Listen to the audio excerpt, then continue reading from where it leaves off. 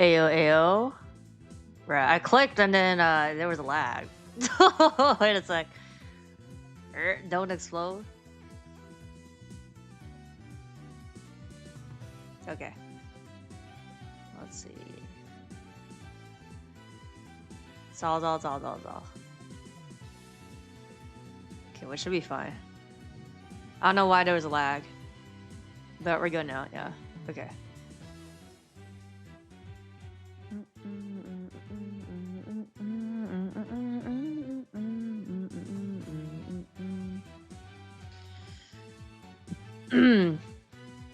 I don't actually remember this case.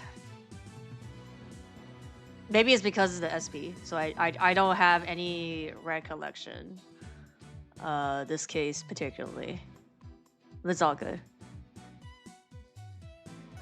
So yeah, today we are going to do special episode Turnabout Time Traveler. And then after this, I'll find the two. Is it called Asani?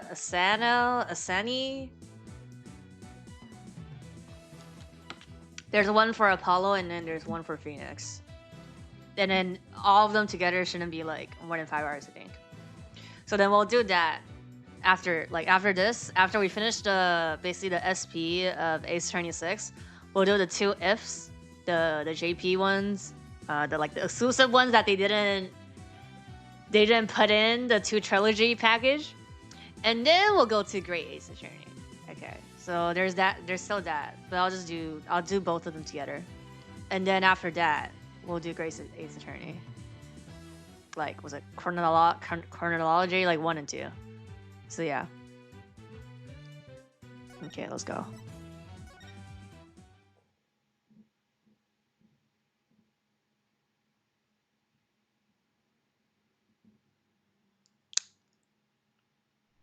Oh.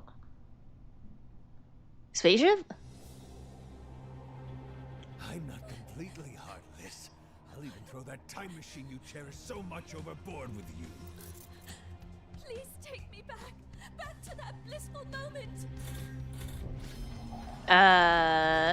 Okay.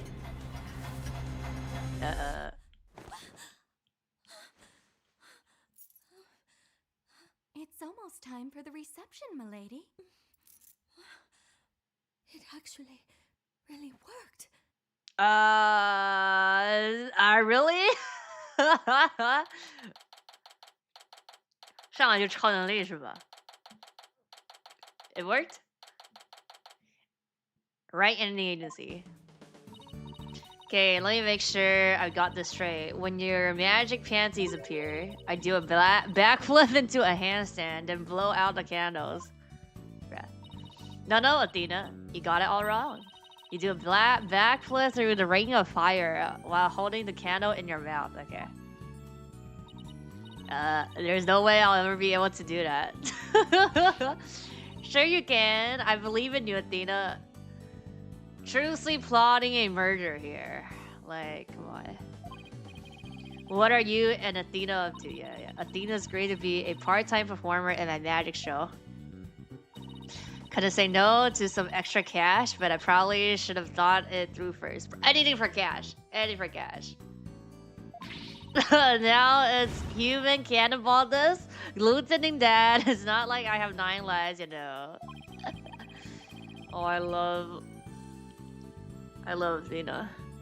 You made your bed, Athena? Now you gotta lie in it. No, I'm too young to be taking out a life insurance policy already. Who's even the person that's gonna get all the money? Apollo? My name is Phoenix Wright. I'm the head of this law office. And since when did you become the head of this office, Daddy? Has been? We're the founder, no? I mean, who exactly does all the cleaning, accounting, and scheduling around here, huh? Apollo?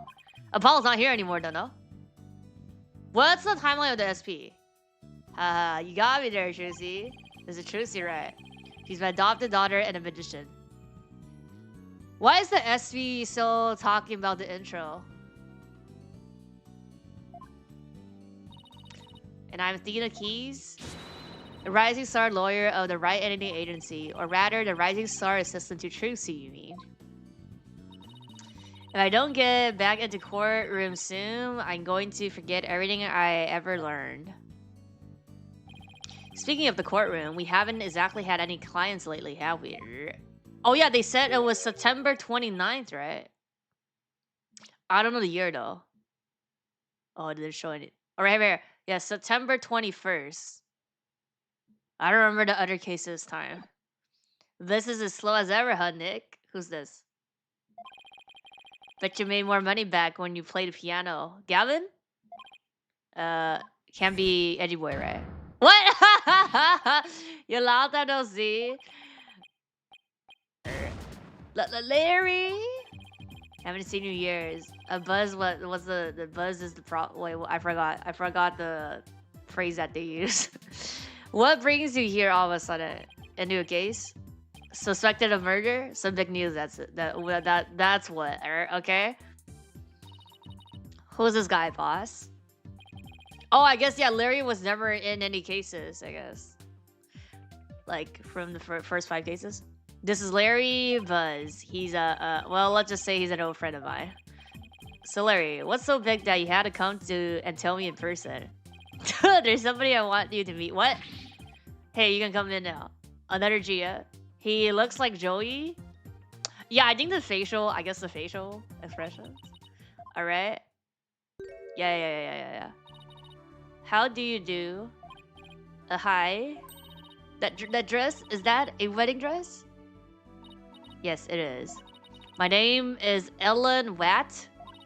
Watt? I'm a domestic servant, a maid of a Sprocket household. Sprocket? Sprocket, right? As in SP Rocket. Sprocket? Sprocket Adaptation? Yes, that's the one. It's just a name now. Wow, Mr. Wright. Sprocket Activation is a really big airline company. Yeah. You heard of Rainbow Airlines, right? The one they call RAL, R-A-L for short? Yeah, that does sound familiar. Well, it's run by Sprocket Habitation. I see. But what is Sprocket family maid doing here in a wedding dress? So actually, we decided to get married at... I don't think so. You what? I'm not so young anymore, you know. How old is he? Bruh. Yeah, he's child friend of us. So Eddie Boy, me, like Phoenix and him is the same age, no? Like 30 something now then. Not so young anymore, you know. I figure it's time to finally settle down. What? You're getting married? No way. I don't believe it. Yeah. Besides, why would someone as well put together as her choose someone as flaky as Larry? You're kidding, right? Jealous? I don't blame you, but green's really not your color, you know? What? Alright, Larry, lay it on me. He's still not in. Oh, now he is. Yeah, 34. Yeah. Yeah, when something smells, it's usually the buzz.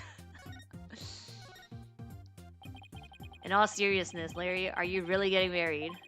Not right away, but that's the plan. So, what's that thing called? Engagement first? We're gonna elope? See? Like, love on the run, I guess you could say. Isn't that right, Ellie? Uh-oh. Is this a flashback then, since her time worked? Or is that just, like, she imagined it worked? Larry, I do believe there's a major misunderstanding here. Oh. My heart already belongs to another.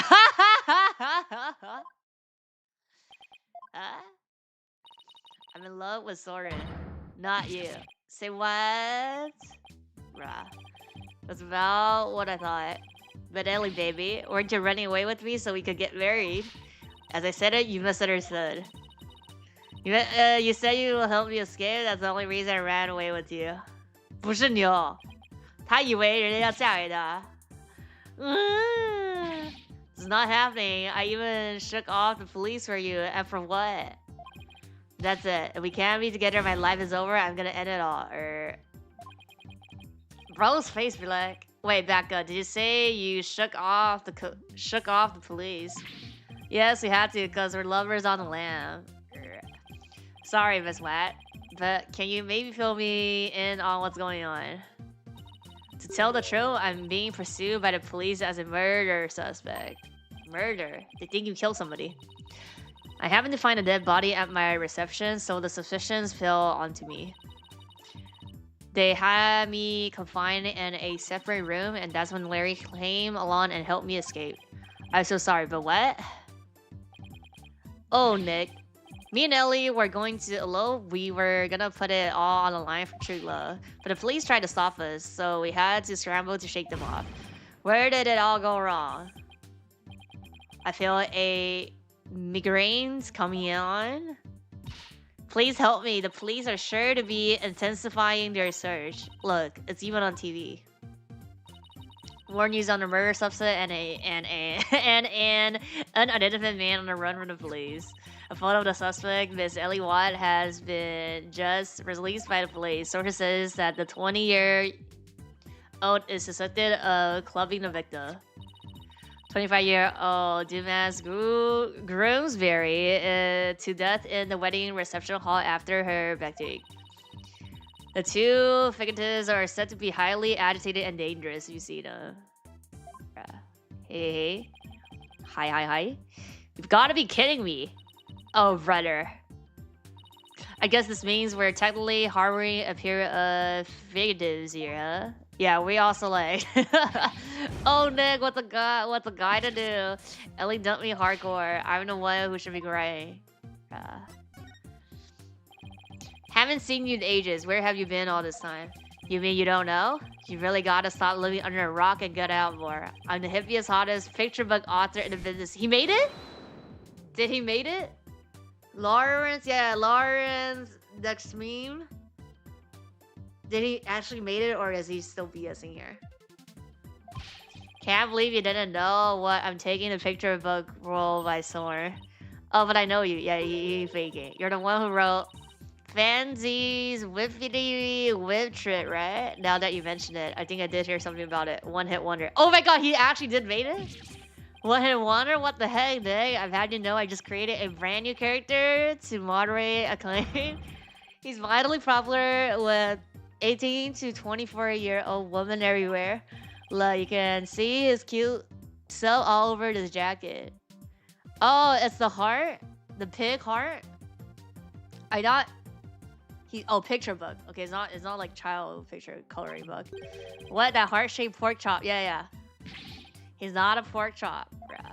He's the main character of my lit picture book. A lovable little soul who pierces the heart of lovers with his arrow of war. Cupidlet.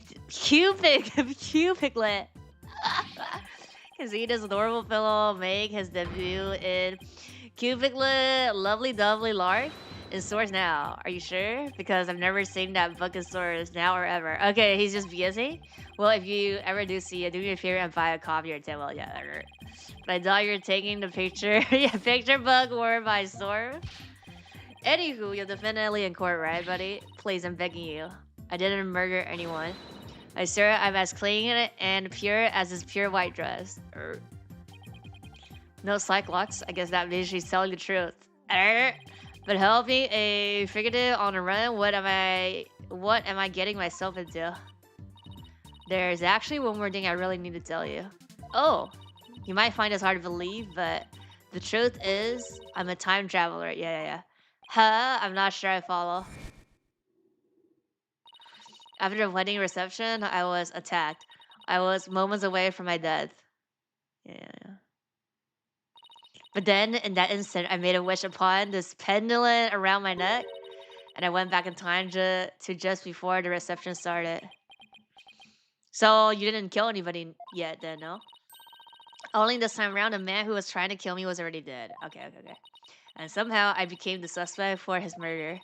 It's as if history had been rewritten. I think it's just timing, like, she thought it happened, but it didn't happen. Now, just wait a minute here. I don't understand. Are you saying that... Woo! Well, what's going on? Mr. Red, there's police cars outside, and not just one or two, but a whole bunch.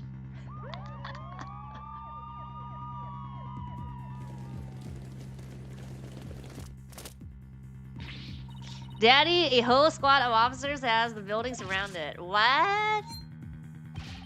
This is the police, there's no escape. Drop your weapons and come out with your hands up. Eat, Nick, what do we do? Heck if I know. We run. I see a bunch of armed officers out there. 1, 2, 3. Yeah, too much got. 44, 45. Well, talk about overkill. Listen here, you criminals. Think about what you're putting your poor parents through. I'm sure this isn't how they raise you. Think about their smiling faces and their warm, home-cooked meals. Who in the heck are you? A detective? Now, hold on there. Hey, you can't go in there. Gumshoe? It's too dangerous. Wait. Is everyone okay in here, Mr. Ray? Oh, Emma, okay. Emma, I'm sorry for all the commotion. So what in the world is going on? Well, I raced on over as soon as I heard it was Mr. Buzz who would hold himself up in here. But the murder stopped after he made off with her. And a fleet of heroic cars, the police are being extra careful because apparently a certain somebody yelled out, "Stay back, I have a bomb." I'm sure you can guess who I'm talking about. Who? Him? Well, the police were, being so persistent, I had to do something, so I tried both. You know, like you do in court, neighbor. Please leave me out of this. Rah. Well, Mr. Rat, I'm bringing this young lady in for questioning. Who will yell that out? Be like, I have something? Leave me alone? So we don't see Gumshoe in 6 then. It's just Emma, Detective Emma. So if you want to talk with her, you have to do it down at the detention center. Yeah. I suppose I should thank you for your thoughtful gift of trouble and Mayhay, Larry. Come on, Nick. We gotta get down to the detention center right away. I mean, didn't they just say, like, they didn't have clients, like, recently? So this is like a client. 新娘套路，我记得有个电影好像就是有一个什么新娘的有一个剧场版好像就是他们坐在里面，然后一个新娘还是什么的吗？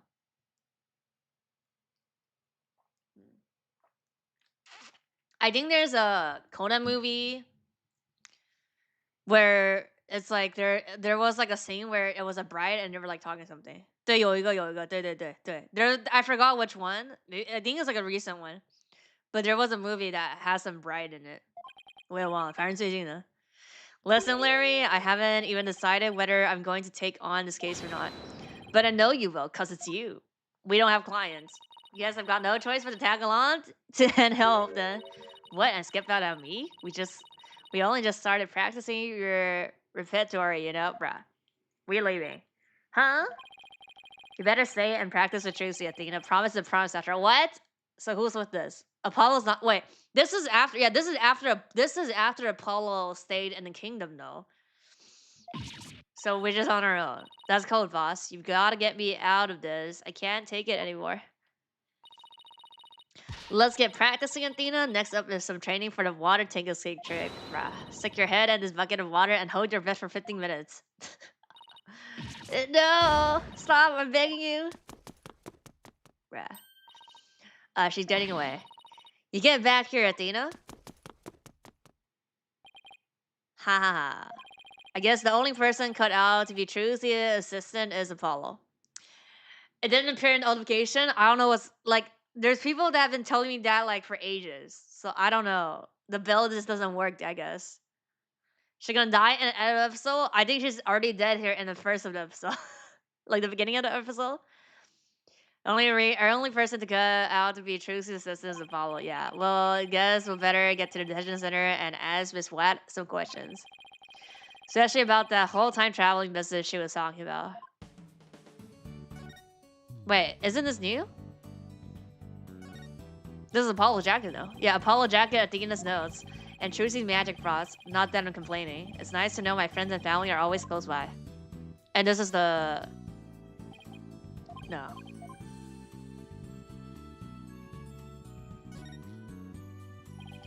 Maybe I should tie this place up every once in a while. Still, better get. We're going to use all this stuff sometimes too. Anyway, so it's probably better just to leave things where they are.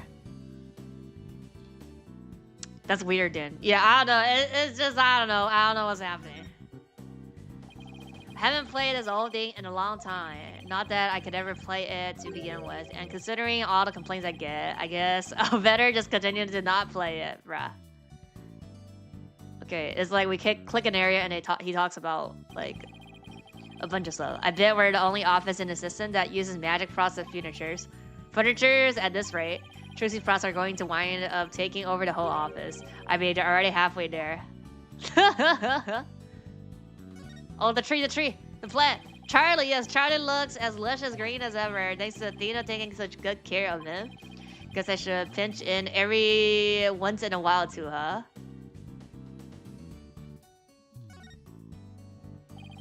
His office might look messy, but at least I keep all of my clients' personal info safe under lock and key. That's what a successful man does, right? Puts his effort where they count. Hey. So I think we clicked on it right now. Okay. Detention center.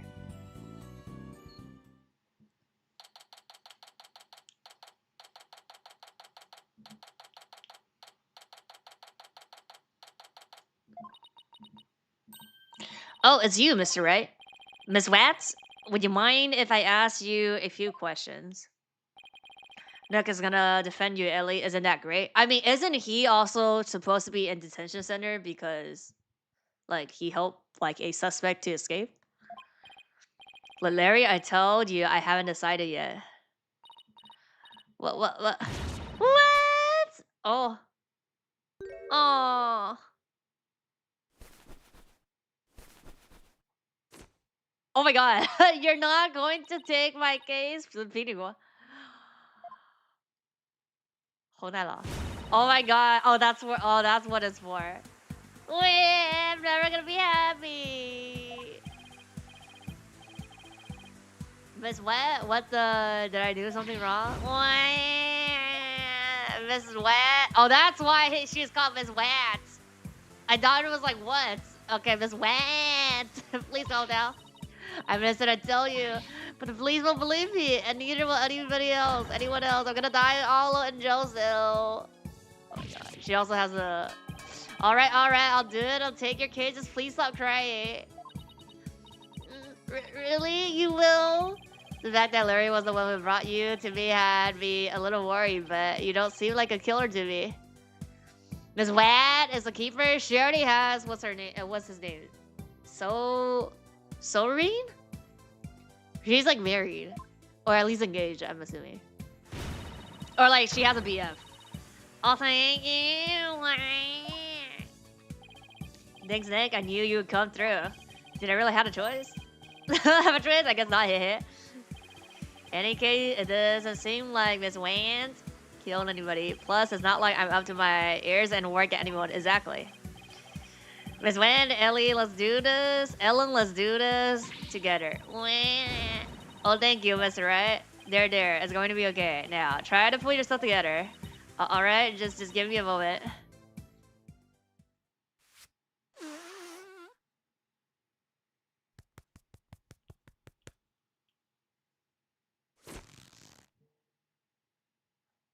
Oh. She's like back. Okay. Truly grateful to you for taking on my defense, Mr. Right. Sure, no problem. Wow, she's literally pulled herself together. BGM change. Ellen, please tell me everything you can about the incident. Gatmo? This is not Gatmo. All right.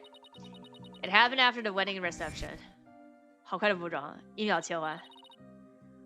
I was attacked by Mr. Gloomsbury.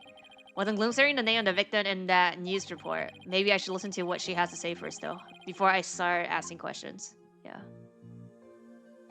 How dare that guy lay a hand on somebody else's blushing bride? What a creep. That's rich coming from you.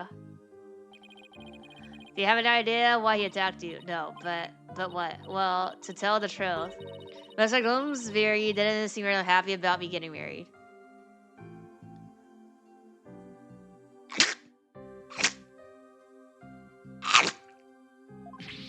Geez, jealous much? What a loser. Mr. Gloomsbury had forced me onto the Vista's deck and was going to push me off. Oh, how frightening it all was. I was just about to lose my life on what should have been the happiest day of my life, so that's why I made a wish upon this pendant. That pendant, yes, it was a gift from my husband-to-be. Soren. He said it's a symbol of love. Probably Soren is like sus then. And so you made a wish on it. Now, you may think I'm about to say is very strange, but I beg the pendant, please take me back to the blissful moment. She probably just passed out. And then she thought she time traveled. And do you know what? It worked. It brought me back to just before the reception started. So that's the time traveling thing you mentioned back at my office. I think I just have allergies. I'm sorry, but I have to say it's pretty unbelievable. Like, I sneeze pretty often. Unbelievable. Just gonna try a car again. Let's go. I knew you'd never believe me. Nick! Ellie here is an honest to goodness time traveler. Don't you believe your own client? Yeah, she was just moved. I think like she just like passed out and then she got moved by the killer and then like put back, so she thought that she time traveled. And then within the meantime, like in the time frame of that, like her attacker, Groomsbury, like got killed. So Soren is sus. Since that's the other person that we know right now. They believe her own client. I mean, also know Cyclops. So she actually does believe like she time traveled, but she probably didn't, you know. Imagine the pendant at her back in time before the creek could kill her. Sure, Larry, sure. But it's really true, I tell you. This pendant is an important part of the time machine Soren made. I begged it for help, and it really did send me back in time. Is she listening to herself? I only experienced the reception again, even though we already held it once before. So yeah, everybody also like played into it, like the acting. And during it, everyone there act as if nothing unusual was happening at all. Could you not cook wood while we're dogging place? Is that salt or pepper? Salt? Alright, so when and how did you come under suspicion of murder?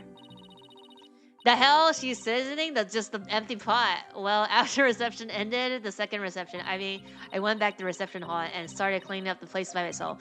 Hold on? Cleaning? Why were you cleaning on your own wedding day? For my last time as a servant of the Sprocket household, I offered to take on the preparation and clean up the reception vanity. I see. Started to move one of the decorative lanterns in the room. But it was so heavy I lost control of it, causing it to topple over and break open. Bruh. That's when I saw Mr. Gloomsbury's dead body inside a lantern? How big is the lantern? So you simply happened to be the first to discover the body, right? That's right. I just came across it by accident. But I became confused and didn't know what to do. That's when some of my in-laws saw me and jumped to the conclusion that I had killed him. So this Groomsbury guy tried to kill Ellen, but then wound up dead himself after Ellen traveled back in time. A time machine and a magic pendant. How can any of this be possible? Yep. Received from fiance. Sus. Ellie, why don't you tell Nick about that other thing too? About that shadowy figure you saw when you were being attacked.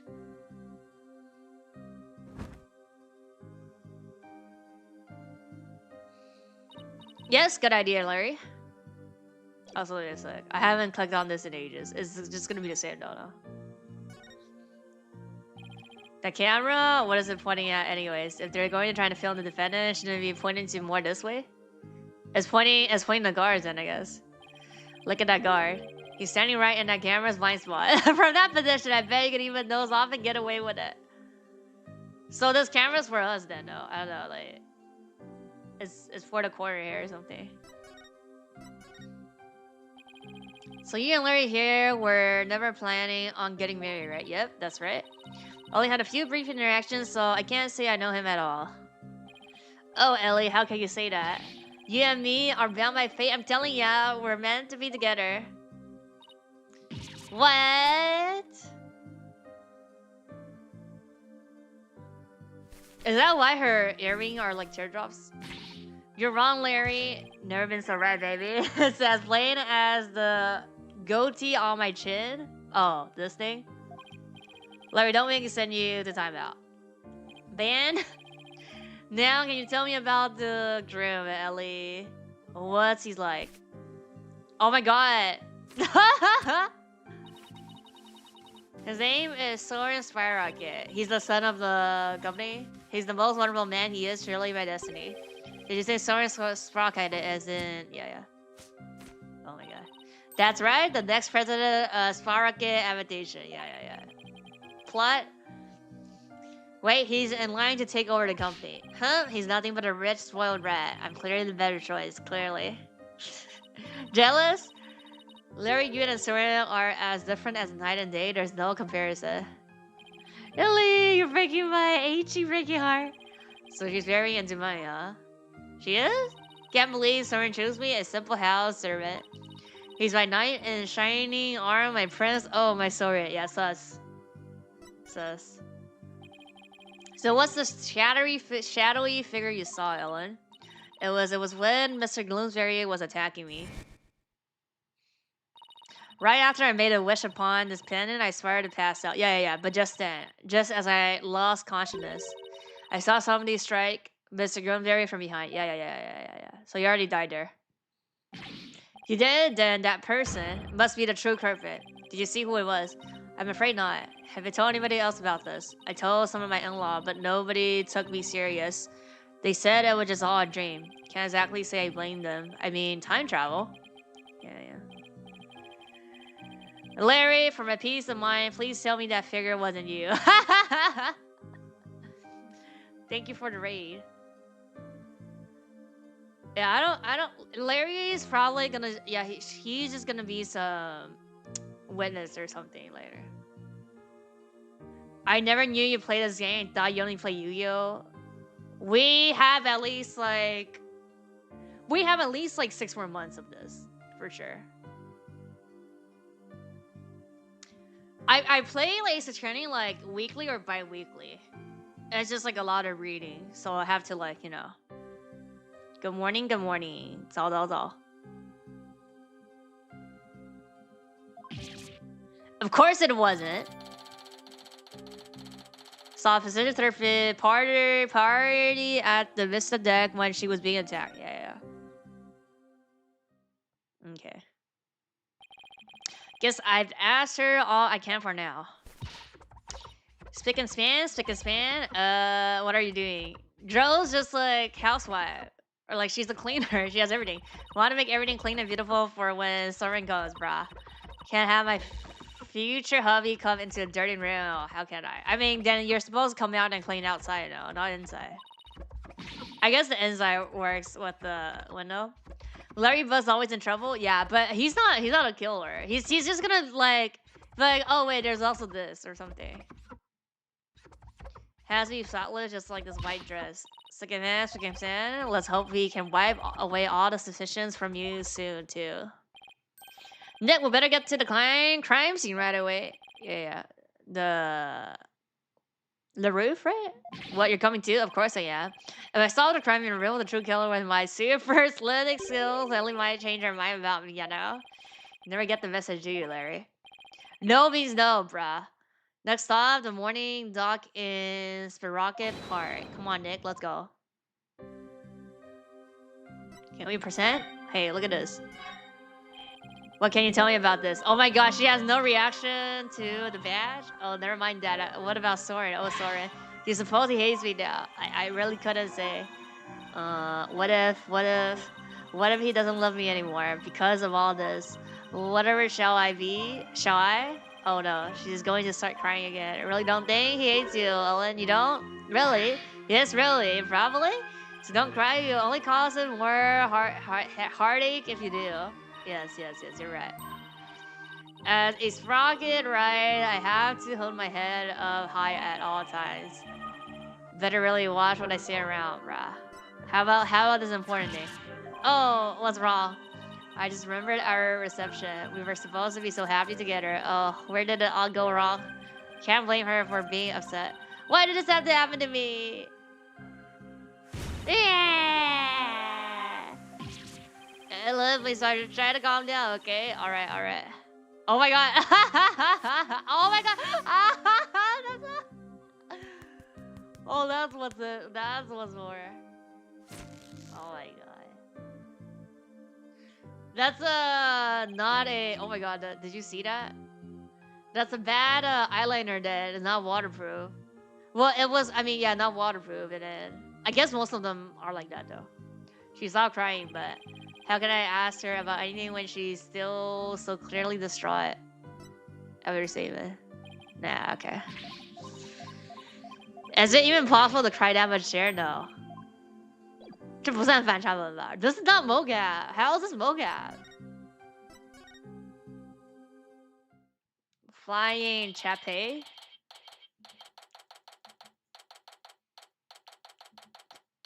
Mooring dock. Is there a waterproof eyeliner? I don't think. I guess they say it's waterproof, but I think if you cry like that, no, none of them are like waterproof like that. Right, I think. Or I mean, it's not eyeliner. I mean, it could be eyeliner. It could also be like masquerade, I think.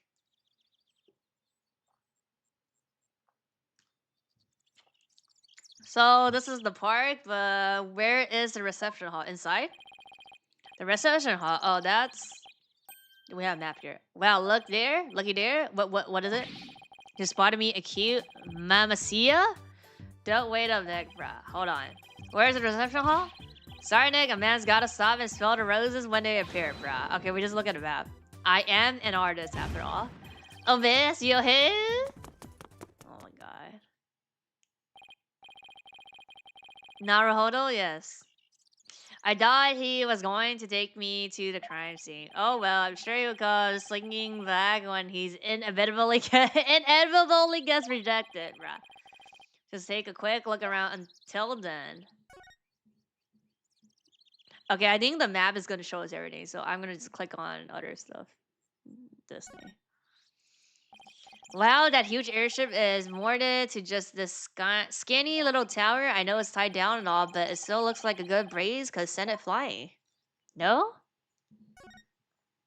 Alright, oh, this is a unicorn. Oh, this is a bull. Wow, that airship is huge. Oops, didn't meant to say it out loud. Only ever seen airships like this up in the sky. But I gotta say, they're mildly impressive when you can see them up close like this. Bruh, that's it? Okay, we have to look. So it's literally this and a map. Okay. Wow, this thing's really blown up. You looking at the sign, yeah, it's like track. They say it got damaged by heavy winds yesterday. Heavy winds yesterday. A big gust sent that bench flying into it. Well, oh yeah, right here. That's what they're saying anyways. I see. The wind caused that? More like a tornado.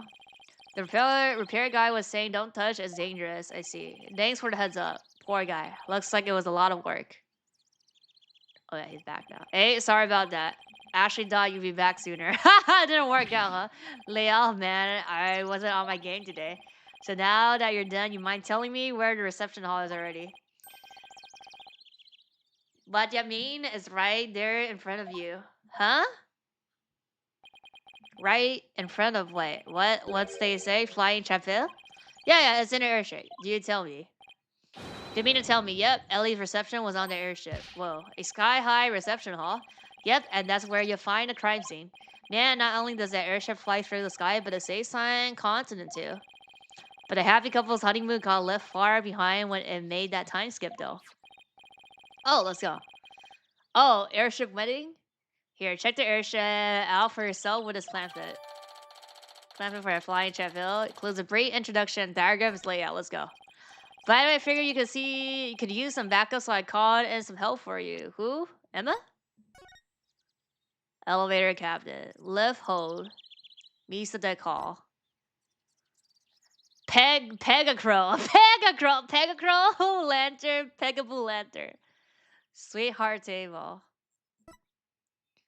Let's see. Love is always in the air on a flying chapel. Chapel, the only wedding venue sure to make your dreams take flight. After the ceremony out on the Mesa deck, Sprocket, Avitation, Majesty, Pegamoo, Pegamoo mascot will light up to have a couple from both sides of the sweetheart table. Okay. You did? Yep. Should be here any minute now. Who?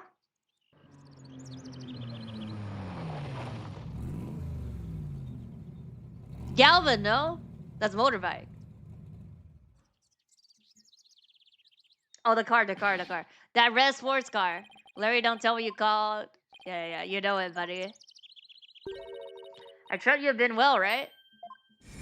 Let's go. What? Surprise? Now admit it. That was a pretty good Mr. Edgeworth session, was it? Oh yeah, that's Edgy's boy's car. But Maya, what are you doing here? Larry called me up. He said something about it finally being time for him to tie the old but that's funny. I'm pretty sure he mentioned something about being here with his bride. Maya, I know this son of a please marry me. What?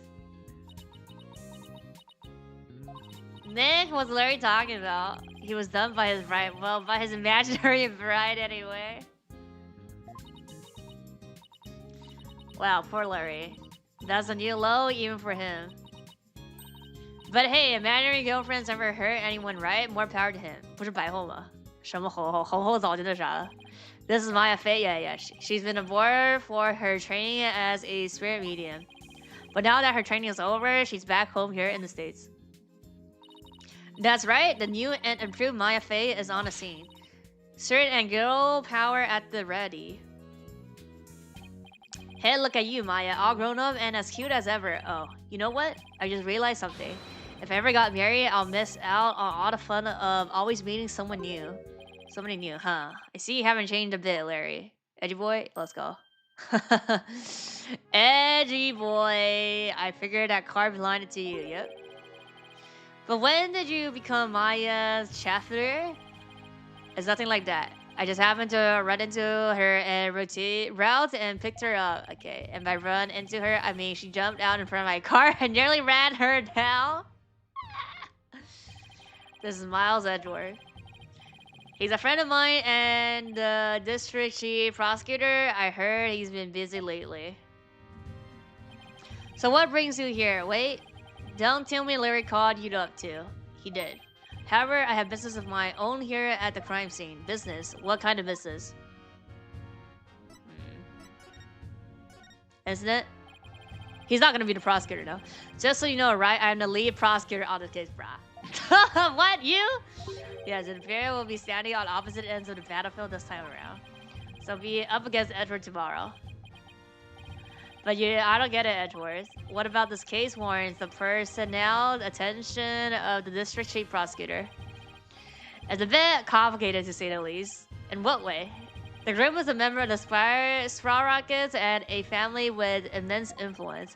If his bride were to stand trial in court, it was solely the Sprocket name. Like the stock will go down. So they tried to apply some pressure on the prosecutor's office. Pressure to settle it Admissibly, right? I see. What do you mean settled it admissibly? It means that they're trying to sweep this whole thing under the rug. Wow. Sprocket activation really has that much clout.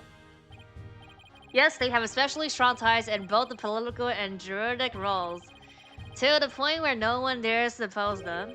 Don't tell me that includes you. Don't be ridiculous, right? It's quite the opposite. The prosecutor's office is filled with cowards, as I found out. The very last one of my subordinates was low to prosecute a spirit. Prosecute a spirit. That's why you decided to take on this case yourself, right? Yeah. That's right. I will personally see to it that justice is served. I always prosecute to the uttermost of my abilities, regardless of who I'm up against. For that, that's part of my creed. Nothing and no one can sway me from that, not even the almighty Sprocket. Right, if they think they can use their influence to bend the truth, they have another thing coming. You know, I almost feel sorry for them. They were only trying to protect their interests, but all they got instead was you. Edgy, come on, man. How can you prosecute my poor, sweet Ellie? What kind of heartless jerk are you? Huh? I'm simply doing my job, and I'm warning you, right? I won't hold back, not for you or anyone else. Thanks for the warning, your righteousness. So, how's it going, Mr. Chief Prosecutor? Busy as always, I presume? Of course, unlike somebody who has too few clients and too much time on his hands. I guess that explains why your brow is more frowned than the last time I saw you. Maybe you should learn to relax a little, Edward. Nice try, right? But as always, I have no intention of showing anyone any mercy. Including you, as inflexible as ever I see. 对，时装终于又出现了。Besides, I think I mellowed out a bit with age, so if anything, those frowns should have smoothed out a little as well. What? Honestly, Edward, are you really that blind to yourself? Excuse me? He's really self-conscious about those lines, isn't he? Edward, about this, isn't it? Don't forget, right? I'm the prosecutor for this case. Need I remind you that I'm not in the habit of sharing information with my adversary, but you do. No, I guess we are adversaries for now. And you, Larry. Meh. I'd like you to come with me. I have questions? Yeah, I have a lot. You have a lot to answer for after that little stunt you pulled with the suspect. Come on. But Edgy, we're old pals, aren't we? Personal bills don't work on me, Larry. Now come along. Look in it, help me out here. 没有打呀，按照顺序啊，怎么可能打了呢？我不是已经说过了吗？这个打完，然后打，它有两个，一个王宁喜，一个程步堂的一个，日本的，他们有两个，这个三部曲里没有收录的两个东西，打完再去打大逆啊。Why would I play Gracie's Attorney before other stuff? Edward looks so goofy on this game because he's old. Is it his face? He doesn't look goofy. Is it just me, or is Mr. Edward as relentless as ever? Yeah, I guess some things never change. So much for meddling out. Well, Nick, will better hop to it too. They ruined his hair. His hair is fine. Hoped what? Investigating the crime scene, of course. What else? Let's go. Step ladder. Do they have step ladders? It's been a long time since you and I teamed up like this. It's gonna be fun. Let's go. Fun Hut. It has been a long time though since we were last together like this. Yeah, that was like what? Like Ace Attorney 3? Alright, to the crime scene then. Yeah, and away we go. Might as well jump right in, I guess. So what do you think? Well, let's see. I think the inside of Mr. Edgeworth's car smelled heavenly. No. Apart from Edgeworth's car, I mean, do you have any ideas about this case? Sorry, I can't think of a thing. But what are we wasting all this time with thinking for? There's investigating to be done. Oh, I can't wait to see what kind of evidence we'll find. You seem really excited. You bet, Nick. The dynamic duo is back in the saddle again. Let's go around the partner. Partner? Haha. All right, let's get to it then. So what do you think we should do, Maya? And then obvious, we start by investigating every single place that has anything to do with this case, and then grow every single person involved. Her enthusiasm is kind of overwhelming. Now go for it, Phoenix Price. Search out the truth. Maya looks so elegant and mature now, not a kid anymore. Yeah, she's like 20-something though. Well, don't stand here, say something. Yes, ma'am. Louder. Yes, ma'am. That's more like it. She's like 27? 28, yeah, she's like 28. Yeah. Wait. Look at my disc. Your attorney badge looks so nice and shiny on your left, Phil. It's so cool, like the mark of a true hero. If I can be a hero to my clients, that's good enough for me. In that case, I'll be the commander that controls the hero from behind the scenes. Wait, you're saying you're being manipulating me all this time? Go roll right to the crime scene. I guess that makes me a robo-lawyer. 今天不是公测吗？所以都在玩啊。Whoa, what a beautiful pendant. It belongs to Ellen. I love the design of a gear with a rose in the center. Wonder if it has any special meaning. May the gears of our love keep on turning, or something like that, maybe. Do you think their love will get in gear once we solve this case? Probably not. I sure hope so. I don't think so. We can ship Phoenix and Maya now? Okay, I talked about this before. It's like people in the West have a problem with this ship, even though it's like canon. If you don't like ship Edgy Boy and Phoenix, but they're like, oh, like this is grooming because they knew each other when Maya was young, and then he was like kind of like his father or parental figure since like you know her sister died. But yeah, nothing. It looks suspicious, but also not. It could really go either way, I suppose. Well, what if you had to come down on one side or another? Then I guess I have to say it's probably neither. Thanks for the non-answer, Maya. An aerial waiting sounds so amazing. It sure would make for the memory of a lifetime, but I bet this wasn't the kind of memory poor Ellen hoped to make. Gotta wonder though. What? After the wedding, do you think the couple gets to ride the airship to their honeymoon? That would sure make things a breeze. Yeah, I guess it would. I don't think they can actually fly in this now. Reception hall?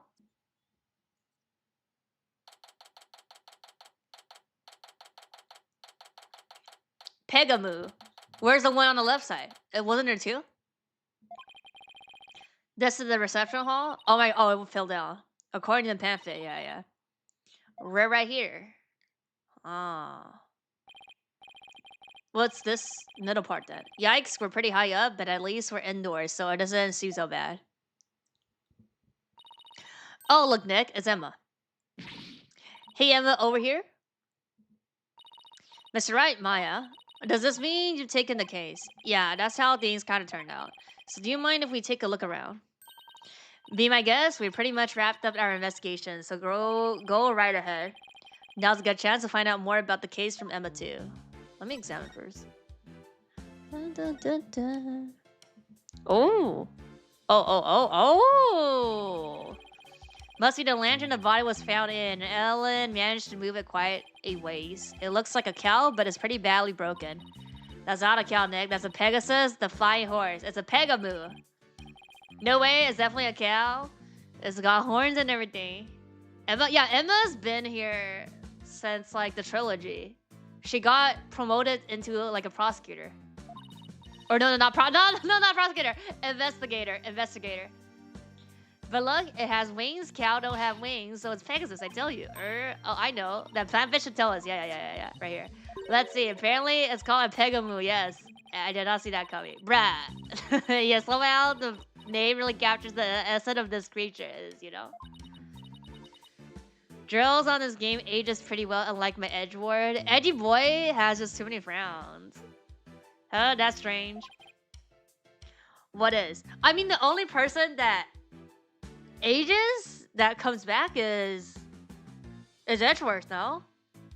And I guess Larry here, because the other characters that like gets introduced is, well, I mean Apollo gets like 2 years older, but like he basically looks the same, right?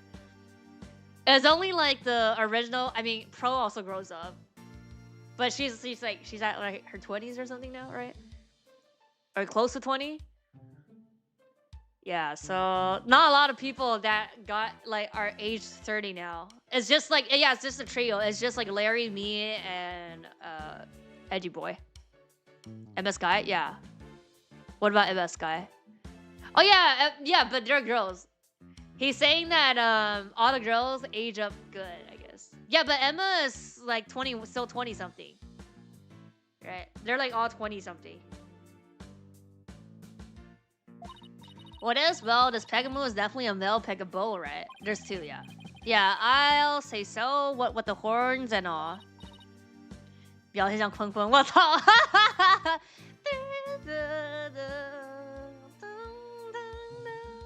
因为冲绳运动，我想 you， 你是我的，你是我的谁？哒哒哒哒哒，就会爆炸的越背比背，哒哒哒哒哒哒。哒哒哒哒哒哒哒，哎哦哒哒哒！我是练习时长2年半的练习生，然后一模一样，就穿个篮球。This looks like a meme. You guys wouldn't know, but this looks like something. The outline here. Okay, well, that's Pegamoo. Yeah, that Pegamoo over there is also Pegamoo. What? So where's the Pegamoo? Well, take a look at the pamphlet. See, the one on the right says Pegaboo, but the other one says Pegacow. Where's Pegamoo? The other one says Pegacow, a female Pegamoo. Oh. What? Oh, they're both Pegamoos. The male one is Bull, the girl one, the female one is Cow. What? That doesn't make sense. Cow can be male? Yes, yes, I understand that, sure. The pamphlet goes on to say how they have Pegamoos for the happy couple. So for Ellen's ceremony, there should have been a male and female pair of Pegamoos. But for some reason, there are 2 males here. Maybe somebody made a mistake when they were setting up the room. It got switched? It's hard to believe a fancy place like this would have made that kind of blunder, though. Oh my god.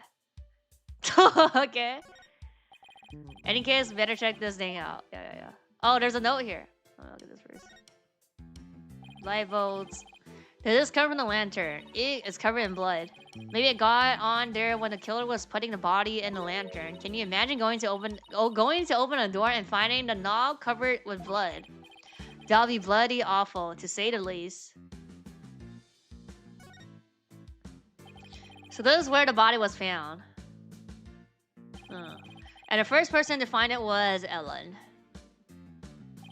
Emma, what can you tell me about the condition of the body when it was found?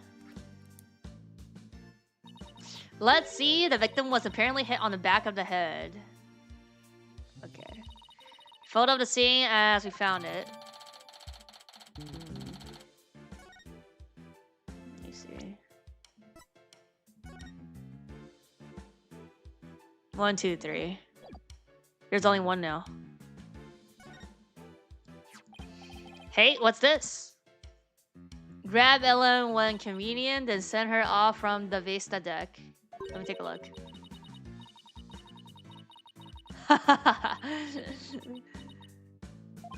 It looks like a note outlining the murder plot. Whoever wrote it had better handwriting than me, but it looks like they wrote it in a rush. Send her off? I guess, I don't know. That doesn't mean it's like a murder plot.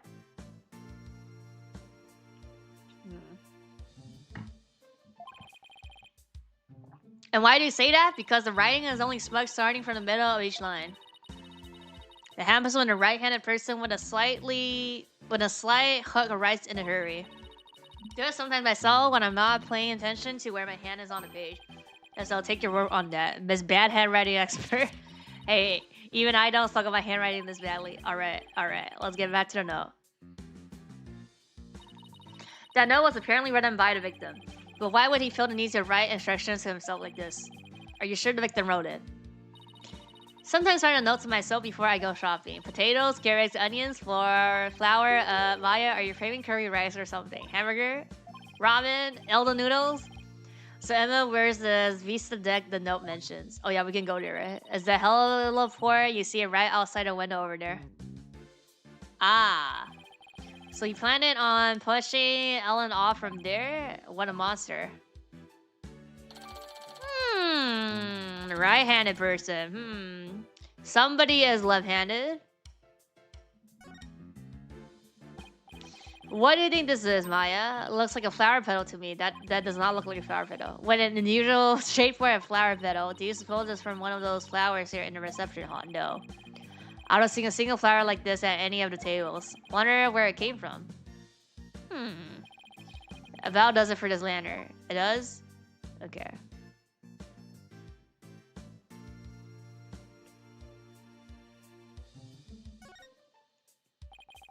It's a hot air balloon, a symbol of humanity's ambition to take to the skies. It's kind of a romantic notion, don't you think? Yeah, but I just noticed that it doesn't seem to be tied up to the ceiling all that well. I'm sure it's fine. Please don't let it fall on my head. Model airplane, the perfect decoration for an airline company wedding.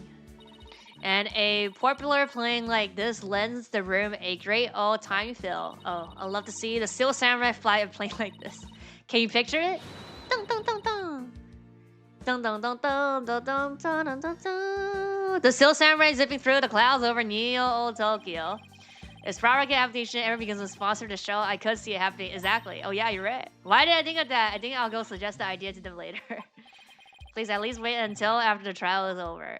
Is that the confetti? Is that what we get after we solve this case? Wow, look at the horns on this flying bovine. He must be a bull. Seems like he made it through the ceremony in one piece. But look up those wheels, I bet he can be rolled around rather easy too. Yeah, I bet it would be quite a hassle if you had to lift and carry him everywhere. And this is what the backside looks like. Oh. What's by that bottom is still a wheel handle. Ah. Oh, I get it. This way they can get inside to change the light bulbs. I see they left the wheel handle on the inside and pinned it. I guess they figured nobody will see it, so why bother? Huh.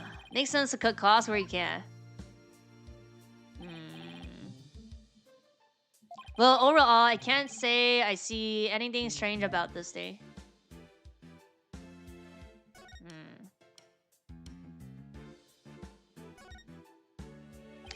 This is the sweetheart table where the bride and groom sits, where they gorge themselves on the wedding feast, you mean? I'll be too nervous to eat in front of a bunch of guests like this, though. They say that new ladies are usually really busy during the reception, you know. Yeah, they are. They have to greet and talk with all the guests that come and give their blessing. They don't actually get all that much time to enjoy their dinner. I wouldn't be able to stand that.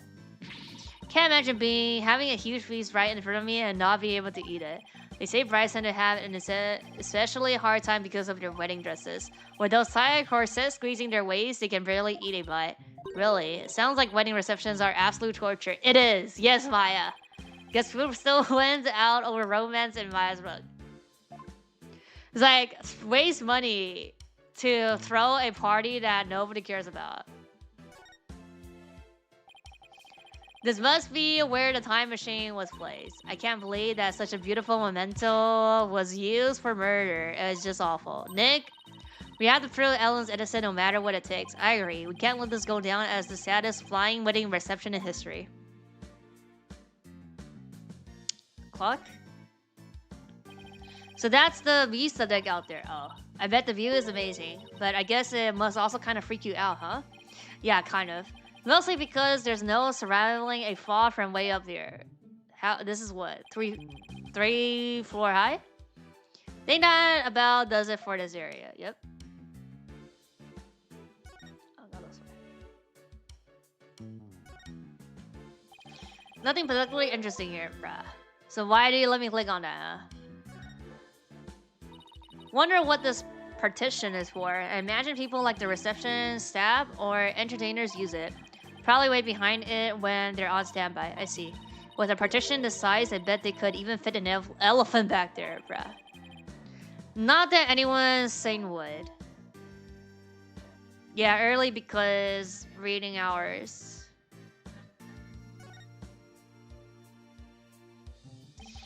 It's a frog machine. I wonder if they used it during the reception. Oh, hey Nick, go stand over there for a sec. Why? Just because? Now go. All right.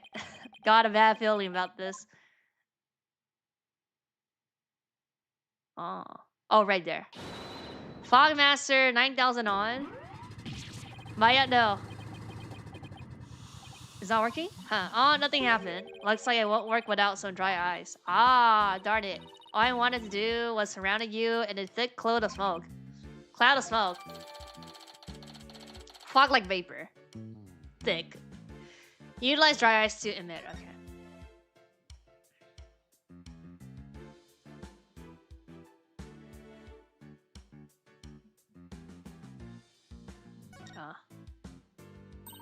Get a load of that huge set of doors. I bet all sorts of things come and go through there. Like an elephant. An elephant, I'm pretty sure, is just a bride and groom. This is a benticle, not a circus. Okay, this area should be done now.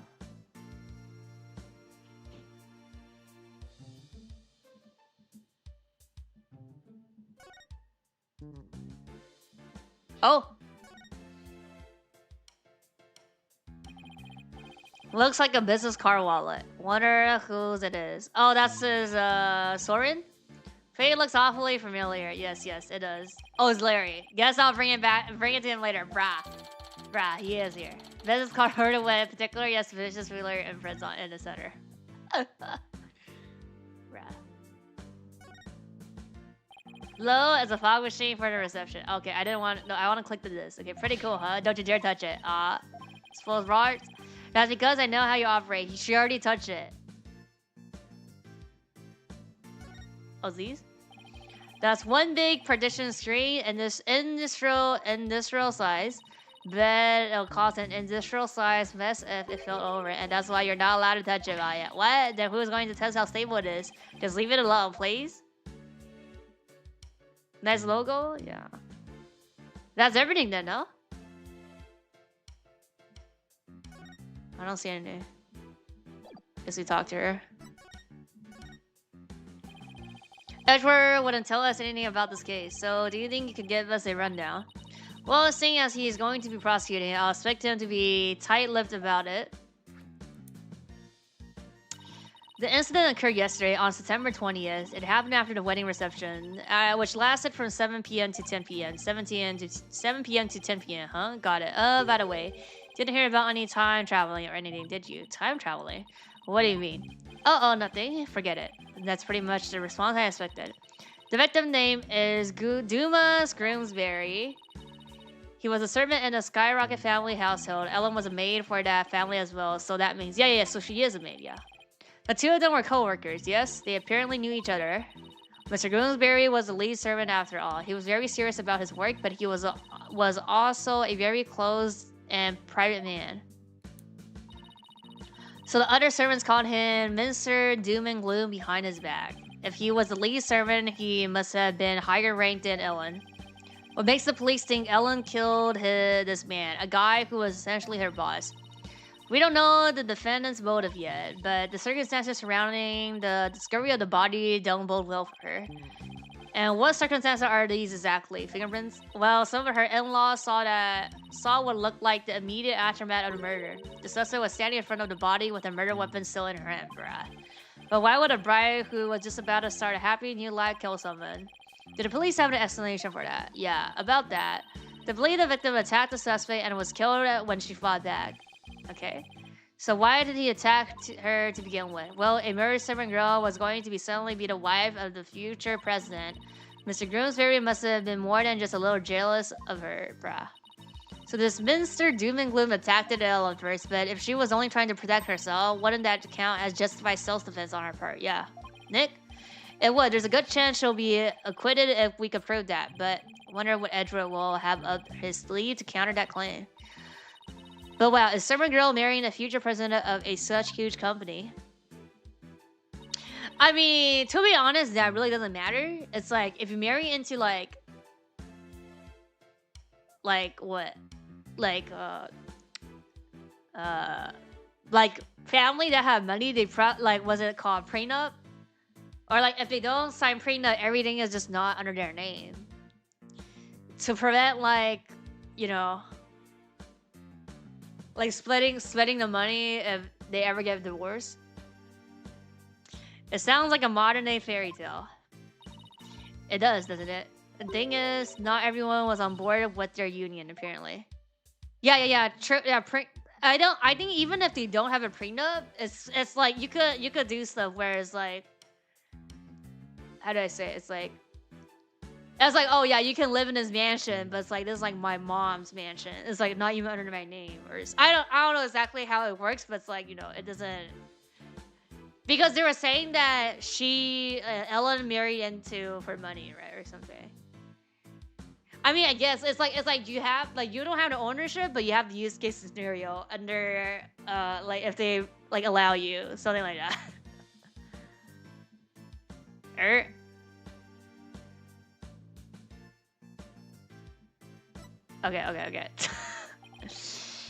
Uh-oh. So what? It was a murder weapon, Emma. This clock with a secret mechanism built into it. It was on display here in the reception hall. The suspect was holding it when the murder was discovered. Oh, that's that. So the victim was clubbed to death with this, huh? That's funny. There's no blood on it as far as I can tell. Didn't she pass out immediately? How did his body fall into the lantern then? Maybe it was wiped off in an attempt to tamper with the evidence, but there was definitely a luminal reaction, and it matches up with the shape of the injury, so it's gotta be the murder weapon. What a funny looking clock.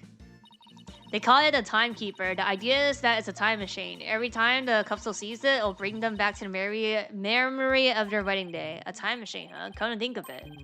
Ellen said her pendant was part of the time machine. Wonder how the secret mechanism in these things work.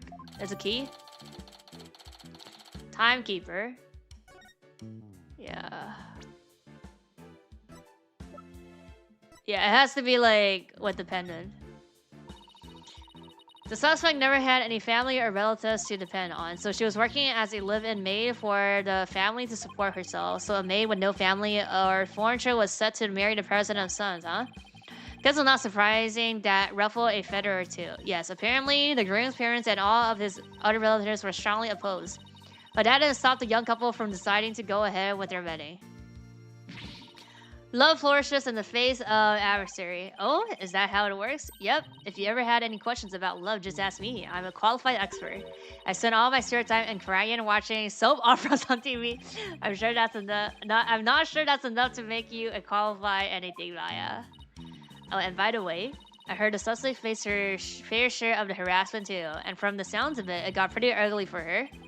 So even though this incident could cause a huge scandal for the company, it might be a boon for those who oppose their marriage to begin with, yeah.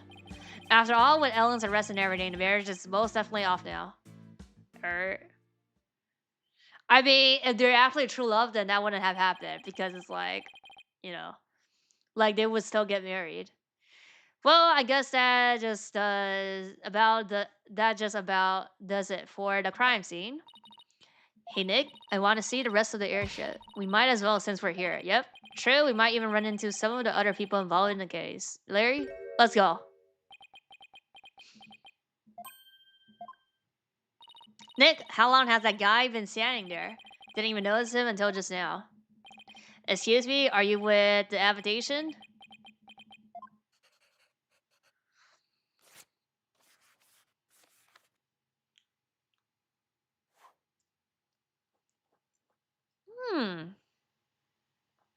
Huh? Nick, he wrote something on that paper plane. I guess we're supposed to read it then.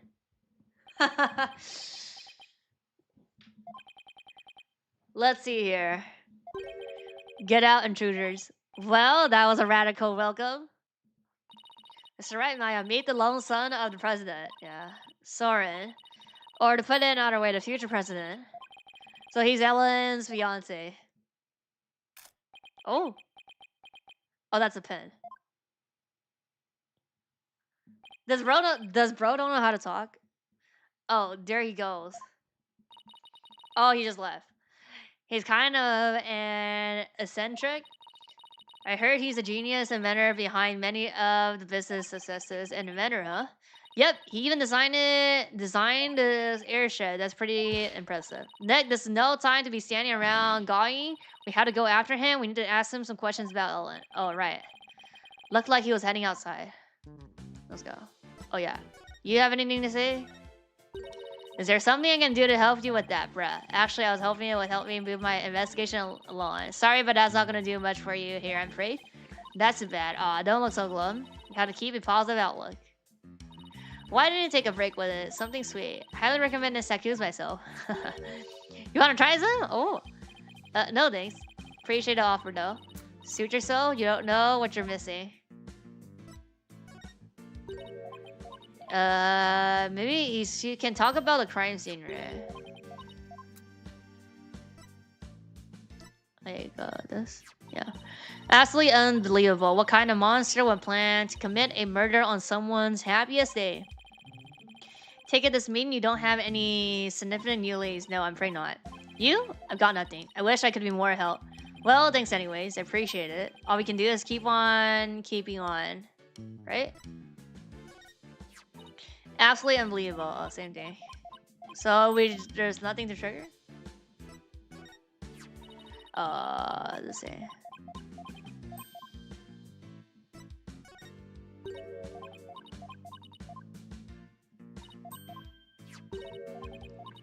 Snakus? Yeah. So you're sure this is the murder weapon in this case? Positive.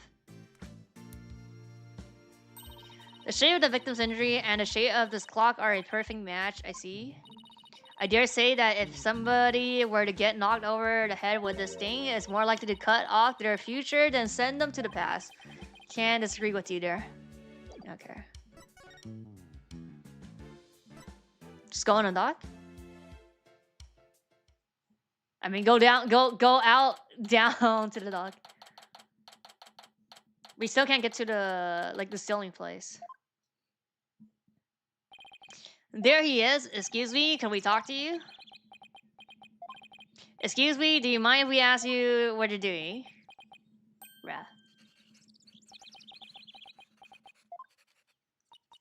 He sure is riding up a storm. It is possible. If an enormous change in mass could be detected at observation about the entirely matter that raining is formed, even as a goal, let's just see what it has to say about What? If an enormous change in mass could be detected at that observation point, the theoretically matter can retain its form even as it crosses the event horizon.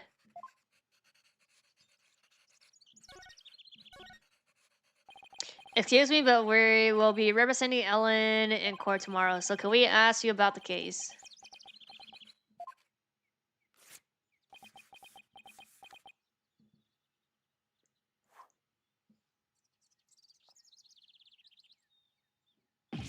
Ow. What the? Not interested. Not interested? How can you say something like that? This is about your fiance? Fiance? She's under arrest, you know?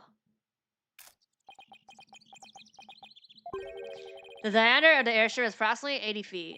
The amount of energy necessary to move the matter comprised of the amount of the mass is... He's off in his little role. Can't believe he said he was not interested in talking about his own bride's arrest. Or was that to talk on his level then? Was something he might be interested in? The pen? Is either the pen or the timekeeper. Timekeeper. Timekeeper. What are you showing me that for? Yeah. Can't read him at all, not even with an item as loaded as sentiments as this. Can you take a look at this? So it is this. Is that Ellen's? Ellen told us that she traveled through time during the incident. She said that it happened after she made a wish on his fin. Okay, we have to do this time travel BS with him because he's interested in that. You mean to say that you two are Ellen's lawyer, brah? Yes, I just told you that a minute ago. Sorry, I was lost in thought. Okay. He wasn't even listening. Oh boy. He's not at all what you expected based on Ellen's gushing testimony anyway. Let's go. I'd like to ask you about Ellen's case, if you don't mind.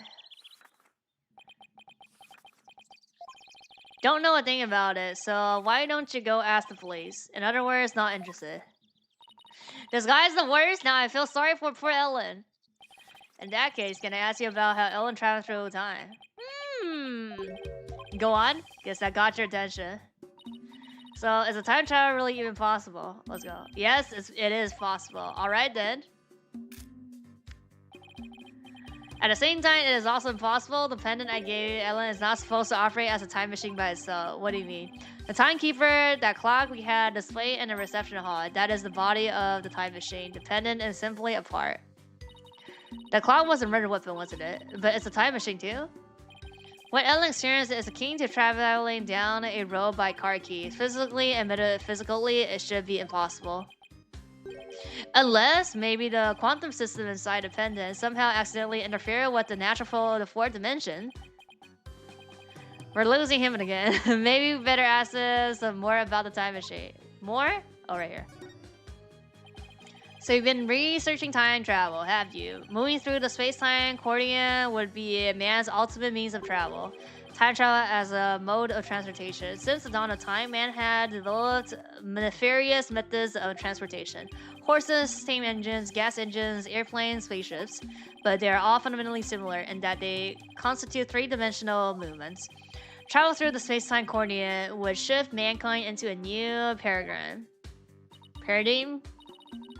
I don't know why, Nick, but I'm getting awfully sleepy all of a sudden. For generations, sprocket adaptation has advanced the development of transportation. Therefore, it's only natural that I would research time travel as man's next great leap. Oh, is he done? So what exactly does all that stuff he was saying mean, Nick? Well, basically, it's like taking a hamburger joint and adding a drive-thru to it, I guess. Oh my god. Oh, I get it. It's the same burger, but with quicker and more efficient delivery system. So what Sora really wants to do is launch humanity into the future. Launch, not lunch. But do you really believe that time travel is possible? She said lunch. She did. Launch humanity into the future. It only becomes truly possible when man stops daring to believe. Besides, time travelers do exist, you know? But you wouldn't understand. Did you hear that, Nick? Time travelers really do exist. All I know is Sword isn't the easiest guy to wrap your head around. Oh, I don't know. I kind of like the way he talks. It's full of hopes for the future. He's more passionate than I thought, too. When it comes to inventions, anyway. Yeah, his apparent lack of concern for Ellen is troubling, though. So, I hear that the rest of the family was opposed to your marriage. What are your thoughts on that? Master Soren. Oh? It is time for the meeting on the next term projects. Next term project? What is this? Daydreaming about your inventions again? Tuta, you are the future president. You must consider the business sides too. Oh my god. Ha ha ha! It is I found Soren. Send the car over at once. I'm not interested. Oh, Master Soren, you do give me quite the headache at times. In any case, your attendant is waiting.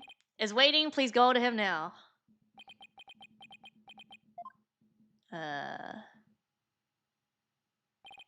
Excuse me, but who are you? Oh, where's my manners? My name is Pierce Nicody. Please call me Pierce. I am the family butler. Nick, a butler? I didn't know they actually still existed. I thought they were just on TV and stuff. And who might you be, if you don't mind me asking? Oh, I'm Phoenix, right? Ellen Wan's lawyer. And I'm his assistant, Maya Faye. I'm exterior media.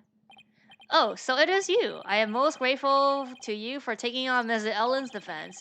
You have my sincerest thanks. Don't mention it. So hey, speaking of the case. Oh, one moment, please.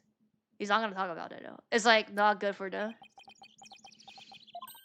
Wow, what a beautiful pocket watch. Oh, this is just a bit of a good luck charm. That's one expensive good luck charm. But I guess it makes sense knowing the time. The time is pretty important in his line of work. So I guess that pocket watch is as important to him as my attorney badge is to me. Yeah.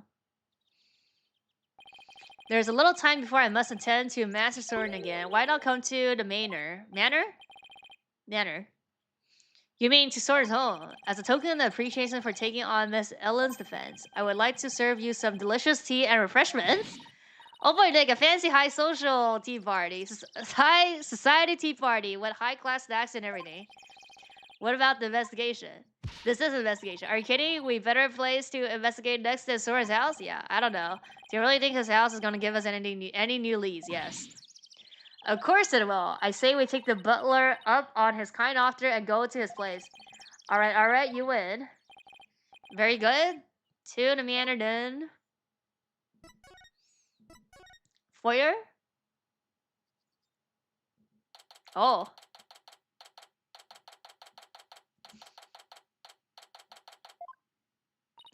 Wow, this place does not disappoint. Oh, I'm so excited. Well, slow down, Maya. The mansion isn't going anywhere.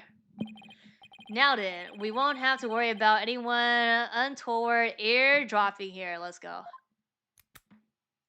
He's gonna be like, don't do this. I take it you wanted to ask me some questions, huh? Yeah, that's why you invited us here? I'm sorry to have tricked you like this, but this is a murder after all. I couldn't talk openly about it in public and risk sullying the family's reputation. Aw, and I was really looking forward to all those fancy snacks too. They have tea. There, Jeremiah, don't cry. This fierce guy is one shrewd man.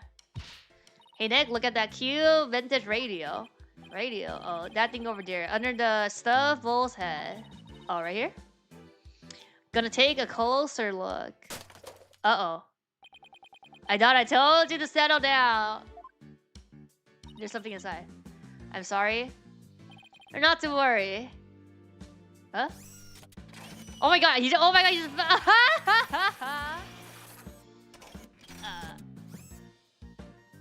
Dang, Butler's like a bad guy. Wow, that little mech fixed it right up.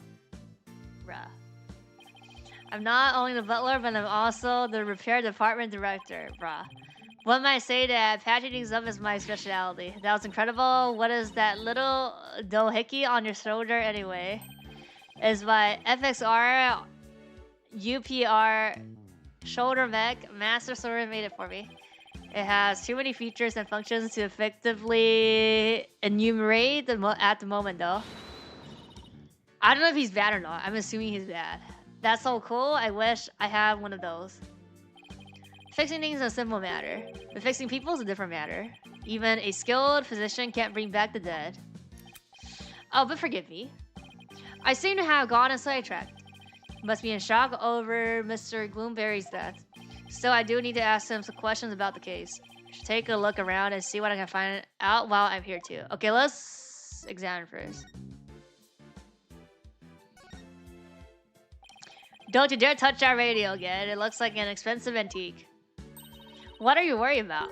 If it breaks again, Pierce will just fix it up again. I really hope he's nice enough to waive the repair bills. They have money. A bull, come think of it. There was a bull logo on the side of the flying Cheville too. The president of the company must have a thing for cattle. The bull is a symbol of the adaptation to be as strong and steady as a bull. That's the company's creed, you know, lady. Probably for all the back-breaking labor they put their employees through. Nyoma! By the way, that bull logo on the flying chapelle, the one with the rainbow wings, his name is Rainy the Rainbow, get it? I get it. He's a rainbow-colored bull, so he's a rainbow, right? What a memorable name, huh, Nick? Yeah, for the lameness of the pun. Lameness of the pun. Oh, there's a thing on the ground here. Oh, it's the Varo Boutique. Hey, Nick, how about I throw it? Yeah. And you try to catch it. Why me? Just because? I bet you look hilarious feeling around trying to grab it. But isn't tradition of the days that it's the ladies that go after a bouquet? Who cares? Just catch it here. Ow. Hey, you threw that right at my face. Oh, you don't want to catch that boutique, trust me. Why not? They say it's bad to catch a boutique in a marriage that doesn't last. But I already caught it. Oops, too late now, huh, Nick?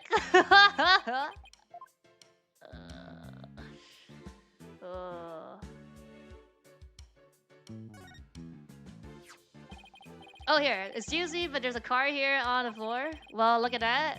It's a flying Sheffield key card. The flying Sheffield, what areas on the flying Sheffield requires a key card, if I may ask. Mostly areas we want to keep the public out of, such as the staff rooms and the hold, which is chock full of machinery. So you can't enter those areas without a key card. That's right. Huh? This one here belongs to Ellen. Okay, let's get it then. Wait, what's Ellen's key card doing here? Did Ellen come back after the incident occurred? I don't believe so. And she was arrested by the police straight away this morning. Although there was a strange man with a gold jacket here earlier. Oh. Larry?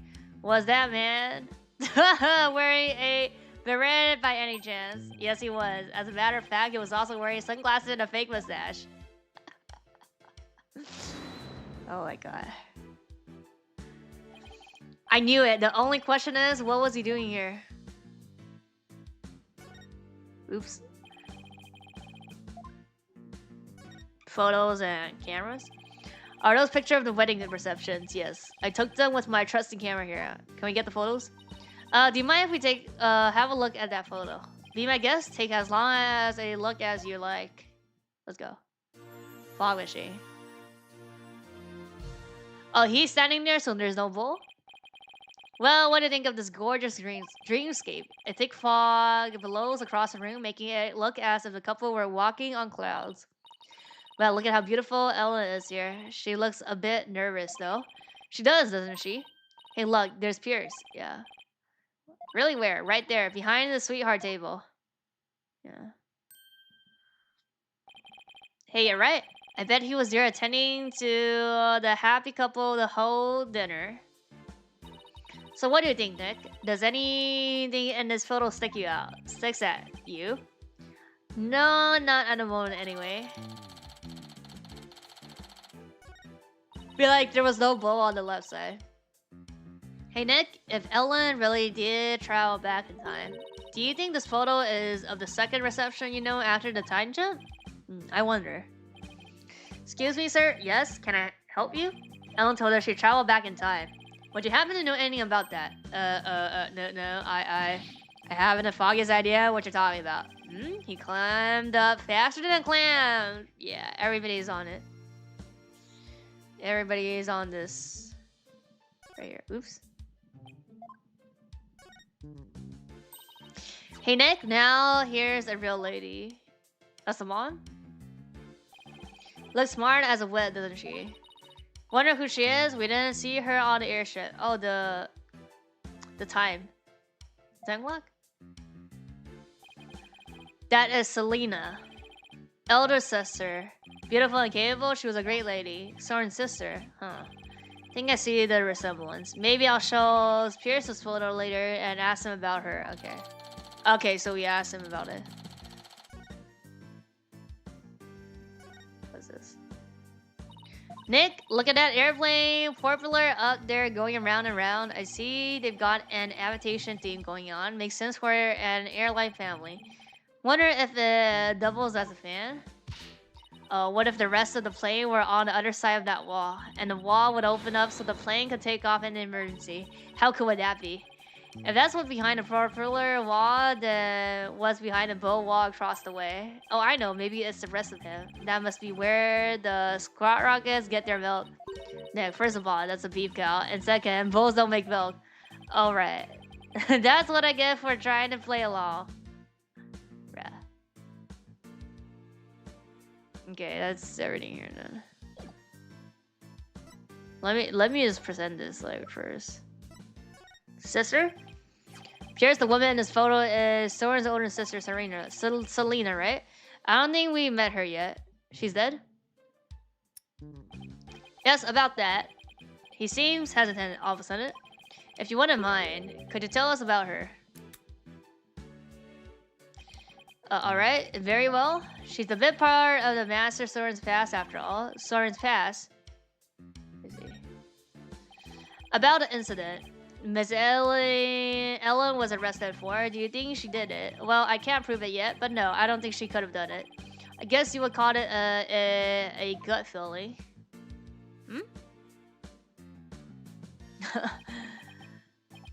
I see. I guess we have different opinions then. Do we now? The prosecutor says that when Gloom's Fairy attacked Miss Ellen, she fought back and ended up killing him. I agree with this perspective, or rather, this is the consent of the entire family. Even so, I heard an interesting story from Chief Prosecutor Edgeworth. Heard that the family had tried to pressure the prosecutor's office into burying this case. Yeah. I fear you are mistaken. I always thought it was merely a legal consultation.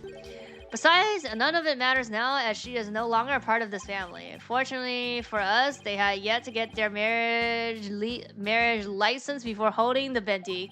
So basically, once they realized they couldn't sway the prosecution, they cut her loose. Realize how cautious I must sound, but my duty is to protect the family, and more specifically, Abstract's future and Master Soren's, whose genius is essential to the company. I'll do anything to achieve that goal. That is my job as family butler. You know, I think Pearson and Mr. Edgeworth would get along really well, don't you think? Yeah, I would easily picture Edgeworth with a butler. Oh, and by the way, I suppose I should tell you about this as well. It's about when the members of the extended family and I discovered the crime. Ah. Let me show you this first. How about this? And what is this, brah? Just wondering if there's anything you can tell me about it. I'm afraid not. I see. Time is money, and as they say, so perhaps you should learn to spend it more wisely, brah. Right. Good advice, but his chilly attitude is giving me some serious goosebumps. Okay, then. Time travel? Did Ellen say anything to you about traveling through time? She must have been delirious. There's no need to take such a claim seriously. Sora himself said that time travel was possible, though. Huh? Master Sora said that. Sounds like he is still stuck in the past. He's psychologically stuck, I take it. Hmm? Excuse me? There's also a phone. Yeah, what is it? I see. I believe I told you the mountain will be having milk tea. Still have lemon slices at the ready just in case. We must not disappoint her, understand? You sure are busy. All in a day's works. Still, we really do need Master Soren to start focusing on the business side of things soon. His past will become the next president. However, that wasn't always so. Miss Selena, Master Soren's elder sister, was the next in line. So why isn't she becoming the next president? She died? Because she died, yep. In a car accident. What? I had no idea. Actually, Master Soren was also in a car with her at the time of the accident. Losing the sister he loved right before his eyes devastated him.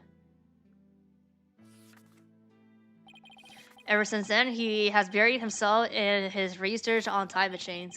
He also became a quiet and meticulous, almost compulsive note-taker around then.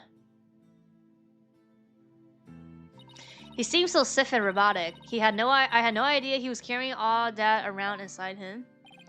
Master Soren has abandoned the company business and spent all his time on inventions. As a family butler, I'm truly concerned. I believe it is high time he let go of the past. Yeah, I'm gonna be like, the sister was not an accident. It was sometime after the reception. Some of the master's relative and I went to clean up the reception hall, and that is when we saw it. Okay. Yeah. Woman standing in front of the victim with a bloody murder weapon in her hand. It was none other than Miss Ellen. I mean, but she remember, I guess like it wasn't on top. I thought it was on top. Like the first scene. But Pierce, it wasn't what it looked like. That's right, she just happened to find a body.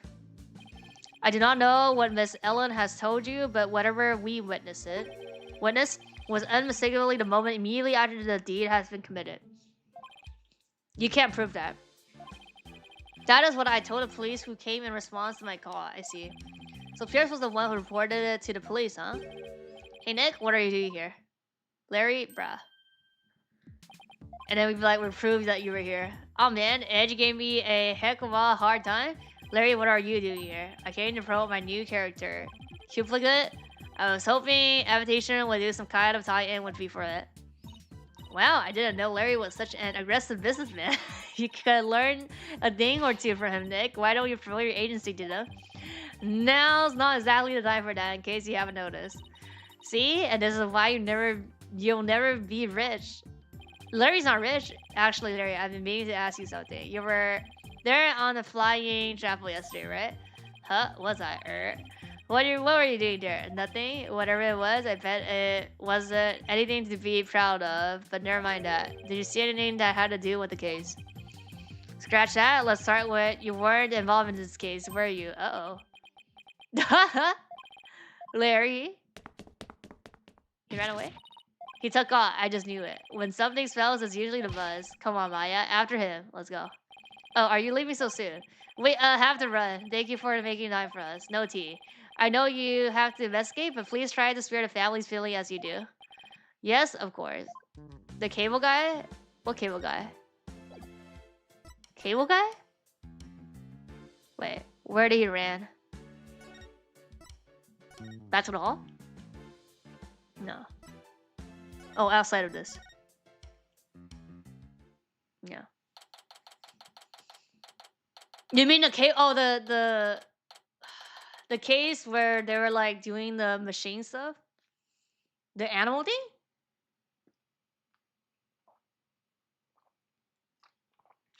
He was in that case now, yeah. There he is. Hey, Larry. Hey, your friends. Fancy meeting you here.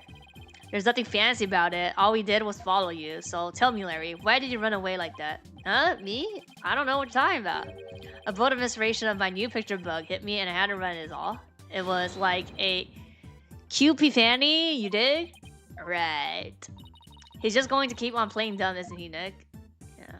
They just showed us. I found this in the reception hall. Sad as a pretty stylish wallet, ain't it? Have you ever seen it before? Nope. I'll take that as a yes. Which means he must be trying to hide something from me. Do we have locks? Psych locks? I don't know anything about that wallet. I'll just have to take him to task later. How is there no psych locks when he's like clearly lying? Come on, Larry. I know you were on that airship. So what did you see? I didn't see anything. I didn't see anything cause I was never on that super airship. Okay, now I'll get the locks. Okay. We have to show him like this. Yeah. Okay. Easy. Psych locks. You said something? Spiritual power of this Magatama allows me to see. The mystical locks that appear when someone's trying to hide something from me. They're called psych locks, and when I see them, I simply press the Magatama to try my hand at breaking them. If I can unlock them, I'm sure to finally get a straight answer out of him. Let's go. Take that!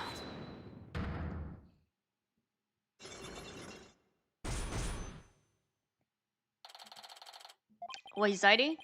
There's no time for games, Larry. I will find out what you're hiding.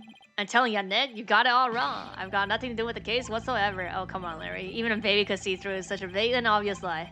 Nothing whatsoever, huh? If you weren't involved, Larry, then you would have been involved with this person. Yeah. Take that! You're the one who brought Ellen to my office in the first place, and all those coughs are nothing to do with the case whatsoever. Isn't gonna cut it this time, Larry. If you have to lie, at least do a better job of it. Yeah.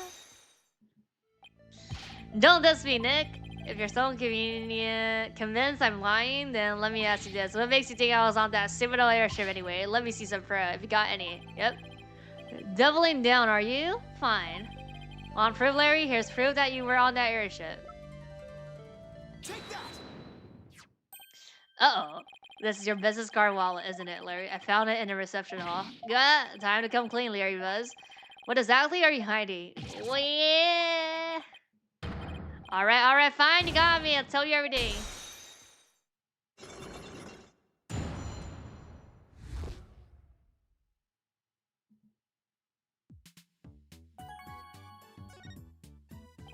Larry, what were you doing on the airship anyway? Well, I went there to deliver the welcome to our wedding sign they ordered for me. Huh? I didn't know you took on real jobs like that too. Well, for information, my wedding welcome signs are very popular on the net. And that's how you met Ellen. I mean, I've seen her in the photos for the welcome sign, but seeing her in person, the way she smiled at me and said thank you, I feel like I've been hit by lightning. And that's when you fell in love with somebody else's bride, huh? So were you invited to the reception? Can you believe they told me only family and relatives could attend? They wouldn't even let me into the reception hall. Uh-oh. Smart move on their part, I'd say. I got upset and started wandering around the airship. That must be when I dropped my business card wallet. What? So somebody else must have found out and brought it to the reception hall then. But you know what? I saw something incredible while I was on that flying Sheffield. Like? Get a load of this. Objection? Oh. He saw a dino? What the heck is this? What you mean, what is this? Isn't this obvious? It's a drawing. I sketched a picture of one of the cabins on the airship. So what's so incredible about this cabin? Look at what was outside the window. Haha! It's one of those flying dinosaurs, a real live pterodactyl? Pterodactyl? I looked out the cabin window and there it was just flying out there. The airship traveled through time, I tell ya. What? BGM change? When I told that Pierce Butler guy about it, he told me to never mention it to anybody ever again. But why would he try to keep you from spouting what is clearly just nonsense? Maybe the adaptation is secretly developing a time machine. No way.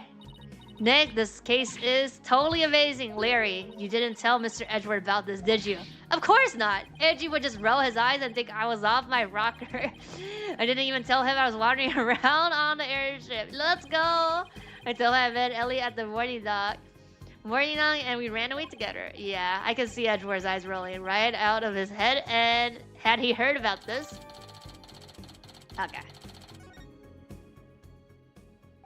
So Larry also experienced a time slip somehow, but how is that possible? Hey Nick, I'll be taking my card wallet back now if you don't mind. Yeah. Swipe back. Oh yeah, this is for you. What is this? He took photos? It's a picture of the hold. I took it when I was wandering around on the airship. Stalker? See, there's Ellie right there in the middle. The hold? Oh, like no part. The middle part? It's right here on the diagram. Oh, it's right. Oh, right here. I see. What's this middle part? Oh, those are the chairs, right? The tables? Okay, so now I know where the hold is, but what was Ellen doing there? Well, they were using it as a prepping area for the reception. I see. And around when did you take this? Before the reception, I took it while Ellie was getting everything ready. So this was taken before the incident occurred. I don't know if it'll be of any help, but thanks for this anyway. See near the center. Whole setly taken by Larry. By the way, Larry. Let me see. Nothing like... Oh my god, the flowers! The flowers! The petals? That's what it is. That's what this picture is for.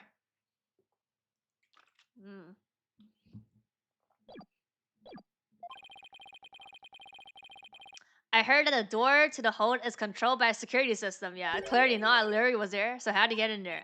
That's a trade secret. I can't tell ya. He went into the bowl then, no? And the hits just keep on coming. Well, I guess that's basically a wrap on the investigation. It is? Not quite, Nick. I want to meet Ellen too. Yeah, back to the detention center. Oh, you're right. Haven't met her yet, have you? Okay, let's head over to the detention center. Then so you can say hi.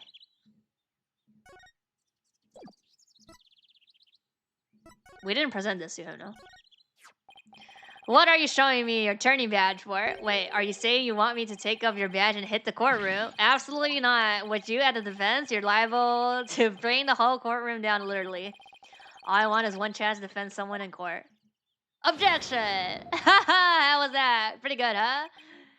Ready to let me borrow your badge now? You saw how awesome I am at pointing, right? I'm starting to think I'm a natural. I'm not letting you my badge, and that's vital. Besides, pointing isn't all the lore does. Bluffing, he also bluff. He knows how to bluff. Ah, pretty please. What you got to lose? My reputation for when? I never should have shown him my badge. Wait, he's gonna talk. He could talk about the photos, right? It seems like in the Apollo trilogy, There's less cases of like you have to show like they make it pretty clear what you have to show. And then everything else is just like Easter egg. Yeah, what are you showing me that for? Is this an interrogation? Okay, sure. I stuck onto that airship and was running around it all by my lonesome. But you gotta believe me, I didn't kill anybody. And why were you sneaking around on the airship in the first place? Because it was fate? Yeah, that's it. I was just following my destiny. That's all I've ever done. Oh, come on, Larry. Are you seriously going to blame all the trouble you've ever caused on fate? How about a photo? What is? Whoa! Who is she? Who is this lovely vision? Larry? This is Soren's older sister. She died in a car accident. No! How could such a beautiful flame have been snubbed out like that? She were alive today. I bet I could have made her happy. That's funny. I thought you were in love with Ellen? Don't get me wrong, Nick. I just want to make all the pretty ladies of this world happy, that's all. I think you're the one getting it wrong. How it is? You were there? Bruh, you're not gonna talk about a flag? How it is? Oh, and we can show the photo, I guess. Okay, not this. Just literally, not even Ella now, just Selena, okay. Hey, that's the drawing I made. You better take care of it. I bet it's gonna be valuable someday. Yeah, it's gonna be the evidence. Oh, do you want me to add a character or something to it? Nope. Oh, could you? I'd love to see a true artist at work. Hold it. As facetious as a drawing is, there will be no dueling on the evidence until the trial's over. What you mean? Facetious? I'm never gonna draw anything for you ever again, not even if you beg me. I guess that's that, Nick. I'm gonna remind you that it's still a piece of evidence, Maya. Okay, we go back to the dinner center.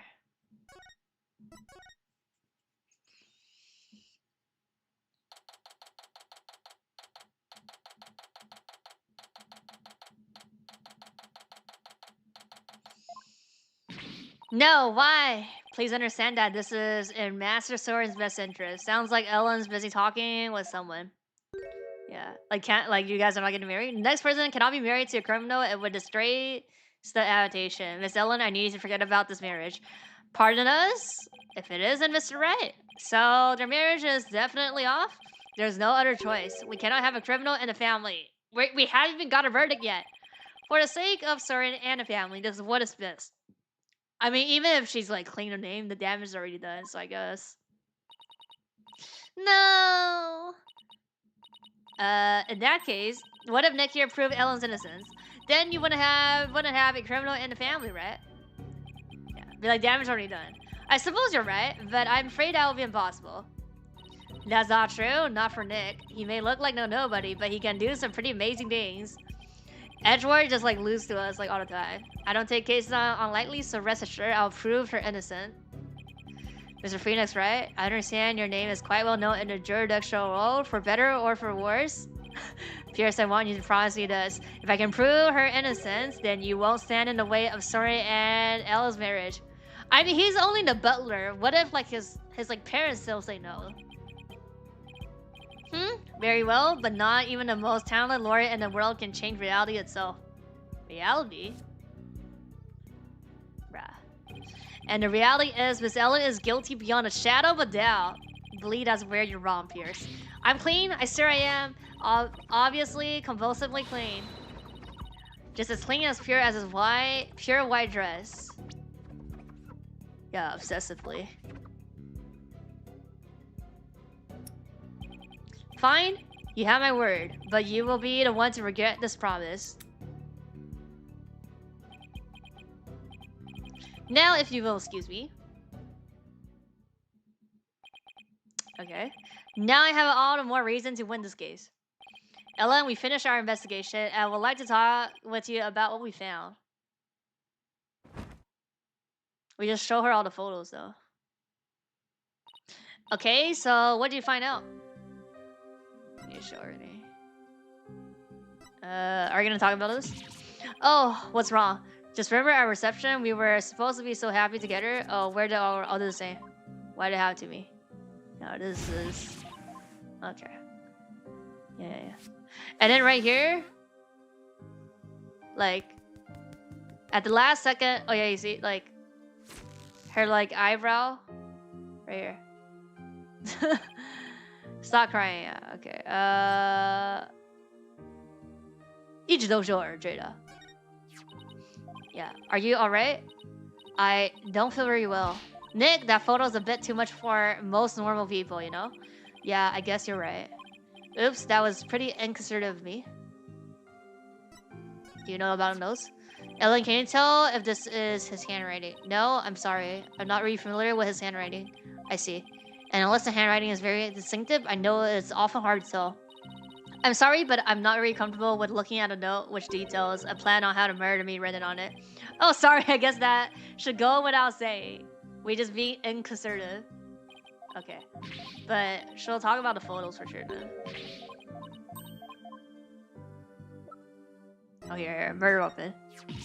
Oh, what's wrong? I'll just say.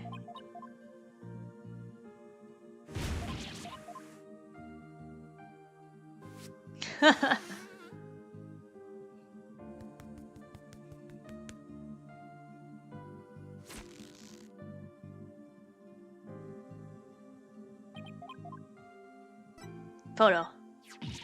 Oh, bruh.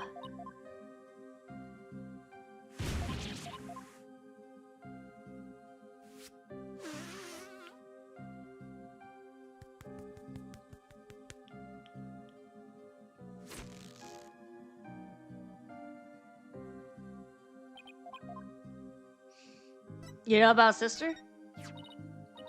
Oh, poor Selena. I feel so sad about what happened to her. Selena! Yikes, Ellen, please try to calm down. Pretty please, with sugar on top. Sora and I were supposed to be happy for Selena's sake too. Wah. We should probably leave this topic alone, Nick. Do you know about this? No.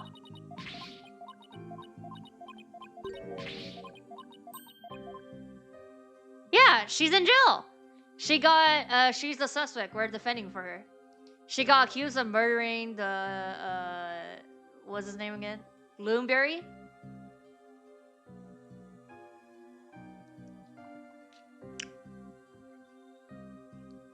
I mean, detention center? Okay, she doesn't, okay, there's nothing then. Because the first few days, we already showed her last time, though. Her husband? What, her husband? No, her husband's alive. It's the lead, what's it called? Like, she's a maid. It's like the lead, workers. The lead servant. The lead servant. In the course of our investigation, we heard that you have been standing in front of the victim with a murder weapon in your hand.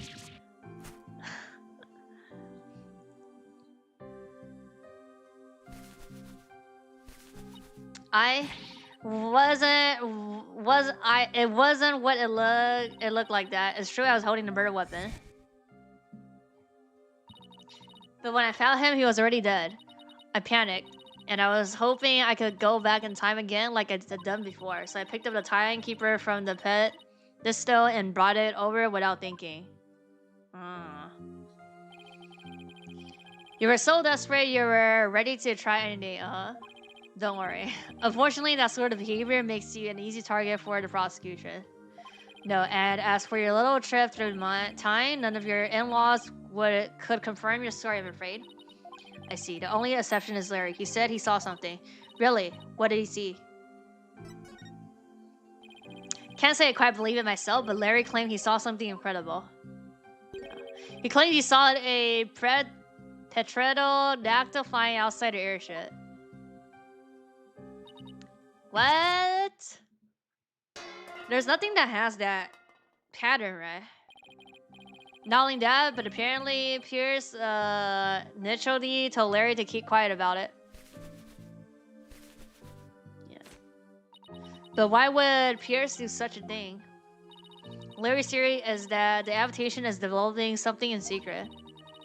A time machine to be exact. Yeah, Do you think that's why nobody would confirm my story because it's a secret? I really don't know. But speaking of your in-laws, we did manage to find your keycard at the manor. Yeah. One of your in-laws said that he would keep an eye on it for you. Oh, thank goodness. I lost it when I was getting things ready for the reception. I looked everywhere for it. I had. I'm so glad you found it. At least there are tears of joy this time for a change.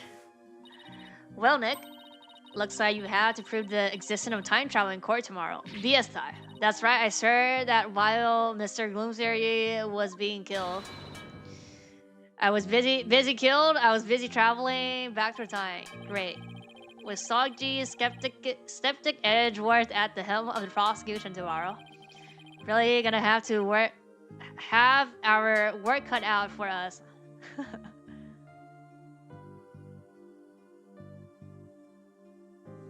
Okay.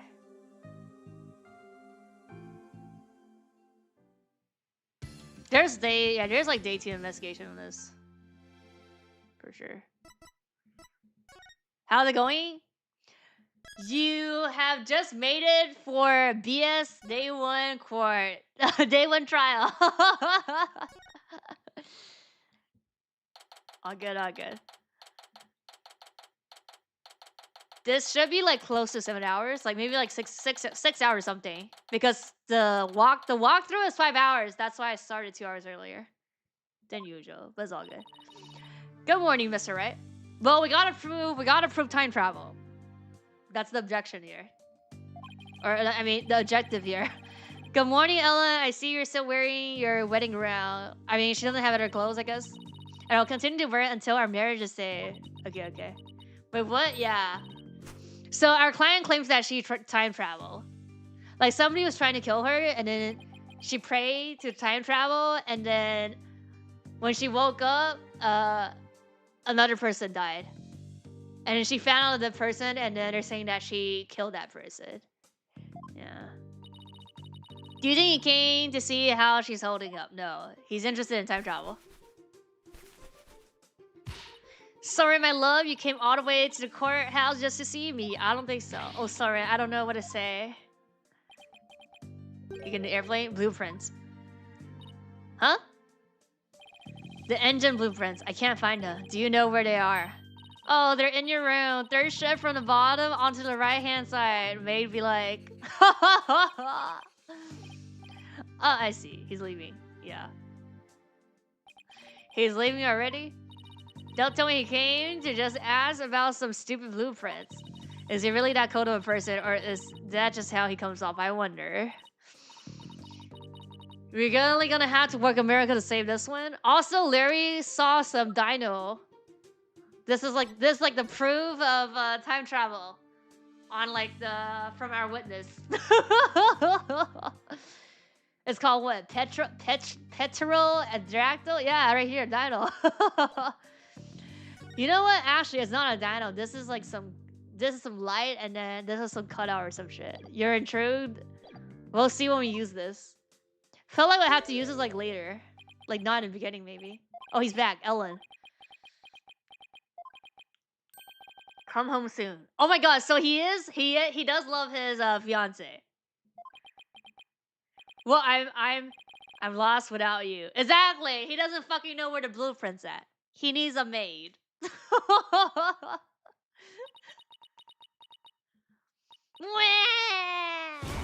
Sorry. Later. Okay. Looks like showing your vulnerability is the fastest way to capturing a woman's heart. That's showing vulnerabilities? I guess. To be honest, like she's probably like she's kind of like a simp though. I don't know. Well, we don't know when his sister got into the car accident. Accident sus, but he changed. Like he wasn't like this before, right? So you should take notes on this, Nick. Please leave me out of this. I mean, don't him and Edgy Boy both like show vulnerability or some shit? So anyway, it looks like Soren isn't big on words, but it's clear that he cares about Ellen. Okay. Knowing that, I actually feel kind of relieved. Good, good, good.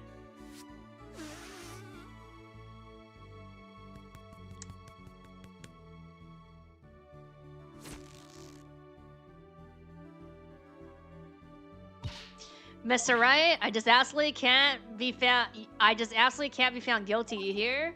Don't worry, I'm going to do everything I can to prove you're innocent. Thank you, Mr. Right. The trial is about to start, sir. Edwards, knowing him, he's not gonna get yelled, and then we don't care. He's gonna help us regardless. So I've just got to fight with everything I've got and save Ellen. Kaiman.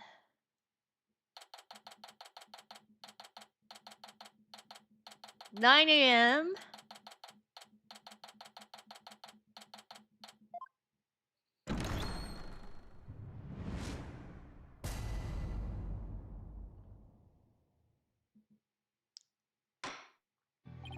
Court is now in section for the trial of Ellen Watt.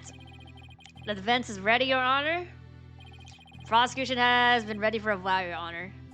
Seeing so many familiar faces gathered together like this, feel as though I am at a grand reunion. Makes me want to go out for dinner and a drink and reminisce with all of you. You paying? Oh, that sounds like a great idea. I was dying for a real burger the whole time I was away. 盛堂开庭，对对对。他说 all rise 嘛 ，all rise. We could make it a welcome back party for Yamaya. Oh yeah, for Maya. How about it, Edward? Who's paying? Gumshoe? We don't have Gumshoe. There's only Emma now. I have no intention of carrying with my enemies, bruh. Now then, Your Honor, let us start with this trial at once. Ho ho! Still not one for a lighthearted banter, are you, Mr. Edward? Huh? Jokes and good humor are beyond worthless in court of law. Bruh. Guess we'll just have to party without him then. You're not invited, edgy boy. However, were it after the conclusion of this trial, bruh. Okay, you still wanna, okay. I might consider joining you for your little welcome back party. Okay. Certainly wouldn't mind an invitation at at the very least. He's still as emotionally constipated as ever, I see. Now then, Mr. Edward, if you could please go over the details of the case for us. Let's go. Victim was Dumas Glumsbury, a servant in the Scott Rocket household. He was in attendance at the wedding reception that occurred from 7 p.m. to 10 p.m. Mr. Gloomsbury apparently felt some animosity towards Ellen Watt, and so a bit after the reception ended at 10 p.m., he assaulted Ms. Watt with the intent to kill her. The defendant fought back and ended up killing Mr. Gloomsbury. In other words, it was justified self-defense, correct? If that's the case, then the defendant might not be criminally responsible. He's right. Worst case scenario, I could go for self-defense to avoid the criminal charge. I wonder how Edward plans to counter that, though. Let's go. The prosecution's first witness will make my view on a matter clear, Your Honor. Who? Emma? Very well believed. Please bring in the first witness. Oh, it also could be the butler. Yeah, he's the first that... Oh, feet? Emma. Yeah. It's always like a detective. First. Please state your name and occupation. Emma Sky, forensic investigator. And I would just like to say, sir, that being in the same courtroom as you is a great honor. You don't like Nayuta, boy? Huh? Oh, that's right. You're a fan of Edwards, aren't you, Emma? We're good friends and all, Mr. Right? But just this once, I intend to faithfully and fully testify for the prosecution, and I do mean that wholeheartedly. Heh, I expect no less from you. Yes, sir, I'm going to do my very best. Looks like you lost the probability contest to Mr. Edgeworth.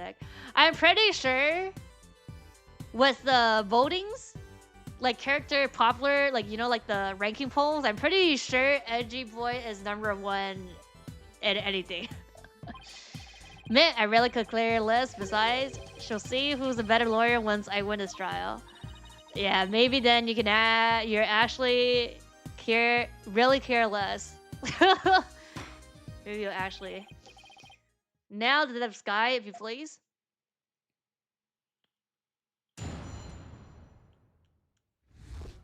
Rundown of the case. The murder weapon was a claw called the Timekeeper. The victim was hit with it from behind, and he fell over right into the lantern. The defendant was spotted then standing in front of the body holding the murder weapon. Murder weapon. The victim was struck twice, by the way. Oh. He was struck twice. That's right. There's no mistake about it. The first blow was to the back of the victim's head. It was hard enough to knock him unconscious. Yet, despite the fact that he had been immobilized by the first blow, the defendant delivered a second, fatal blow to the side of the victim's head. Which means what exactly? Intent murder? It's like if you overkill, then it's like, what? Manslaughter? I figured it would go right over your head. Let's put it this way. By striking the victim a second time, the defendant killed her last chance to escape from any criminal wrongdoing. She did, but how? Yeah. Mr. Edgeworth, the defendant may have been fighting back because she was being attacked. However, she then went on to deliver the fatal blow to a man who was already fully unconscious. You can't prove that. Nick, is he saying what I think he is? I don't feel so well. Let's go. And thus, Mr. Wright has justified self-defense been removed from the table. The prosecution intends to prove that the defendant killed the victim with murderous intent. Allow me to belatedly submit the victim's autopsy report. Let's go. Oh my god. Yeah. So that's why he was acting all smug? Well, more smug than usual. It's fine, right? It's not like we're going to play self-defense anyway, right? Yep, right. But now the judge has a negative impression of Ellen. He may not get to prosecute much more, but he definitely hasn't lost his touch. Let me see.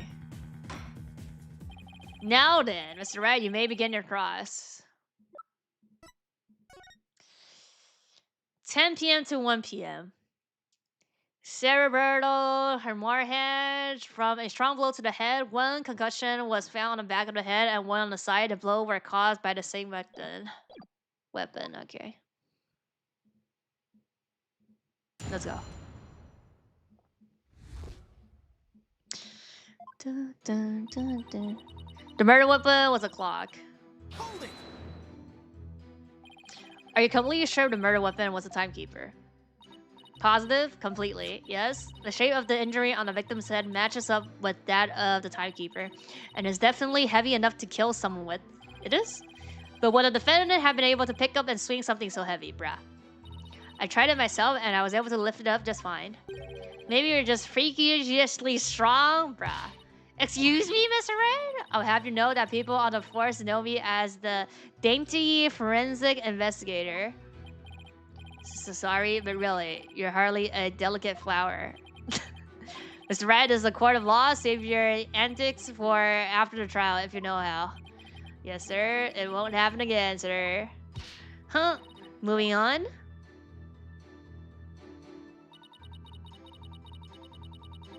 Fell over right into the lantern. And then she fucking went down and hit on the side again? Bruh. The defendant was fighting back against the victim, right? If so, wouldn't she have hit him from the front and not from behind? Yep. Victim must have tried to run away. Run once Miss Watts started fighting back. That's probably when he got hit from behind. I see. Thus the blow to the back of his head. The defendant must have looked awfully scared when she was brandishing that clock. I don't know about that. Regardless of how scary Ellen looked, the victim was definitely hit from behind. May I go on? Yes, of course. Please do.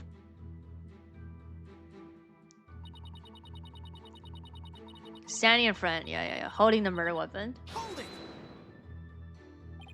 But that's only because she was so panicked when she found the body. That's when she tried to use the timekeeper to go back in time.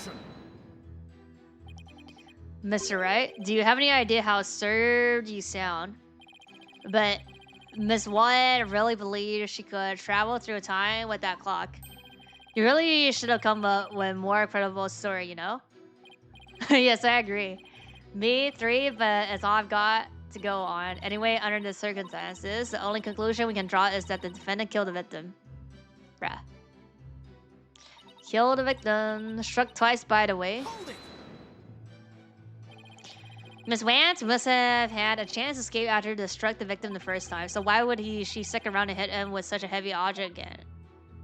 Well, about that, allow me to explain. Why did she strike him again? Indeed, to finish off the victim, of course.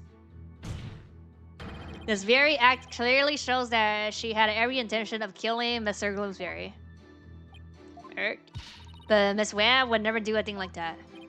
Then let's see some evidence that disproves my theory. Are you going to just stand there and take that from him, Nick? Can't refute his claim head on, so I have to approach it from a different angle. Well, it looks like we won't be going anywhere until we can refute Edward's claim. This is so exciting. We haven't taken on Mr. Edward in ages. Yeah. Okay, Nick, now go get him. No need to rush me, Maya. Alright, I'll better start with comparing Emma's testimony with the evidence we have. Look for any glaring inconsistency.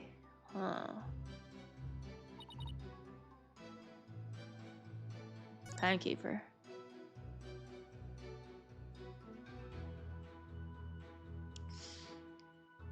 Is it like he hit from behind, but he fell down from going in the front? No, like this. Objection! Yeah. This guy, I'm afraid I have to apologize in advance. I mean, to be honest, he could be hit and then he spins and then he falls like that. So, I mean, it's, you know, it could be like that. For what? For embarrassing you in front of your idol. What do you mean? If you take a look at this photo of the crime scene. Yeah. You'll see that the victim is lying on his back. But if the victim had been hit from behind, as he claimed, then he should have fallen over into the lantern face down. I mean, he could have, like, spin. Is not enough to simply take someone's side. The sky, even if it's Mr. Edwards. There does appear to be a flaw in Detective Sky's testimony. Mr. Wright, if you think I'm going to just back right down, then you're sadly mistaken. And was usually fired up today. Unusually fired up today, yeah. Don't forget, she's in front of her hero, Nick. If the Steel Samurai came to watch this trial, I want to do my absolute best too. Listen, Mr. Wright, it's entirely possible that the defendant moved the victim's body after he fell over. In that case, there wouldn't be any contradictions, right? Indeed, that was an excellent counter argument, Detective. You can count on me, sir. Yeah. So, what do you have to say to that, Mr. Wright? Oh, let's go. Is it possible that the victim's body was moved after he fell in a lantern? It's not possible. Sorry, Detective, but there was no way the victim's body was moved after his death. Oh, really? And what makes you so sure? Look at here, and it should be obvious. The blood?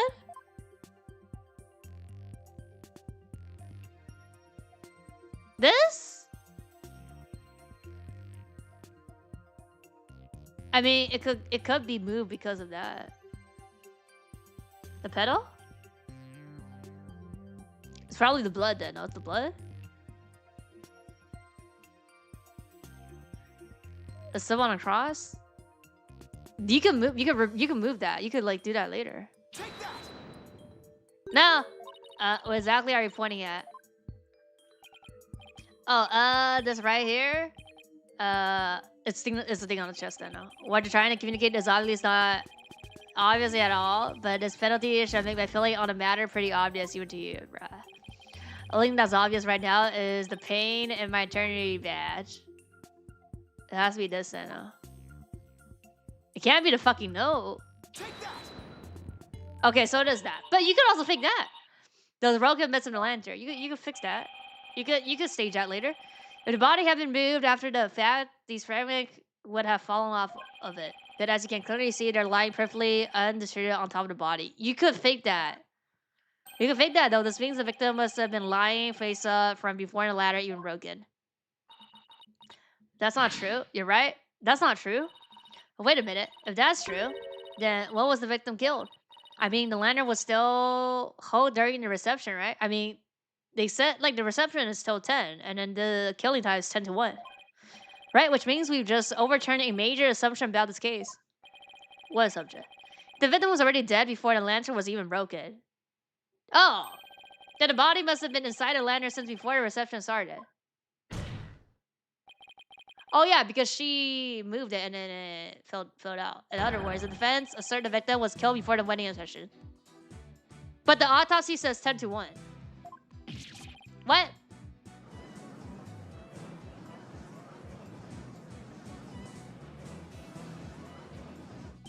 In short, when Miss Watt was seen standing in front of the body after reception, it wasn't a moment just after the murder was committed. It was the moment she happened to discover the body, just as Miss Watt claims. Objection! Huh? Whether the act was committed before or after reception is entirely inconsequential. Though, after all, it was the defendant who prepared the reception hall for the event in question. Therefore, when the murder occurred, changes nothing with regard to her guilt. She could have killed the victim before the reception, as you claim, and then tried to hide his body in the lantern after the event ended. Objection! Sorry, but that doesn't make any sense. I mean, where would a body have been hidden during the reception is in your scenario? I mean, if she hidden it, then why would she fucking break it and then be like, be a suspect? That's, even you have to admit, Mr. Edgeworth, that this has opened up a new possibility. Did you explain, Mr. Right? Well, if Miss Watt didn't commit the crime in the reception hall, then that means someone somewhere put the victim body into the lantern. I suppose that makes sense. A dead body could have put itself in there. Exactly, Your Honor. In other words, if the murder actually occurred before the reception, it opens to the possibility that he was killed elsewhere. The defendant didn't do it. He was killed some other way. He was killed somewhere else. If the body was hidden inside the lantern, then it's possible that the body was moved along with it from somewhere else. Oh, you're right. You can run that mouth of yours all you want. But do you have any evidence to support what's coming out of it, Miss Red? Of course I do. I think the answer lies in that piece of evidence and in something that was left at the crime scene that will point us where the victim was really killed. Huh. Oh, the flower. What proves that a lantern and the body were moved from somewhere else? Take that! No? Does prove that a murder took place somewhere else other than the reception hall. The no? I'm afraid I can't say that I follow. Piece of evidence will help you make your point, Nick. Bruh. Yeah, another pointless piece of evidence from a senseless attorney. Fine, so this piece wasn't convincing enough. Then there must be something else that would be easier for the judge to understand, bruh. They're not on our level, guys. They can't see the pedals. What proves the lantern were moved from somewhere else?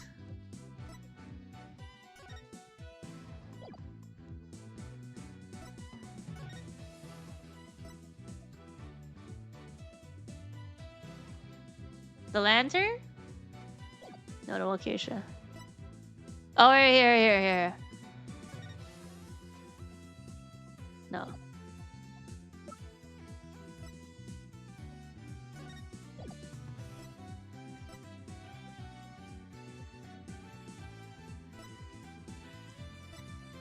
I actually don't know. It has to be a pamphlet then. And then we say the whole? Take that! No! Uh-oh.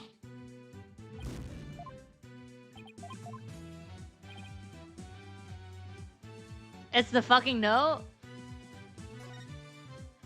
Vista deck? Take that! No, present, okay.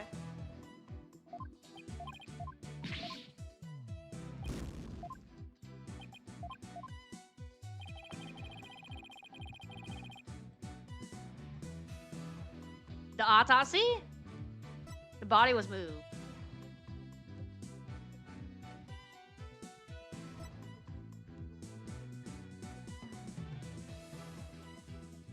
This? She saw it on a Vista deck? Take that! No.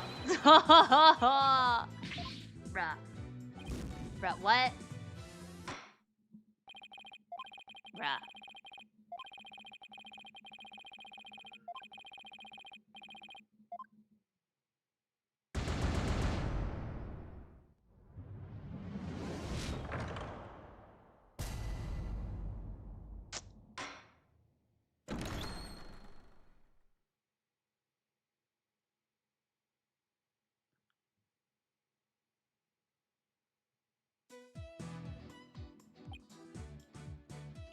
I clicked on like every fucking name basically. That makes sense. Autopsy report. 10 p.m. to 1 a.m.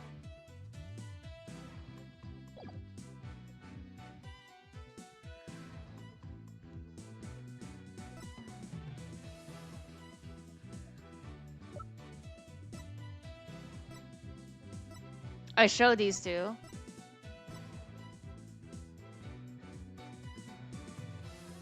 I mean, a lantern has wheels.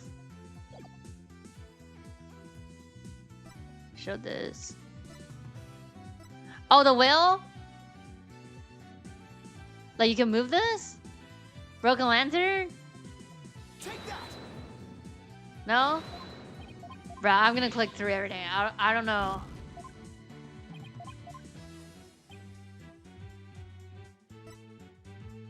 The photo? Take that. It's the photo. The photo of the victim again? Yes? Like to core to focus on this thing. Oh my god, and then we show the... Okay, so it is the pedal. It is the pedal, no? Take that. Oh my god!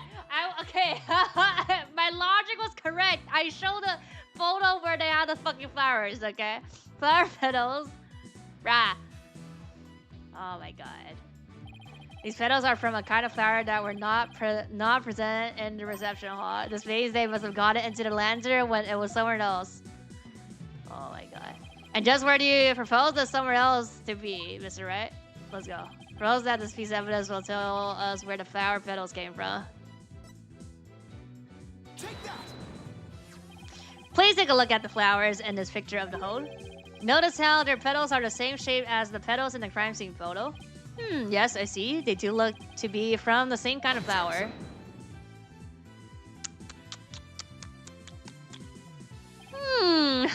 Is that really all I've got? The flower is a flower is a flower? No, they're all the same. I would hardly call that what you presented compelling evidence. Right. I'm afraid I couldn't disagree with you more. What? Oh, but I gave a flower this time to my lovely wife once when we were young. So I can assure you that it's a very meaningful and compelling evidence indeed. The soundness of my judgment in this matter is backed by nothing else than pure love.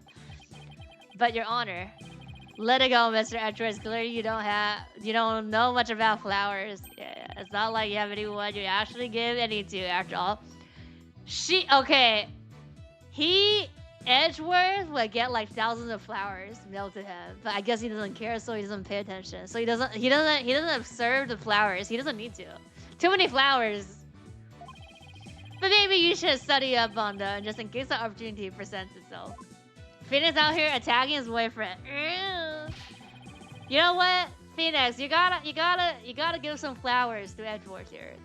This is from the man who only knows the name of 3 types of flowers. He knows more. Okay, wait. He was. I mean, in the case where they had the white flowers in the Korean place, not Korean place, but Nayuta's place, he was on the case, but there was a flower there, right? There was that white flower there, and then the last case there was a lotus. No, there was some random shit, and then Phoenix knows more than there's like more than 3 types of flowers.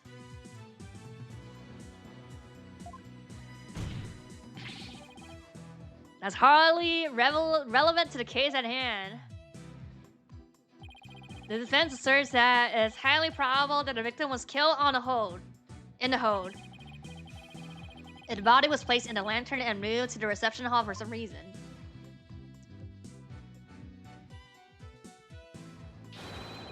It will completely destroy the prosecution's case. Then you mean the body was? Yes, the victim's body was inside a lantern during the entire beautiful wedding reception, while the defendant and her betrothed were celebrating their love. What?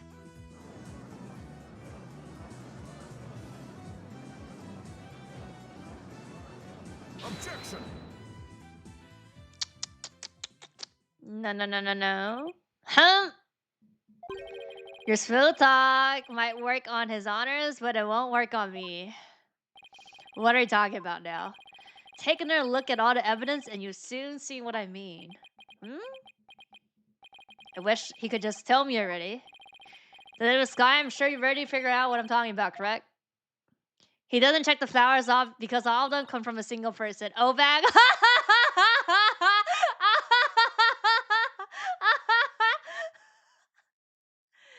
No, he gets flowers from other people, not just old hag. Oh my god. Yeah, of course, sir. Mr. Wright is the only one here who has it. Why don't you leave this to me? Mr. Edger, very well. Let's see what you can do. The Sky, please give your testimony to this court. Let's go. Rebuttal. The victim cannot have been killed before the reception. I mean, yeah, the autopsy. The autopsy first states the estimate time of death. And that's what I'm saying. You say before autopsy 10 to 1. Oh, dried ice. Dried ice. Dried ice. That estimate time of death is correct. There's no way it could be wrong. Dried ice. Yeah, it was next to that pump place. The pipe place, the place that has the fog out. It's clear he was killed after the reception, and that completely contradicts your claim. No. I guess so. Nope. Tell me you took at least the courtesy glance at the autopsy report, Mr. Wright. It appears you've grown rusty since our last outing. Might I suggest you go back and brush up on the basics? Dried ice. Sure, thought I must say you're as cocky as ever. Mr. Wright, I beg your pardon? What are you trying to say, Mr. Wright? I'm just saying that I'll go back basics if that's what Mr. Edger wants. I'll prove how badly he's underestimating me with a good old-fashioned cross-examination. Yeah, it's the dried ice. Very well, let's see you put your money where your mouth is. It's either the photo or the machine. Like, we have two.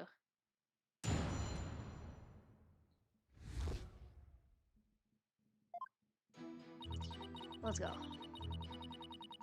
Hold it! You sound pretty certain. You must have some solid grounds for making that claim, right? Of course I do. And you're going to feel silly when I show you what they are. Ozzy, ready? Feast your eyes on this. Yeah.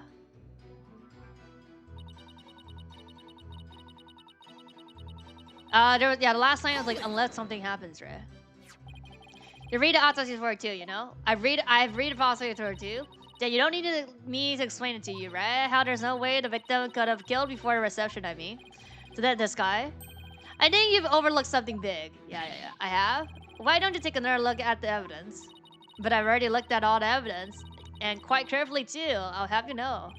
That this guy, do not be taken in by his verbal antics. He is simply biffling as always. Right, sir? Yeah, it's the last line here. And that estimate time of death is correct. There's no way it could have been wrong. It's probably this dead though.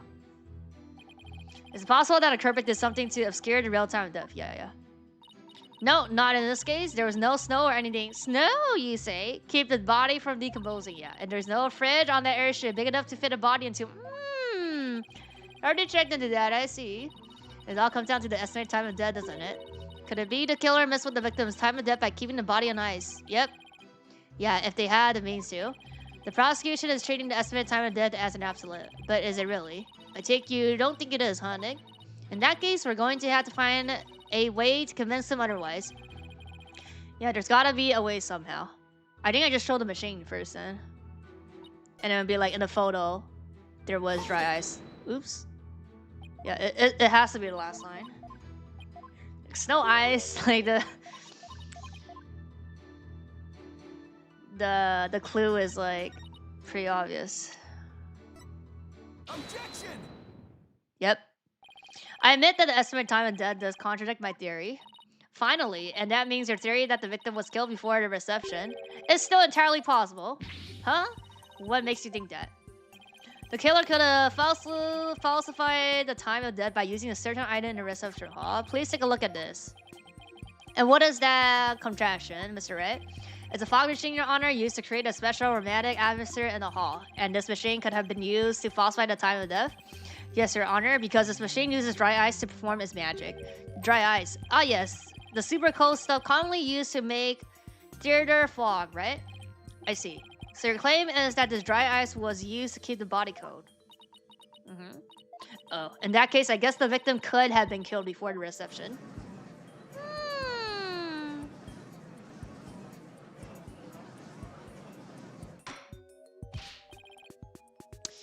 Order in this court. Well, Mr. Edgeworth, what do you have to say about this development? That the victim was killed in the hold before the wedding reception. The prosecution acknowledged the possibility of this claim. Now we're getting somewhere. The prosecution would also like to thank you, Mr. Red. Huh? For what? I didn't know how a certain piece of evidence fit into this case, but now thanks to you, I do. What piece of evidence? To get into the hole, one needs a key card like this one, brah.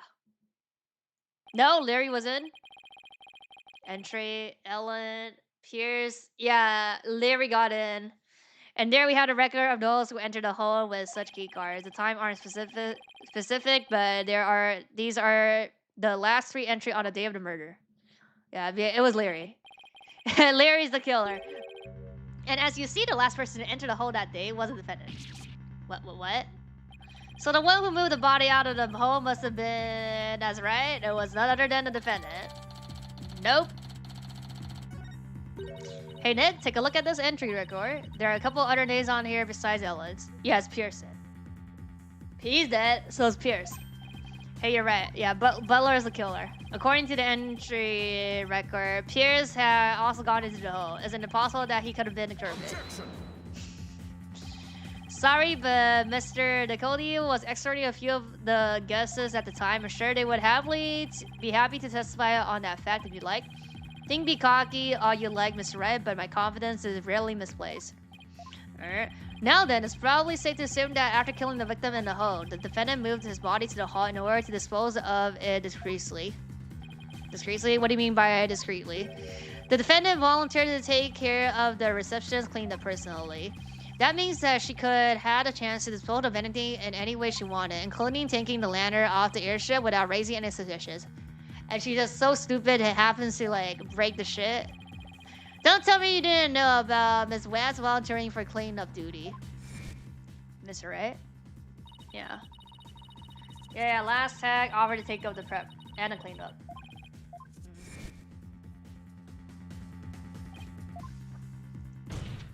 Yeah, look at you, sweating buckets like a rookie, even after all these years, nevertheless. Thank you for proving that the only person who would have killed the victim in the hold is Ellen Watts. Larry, let's go. Great job, Phoenix. Now we're back to square one. Nope. Hint, perhaps you should ask Miss Keys for some help in reviewing defense for dummies. Way to go, sir. You've got Mr. Right in a cold sweat. I wonder if maybe the promise of seeing that miserable look on his face is what brought me back to court today. What? It certainly made all my stress and woes as chief prosecutor just melt away.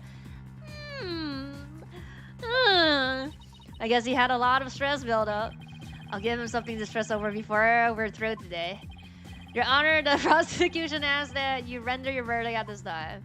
Objection. Before that man over there tries to throw the court into chaos with his meaningless bluffs. I see. Mr. Wright? Are there any last meaningful bluffs you'd like to present to this court? Yes. Why does he have to assume it'll be a bluff? Nick, hurry up and throw a good one out there. I will. The photo. Well, alright then. Let's see. I've got it. How do you know it was she who used her key card? Yeah, after all, it turns out that somebody else used her card. It would mean that she didn't do it. Interesting, and you're able to prove this bluff to be true. Yep. I assure you I'm not bluffing, Your Honor. Well, now what? Wait a minute, Nick. I can think of a certain somebody who might have used... Yeah, her key card. You can't remember? The one was sneaking around the host by not being a family member. Oh, that's right. I don't think it's the photo. I think it's the picture, though. Because he took the photo. Defense would like to call a certain witness to stand. Oh, we literally just call him then. Okay. I need a testimony of this person who may have entered the hole with her card. Take that! Glad they removed Edgeworth glasses after Dual Destiny since they didn't fit him. He had glasses when, like in this case in the beginning, and then he like you know, you push your glasses, like they still have his glasses. That is like very dark circles. I guess he didn't wear them here in the court right now. Are you saying that Numbuskill was on the airship? He never breathed a word about that to me. Exactly. That's not surprising because Mr. Nickel D told him to keep quiet about it. Okay, so they're gonna talk about Dino. But Mr. Buzz himself admitted to me. He claimed to have found a way to sneak into the flying trapel holes to see if it's wet. Yeah. Yeah, oh yeah, the photo, let's go. This photo he took and gave me is proof. Gave to me is proof. Then was it he who moved the lantern with the body inside the reception hall? You know as well as I that with him anything is possible, and this is one possibility we should definitely look into, bruh. So that's a no. I can't believe this. What a role is he doing mixed up in this? Come on, Mr. Edgeworth. Remember what we've been saying since elementary school. Yeah. He's gonna say it? When something smells, it's usually the buzz. Exactly. That Larry, he'll pay for this. Well, if you want to extract your payments now, he's right up here in a gallery. Yikes. But let's see the witness before he makes a run for it. Nah, why does this always happen to me? Startling, but you brought this on yourself. Let us break for 15 minutes recess, bruh. I asked that both sides prepare for the next witness testimony during this time. Okay.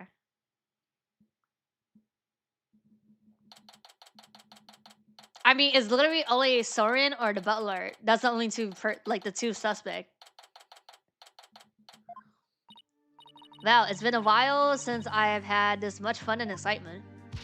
A face-off against Mr. Edgeworth, a harrowing tightrope walk for the defense. Phew, I'm exhausted already. Boss? You're back?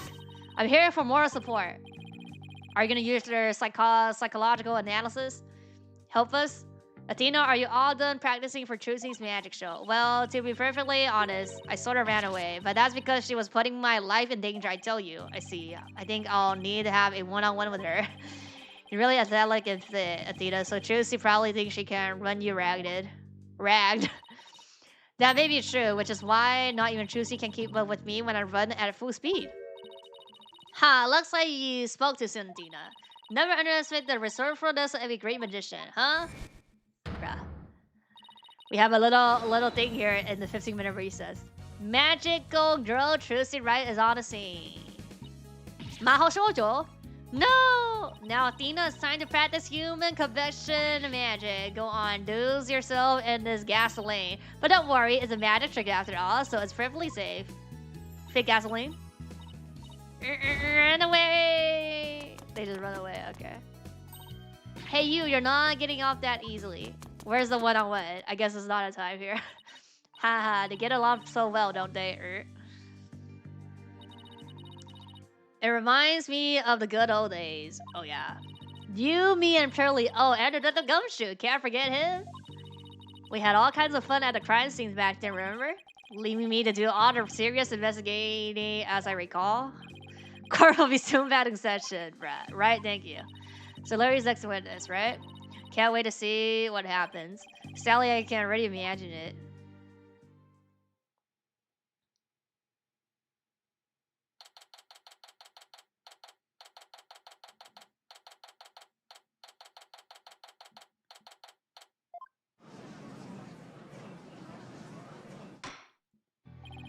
Court will now reconvene.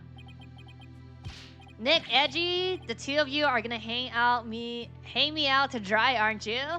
No, not the both of us. Just Mr. Right, bruh. Nick, how could you? I don't really think he did it, of course, but I've got to use whatever leads I can. Mr. Buzz, there's a possibility you moved the lantern that had a dead body in it. So if you want to clear yourself of any suspicions, all you have to do is testify. He did then. Now then, your testimony, please, witness.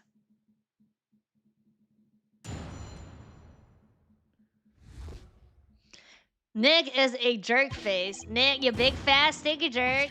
How can you doubt your best bud? We've known each other since elementary school. Well, get this bout, our friendship's over. That's it?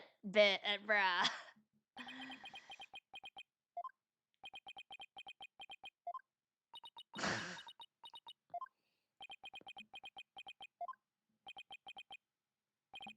Well, go ahead. He's all yours. Why me? I mean, it's our witness. We have to cross it. You're the one who called him to the stand, so he's your responsibility, bruh. Thanks, Otrum. Can any of you show a little respect? Even just a shred? You may cross. Let's go. I would if there was any testimony to cross. Yeah, it's got a mata.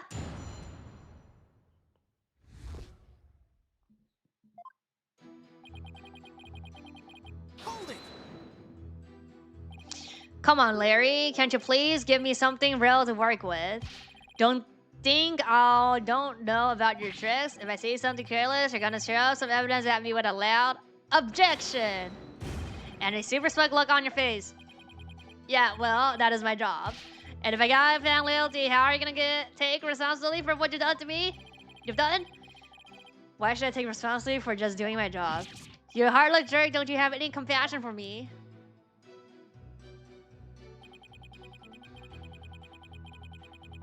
Elementary ago. Hold it! I'm sorry, Mr. Buzz, but if it wasn't Miss Wad that entered the hole with that card, then you're the most likely suspect. Nick, are you seriously doubting the innocence of your old childhood friend? Oh, well, technically yes, but it isn't personal, I assure you. Oh, a true friend would believe in me no matter what. Can't you see my tears? Don't they mean anything to you? Nick. You don't really think you can carry your way out of this, do you? Okay, fine. In that case, 这个大哥限定繁荣好吧？他很久没有出现了。 Hold it! Larry, listen to me. Shut up. I'm not talking to you anymore. You just did. It's getting us nowhere. Come off it, Larry. You have to say like this is for Ellen. If you don't quit fooling around and start testifying, Miss Wow will be found guilty. Yeah. For real? Bruh. How are you this slow? If no information comes out of this cross. Then yes, Mr. Buzz, for real. Not that I would have a problem with that myself. Larry, just tell us the truth already. Did you or didn't you go into the hold and move the lantern up to the reception hall? I never moved any bow lantern, I tell ya. Bow lantern? How do you know that? What? Did I say something weird? Yeah. You told me that you didn't attend the wedding reception. I mean, you did. Can't believe they told me only family and relatives could attend. They wouldn't even let me into the reception hall. Yeah. Yeah, so what? Then that's odd. No one in this courtroom ever mentioned the sex of the lantern that was moved. So how do you know that it was a bow lantern?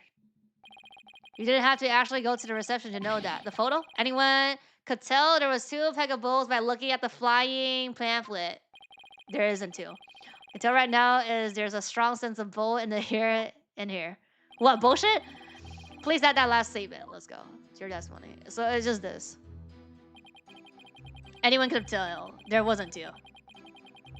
Hold it! Seriously, Larry, if you're hiding something, you better fess up now. I'm telling you, I don't know that thing. Why do you have to doubt me so much? Why? Because you are you? That's why. Edgy, you think Nick's being awful to me, don't you? So you tell him. Tell Nick what a big meanie he is. I would if I thought he was being one. Not you too? Why doesn't anybody ever take my side? I wish I didn't have to doubt him. But something about what he just said doesn't add up. Finally got a decent statement out of him, huh, Nick?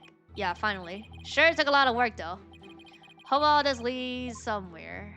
It's just, I think the pamphlet just doesn't show it's 2 bull. It's like peg a bull and peg a mole, no? Peg a cow, yeah, peg a cow. Objection! Yeah. I want you to take a look at this. They're like, I missaid. Because, unfortunately for you, the pamphlet clearly shows a peg a cow and a peg a bull in your example diagram at the reception hall. But on that day, instead of putting a peg a cow and a peg a bull out for the broom guy, yeah, it was 2 bull. Huh? There were 2 male peg a bulls on display. Yeah, Yet somehow you knew there were 2 Pegables in the reception hall that day. There's only one way you would know something like that, Larry. It was you who moved the Pegaboo to the reception hall, wasn't it? No! Larry, you did it? Mr. Buzz, did you move the lantern containing the victim body to the reception hall? That's what it looked like. What? He just didn't know.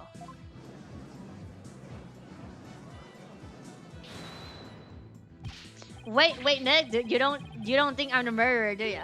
Maybe you and Mr. Gloomberry were fighting over Miss Wed and you end up killing him? Maya, not you too.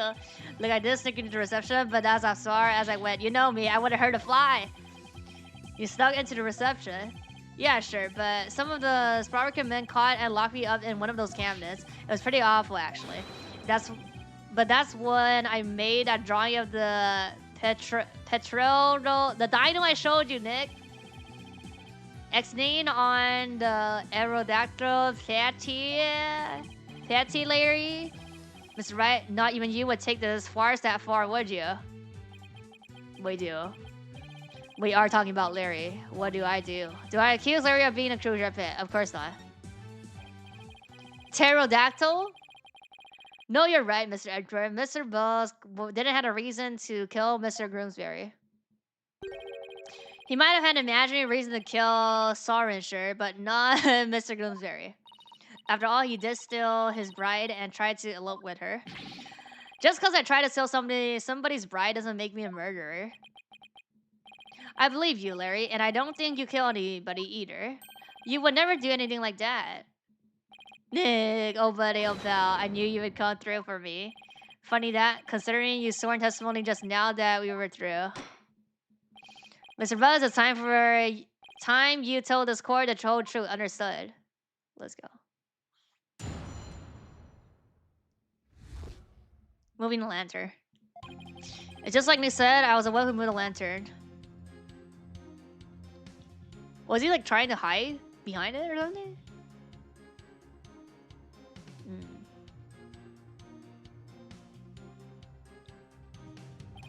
I was poking around the reception hall before the main event and saw a lantern was broken. It was broken. Oh, here. There was a note on it that said, exchange with the one in the hold, Ellen. Uh-oh. So I decided to do Ellie a favor. That's bad. That doesn't sound good. So you switched the lanterns before the reception, did you? Then that means the victim really was killed before the reception. Let's go. Larry wheeled it from the hall to the reception hall before the reception began. I mean, there was 2 receptions, though. It would appear that Mr. Buzz completely fell for the defendant's scheme. Scheme? What scheme? There's no from the defendant. Exchange with the one in the hold. Ellen. Mr. Buzz moved the lantern with the body in it up to the reception hall because of this note, and thus he has become a suspect in Mr. Gloomberry's murder. That second lantern did feel pretty heavy, but I never would have thought there was a dead body in it. What was a note like that doing in the lantern in the first place? You got it all wrong, Mr. Edra. I left that note for myself. It was simply a reminder because I can be very forgetful. What a sorry excuse, bruh. Prosecution contends that this note shows one facet of the defendant's murderous plan. I mean, the Bloomberry also had a note to himself, and you, Mr. Buzz, you played right into her hands. No, wait, Edgy, I don't believe it. Do you still really believe she had to be the carpet, Mr. Edgeworth? Huh? Of course. My stance on the matter remains unchanged. If you think I'm wrong, then prove it with your cross. Gladly. Very well. May cross the witness.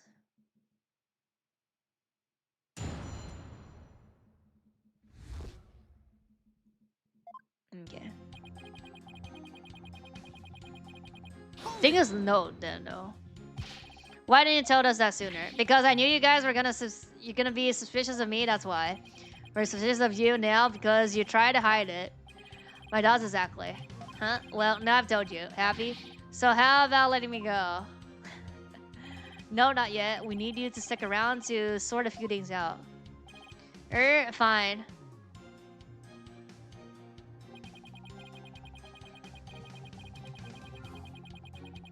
Hold it!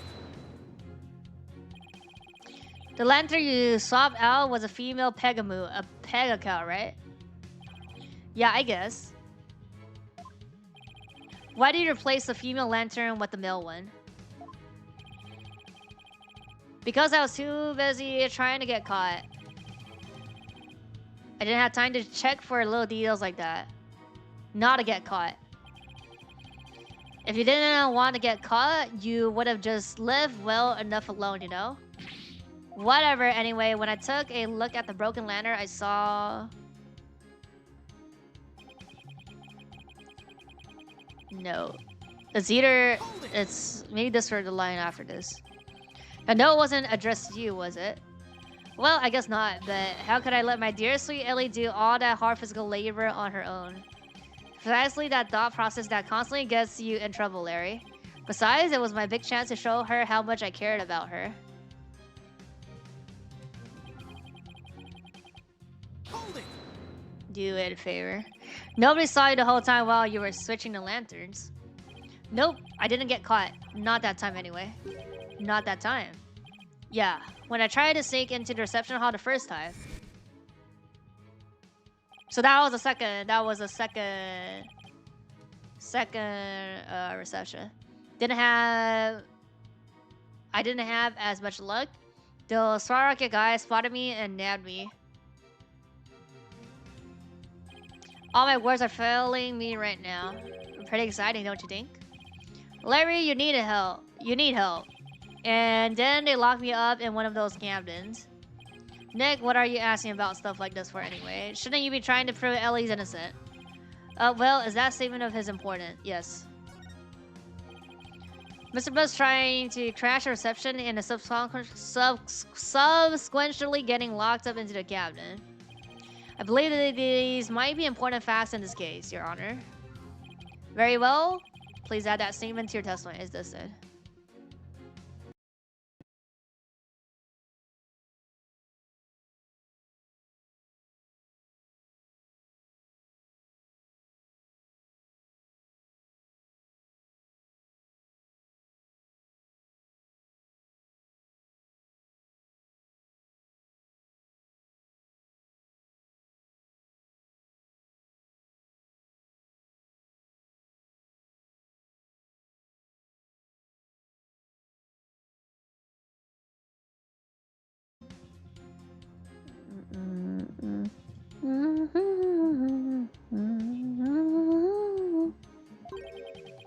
But hold on a minute. What is it, Nick? Maya, doesn't something seem weird to you? Larry is saying he replaced the lantern after he broke out of the cabinet. That's right. Oh, wait. Huh? You're right. It doesn't make much sense, does it? Mr. Wright, have you found an inconsistency in the witness statement? I believe so, Your Honor. Moved the lantern after he broke out of the cabinet, but that contradicts with this. Oh, it's already broken. The lantern? Take that! Yeah. It almost exploded. We got back, no. Is that? Yes, it's a broken lantern, Your Honor. Mr. Buzz, what you're saying doesn't make sense at all. What? Why not? You sought the lantern before the reception began, right? It's the second one. Yeah, that's what I said, isn't it? But you also just said that you swapped the lanterns after you got locked up in the cabinet for trying to sneak into reception. In other words, you're saying that you swapped the lanterns both before the reception and after the reception took place. Yeah, there was two. Yeah. That certainly doesn't make any sense, does it? Did you swap the lanterns before or after reception? Which was it? Before or after? There's a word of difference between the two. There was two. Well, Mr. Buzz, I guess I can't accept you guys like you to understand. In a nutshell, it was both before and after the reception. What? There was two. I tried to sneak into the first reception and then got locked up. Yeah, the first reception. Uh-oh, I don't like where this is going. Then, through the power of Ellie's pendant, time got around and we went back to the time before the reception. It was after that when I replaced the lantern. So it was well before the reception and after reception, get it? Yeah. We went back in time before the reception, so of course the reception would take place one more time after that, right? That's why what I said makes perfect sense. Mr. Right, roll eyes. What in a row is this witness talking about? Has he delivered some sort of intellectual element I'm not aware of since I saw him last time? Well, none of the Sprout Rockets seem to remember the time skip, but I do. Give me the switch and I'll electrocute him? What? And Ellie remembers it too. I think the power of our love for each other made the miracle happen, bruh. Mr. Wright, I'm sorry, but could you please translate this man's gibberish so the rest of us can understand? So now I have to be the one to explain about the whole time travel thing. There was two. Go on, Nick. I know you can do it. Looks like you don't have much choice, Nick. To heck with it. I can't lose any more of my dignity today anyway. I mean, we didn't really have dignity, you know. The defendant, Miss Ellie Watt, has told the defense the following strange story. Yeah. She said that after the reception ended, she was attacked by Ms. Loomberry. She claims that as she was being assaulted, she made a wish upon her pendant. Please take me back to that blissful moment. In doing so, yeah.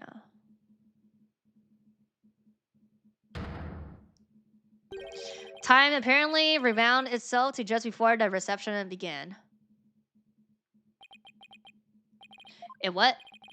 I know it's hard to believe, but think about it this way. Through the power of pendant, both Ellen and Larry experienced time travel. What?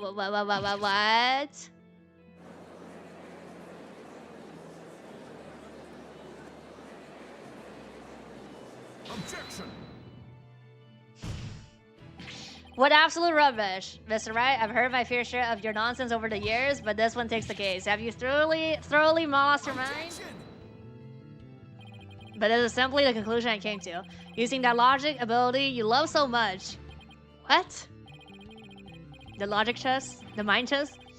The truth of the matter is the future president, Soren, has been researching time machines.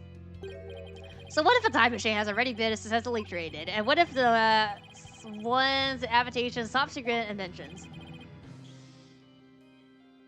Time machine. Yeah, I even saw something while we were time traveling. I saw a dino flying through the sky. Maybe the airship was sent to travel through time for their honeymoon trip. What? A petrapre for Acto? You can't possibly have any evidence to back up your ridiculous time travel story. Well, as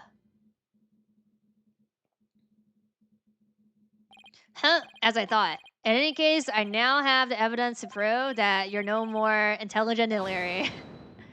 Pterodactyl. Pterodactyl. No, the spelling doesn't look like pterodactyl. It's like... Yeah, it's like P-tero. Pterodactyl. Not so fast, Edgy. I'm not the same old Larry you used to know. He's gonna just show the picture again? Oh. You want evidence? Oh my god, I've got your evidence right here. That's the photo I secretly took of the first reception. Let's go. Actual photo. What? Let's fucking go.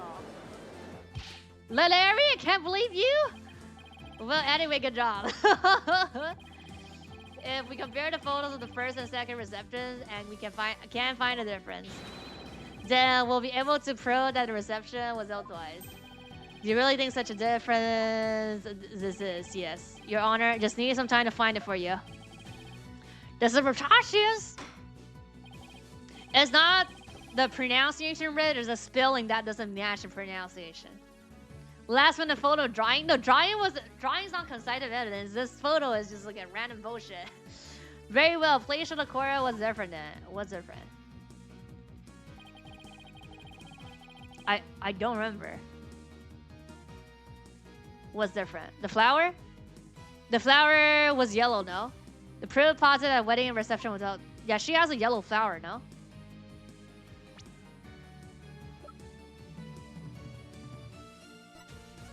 Yep. Okay, I was right. Like, the current one that she's holding is yellow. Please direct your attention to Wan's boutique of flowers. In the photo one of her in-log took, the defendant is holding a yellow boutique. But in the photo of Mr. Bustock, she is holding a red boutique. You're right. That's impossible! What does this mean? It means that the defendant really did experience 2 wedding receptions, and she did that when she traveled back through time. What?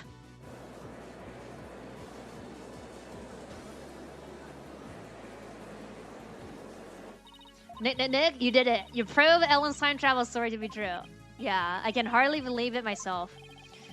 Just as Ellen said, the reception was held twice. This turns every assumption we base this trial on upside down. Let's go.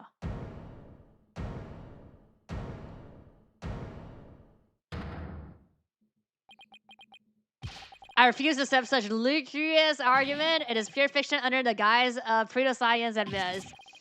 For pseudoscience at best, there is simply no such thing as as time travel. I know it's hard, but I can't suspend your disbelief for 1 nanosecond, Edward. We have a medium spirit like right here in the court. I'm just saying. Best sci-fi movies push all your buttons the wrong way, don't they, Mr. Edward? I can totally picture you yelling. That'll never happen. Every 5 seconds at a screen. Maybe you should stay away from movie dates altogether. Why are we talking about dates and girls? What edgy? That's neither here nor there. This is real life we're talking about. But the proof is clearly shown in the 2 photographs. That's right, Mr. Edward. No matter how explanation, find out entertain your absurd illusion, if only to demolish it before your very eyes. What? Evidence? Let's start with this then, shall we? There's one thing your time travel theory fails to explain. Everybody was in. That the memories of the other guests there. Yeah, they just lied. The defendant and Larry remember the reception occurring twice, but no member of the family has ever even mentioned such a thing. That's because the time machine is classified technology. I'm not done, you bird brain. Bird brain! As I was saying, if the entire family had been sworn to secrecy, then why hasn't they sworn the woman who was married into the family to secrecy too? Because they have the time machine independent. That's a good point. That's not a good point. Honestly, all it takes is a little common sense, Mr. Right? Even still, how do we know that the trip through time did not really occur? There is proof in the photos that it did. And besides, the time travel doesn't exist. Well, I'll be a little disappointed, frankly. I was hoping to go back to the days of my youth. You mustn't allow yourself to be taken in by Mr. Wright's whimsical tales, Your Honor. I read about it in various literature, you see. And they all say the time travel is just not logically feasible. Butterfly theory? Maybe our argument was just a little too nonsensical, Nick? Well, in that case, there was no time travel, but it happened twice. Why don't we put common sense to the test? Yeah, excuse me? The wedding reception was held twice. The photos are proof of that, but it wasn't because of time travel. It was simply because the reception had actually been held twice. Yep. Isn't that the most reasonable way to interpret the situation? Would you care to elaborate, Brad? If time travel doesn't exist, then there's only one way to make sense of what happened. Somebody must have orchestrated this strange phenomenon, and that somebody is... the gods! Everyone at reception. Can't be Blueberry. Yeah. What if all the guests at the reception conspire together to hold the reception twice and keep quiet about it? What? And for what purpose would they conspire to do such a thing? To blame it on her. Well, to blame it on her. To pin the crime on her. Clap, clap, clap, clap. It's the butler. Ha ha, a brilliant deduction defense. Yep. You're the killer. I can tell that you're not a renowned lawyer for nothing. I must say, I underestimated you. How so? You had managed to name each event precisely as they happened. Okay, so he literally gonna say like, yeah, this is true. You have revealed it all to the light of day, bruh. Then that means... It was us. We orchestrated the whole thing. Yes, the reception was held twice, but not because of time travel, no. We simply held it for a second time. What? Sus? Why would you do such a thing?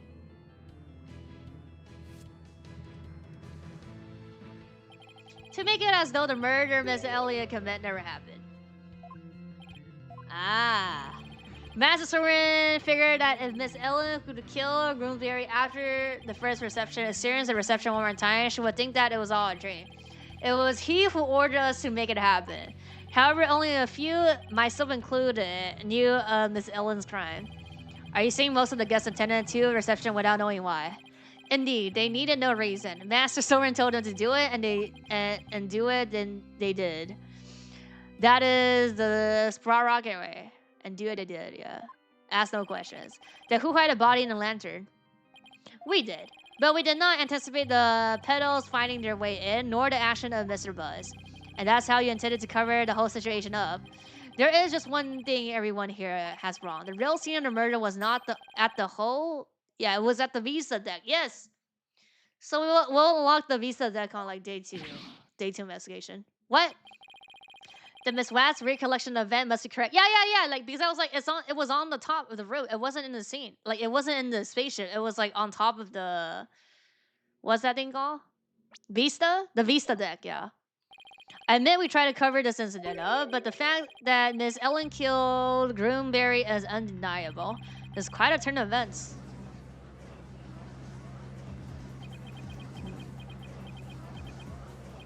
Hehehe.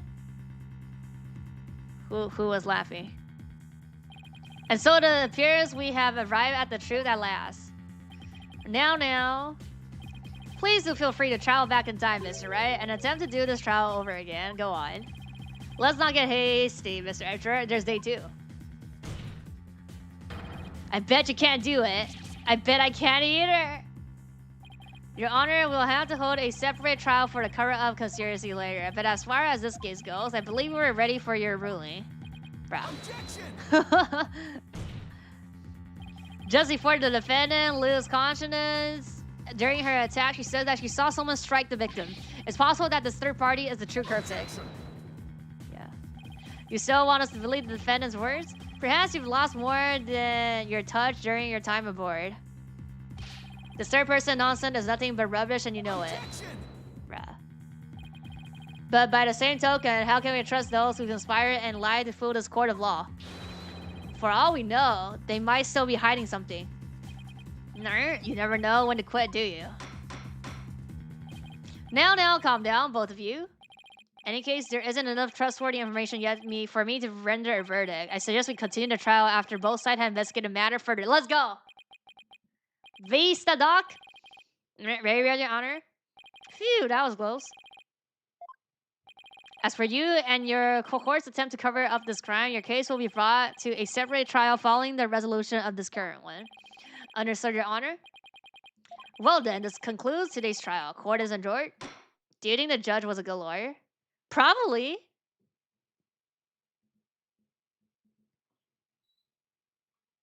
You don't have to be a judge to be a lawyer, though, no? Or do you have to? Like, that's how the career trajectory work? I don't think so. Because I think they have separate like testings or qualification things, no? What? So the whole time trial ding was just a rust put on by the guests at the reception. Looks like it. I knew there had to be some kind of trick to it. Wow, 2 wedding receptions. Can you imagine? I wonder how much that must have cost them.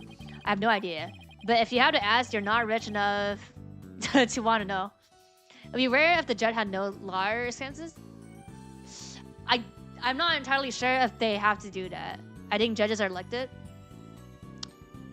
I only know that also, I mean, what type of legal system? I think it might be different in different countries. But I know it's like, you know what, like for law, like you have to like get your... For example, if you want to be a lawyer, you have to pass the law test or something, right? Is it a bar exam or something? I think for a judge, there's this particular one. And I feel like I've heard about judges just becoming judge. Like in a court of law before being like attorney. Like either like criminal or like non-criminal. Some say let lawyers be judges. I mean, yeah, they still study the law, but I don't think they have to become like, it's not like they have to be a lawyer and then later it's like I don't think it's a qualification. in some cases to be a judge. Like that, you have to be a lawyer first. Yeah. But you have to ask, you don't want to know. Still, if you got the money, it's a pretty good way to cover things up, if you ask me. Yeah. You got that, right? I'm sure I would have been completely fooled. Hi, I'm back. Hey, Maya. Are you all set to go? Yep. Ready when you are. So, what should we start with? Let's start with reviewing what we learned at the trial. What Ellen thought was time trial was really just a performance put on by the Spot Rockets. But other than that, it seems that Ellen told us was actually all true. So what really matters right now is the identity of the mysterious person Ellen said she saw while she was being attacked. So who is this mysterious person? That's the million-dollar question, I'm afraid. But if you want to clear Ellen out of any suspicions, then figuring out who they are is key. I think I'll take the toilets for 200 instead. Mr. Right? Well, at least there were only so many people on the airship that night. Yeah, it's literally Soren or the butler, right? And we know who the mastermind of the whole cover plot was too, so that's good, yeah.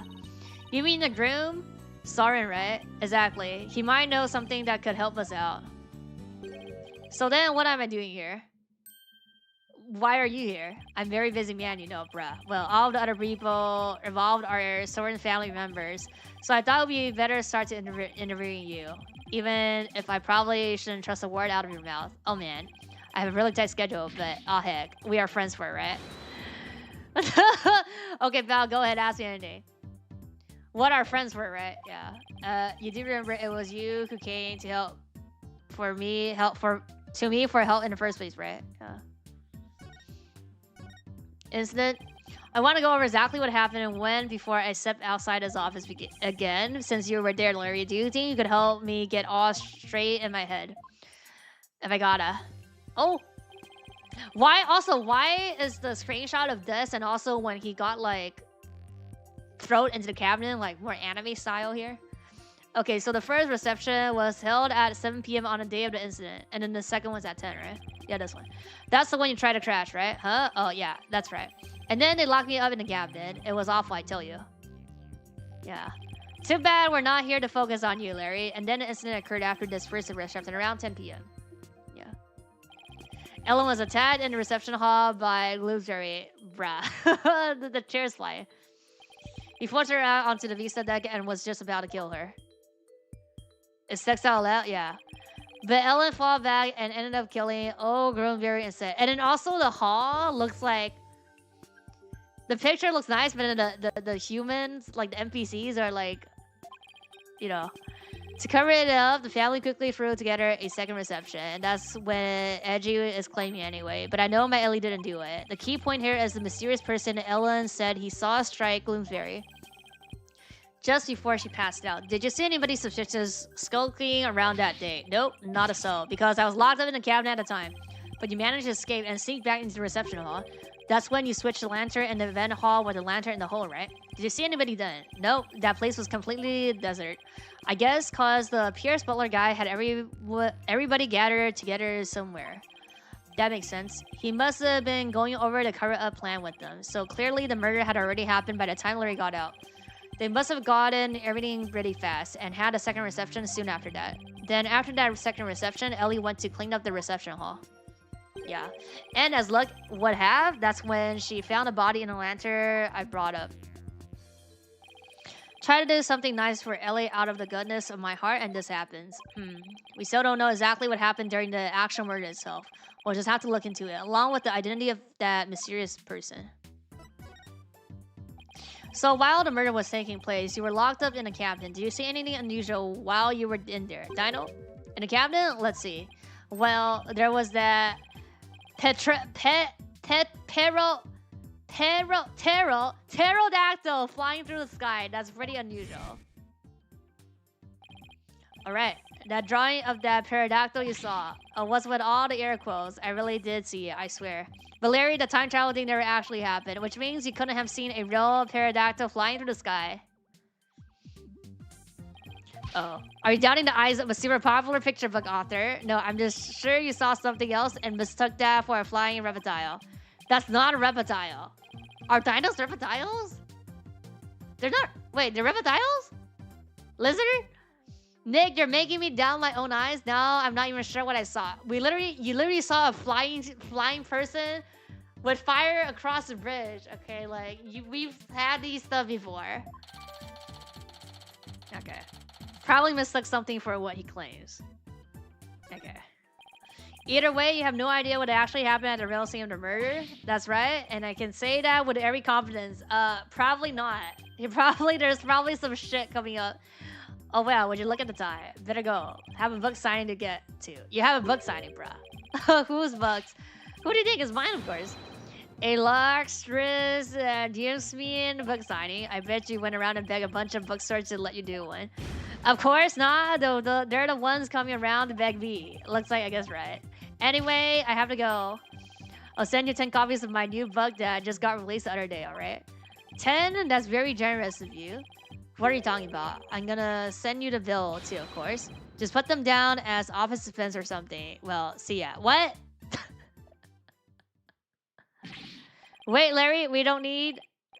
he's gone. What bill?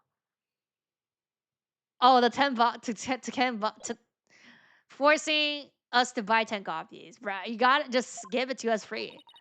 I'll take a copy, boss. Oh, and make sure it's signed. Oh boy, Trucy's not gonna like this office expense. There goes our first lead. What do you want to tackle next, Nick? Right, we should really hit the streets now, huh? How about we go see Ellen? Detention center, always first and last. Sounds good, boss. I bet I can cheer her up. I thought we were going to help Trucy with her magic show again today. Athena? Weren't you supposed to go meet her right about now? Trucy said she was going to practice her new trick on you, if I recall. On me? Really? Trucy shows an important source of income for our agency, you know? You can leave the case to us, so you go ahead and run along now. The reptiles? Dinos are reptiles? Okay. Oh, yeah, I guess they're not mammals, though.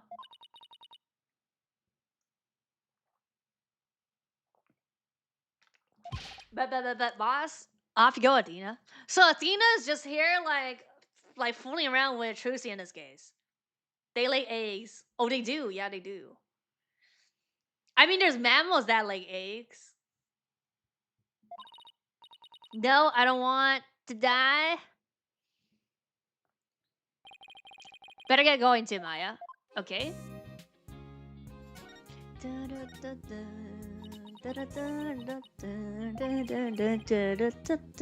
Why the long face, Maya? Can't believe time travel isn't real after all.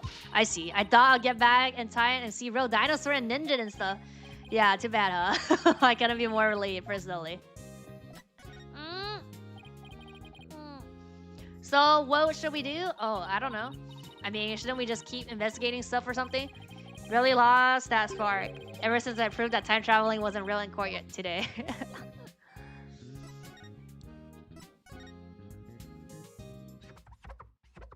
She's still cleaning. Oh, she has it on now? It wasn't on her before, no. How's it on her? Don't we have it in evidence? Oh, my poor sweet Soren. Wonder how he's getting along without me. Hello, Ellen? Oh, Mr. Riot, what's going to happen with the trial, do you think? Well, first and foremost, we have to hurry up and find this mysterious person you saw just before you passed out. Oh. Do you think that person could be the real killer? It's quite possible, and if we can prove that, we can clear you of all charges. Actually, would you happen to know where Soren is right now? He's usually busy with meeting all afternoon, but he should be home by evening. I think I'll better go have a chat with him later then. Why am I being treated to the view of someone's underwear? Mr. Wright, don't tell me. You suggest my see Soren? Well, he's the one who masterminded the second reception after the time skip. So I thought he might be able to tell us something. How could you, Mr. Wright? How could you possibly think my Soren would never kill anyone? Alright. Just calm down. No, not if you're accusing my Soren. Please, I'm not accusing anybody. So please put the pen and ladle down. Alright? Really? Cross my heart. She's basically Apollo replacement, which she had traveled to Korea with him since she tried to ship herself with luggage. You mean Trucy? Athena was with us. Oh yeah, she tried to ship. Yeah, but I meant by like in this case, like Athena and Trucy is like shown, right? But Athena's not in the court with us. Like in the reception of the day one trial, like it was like them like running up, like they're just fooling around basically. Like they don't have anything to do with the case. So for now, would you mind if I ask you a few more things about the case? Better be careful not to provoke her. Also, just realized she has blue eyeshadow. Or that actually that's eyeliner, no? No. It could be both, I guess. Could you tell me about Soren? There's nothing to tell. He's squeakily clean. Alright, okay. Maybe I should avoid the topic of Soren right now. Let's talk about something else then. Fine, but you won't hear a peep out of me about Soren. Talk about pulling teeth. That's all. Pierce. Could you tell me about Pierce then? Pierce. He came to the manor about a year ago. That's fairly new. As a family butler, he's now in charge of everything in the household. Only a year ago, yeah. Did he have some kind of special connection with the family? I'm just amazed, so I'm not privy to such things, I'm afraid. It might have been Soren's order, but Pierce is the one who coordinated the whole thing. He's the one who really orchestrated the grand time travel farce. I feel like it's him, though. Must have quite a bit of authority in that family. Yeah. But no matter how good he is at his job, how could anybody gain that much influence in a single year? I really don't know. I mean, he is an excellent butler. Wouldn't that explain it? Motive? Is it really as simple as that? What you thought was time travel was really just a cover-up carried out by your in-law. Pierce said Soren was the one who ordered the whole thing. I still can't believe it. Even if the second reception was fake. Soren would never use time travel for something like that. He's very serious about his time machine research, you know? I heard there's a reason he's researching time machines, actually. The sister? Something about something he wished he could change. But isn't the whole idea of traveling back in time itself a little fantastic? I don't think so. After all, Soren said real-time travelers do this. Really? Now? You think he knows someone who'd actually travel through time? That's right. I haven't seen it personally, but Soren said as such. So I believe it. Somebody who actually travels through time, huh? It's pretty hard to believe. Thank you, Ellen. You're going out to do your investigation now, aren't you? Yep. That's right. Please make sure you don't cause Soren any trouble, okay? I'm afraid I can't promise you that. What? Is she gonna panda crying to her? Please, whatever you do, please don't upset my poor Soren any further. I'm begging you. I'll do my best not to cause him any unnecessary trouble. Oh, I couldn't bear it if Soren ever came under suspicion. Rather be found guilty myself. Wah. Yikes. Ellen, please don't work yourself up like this. You don't want Soren to worry, do you?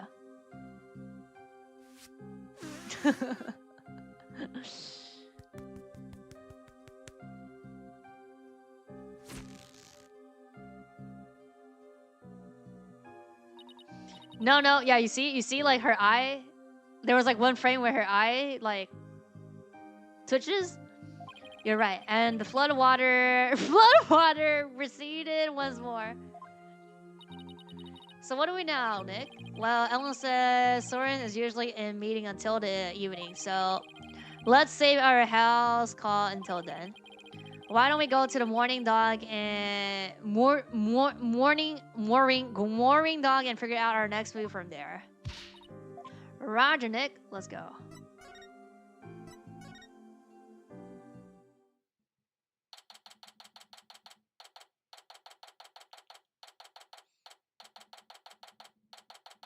Mooring dock.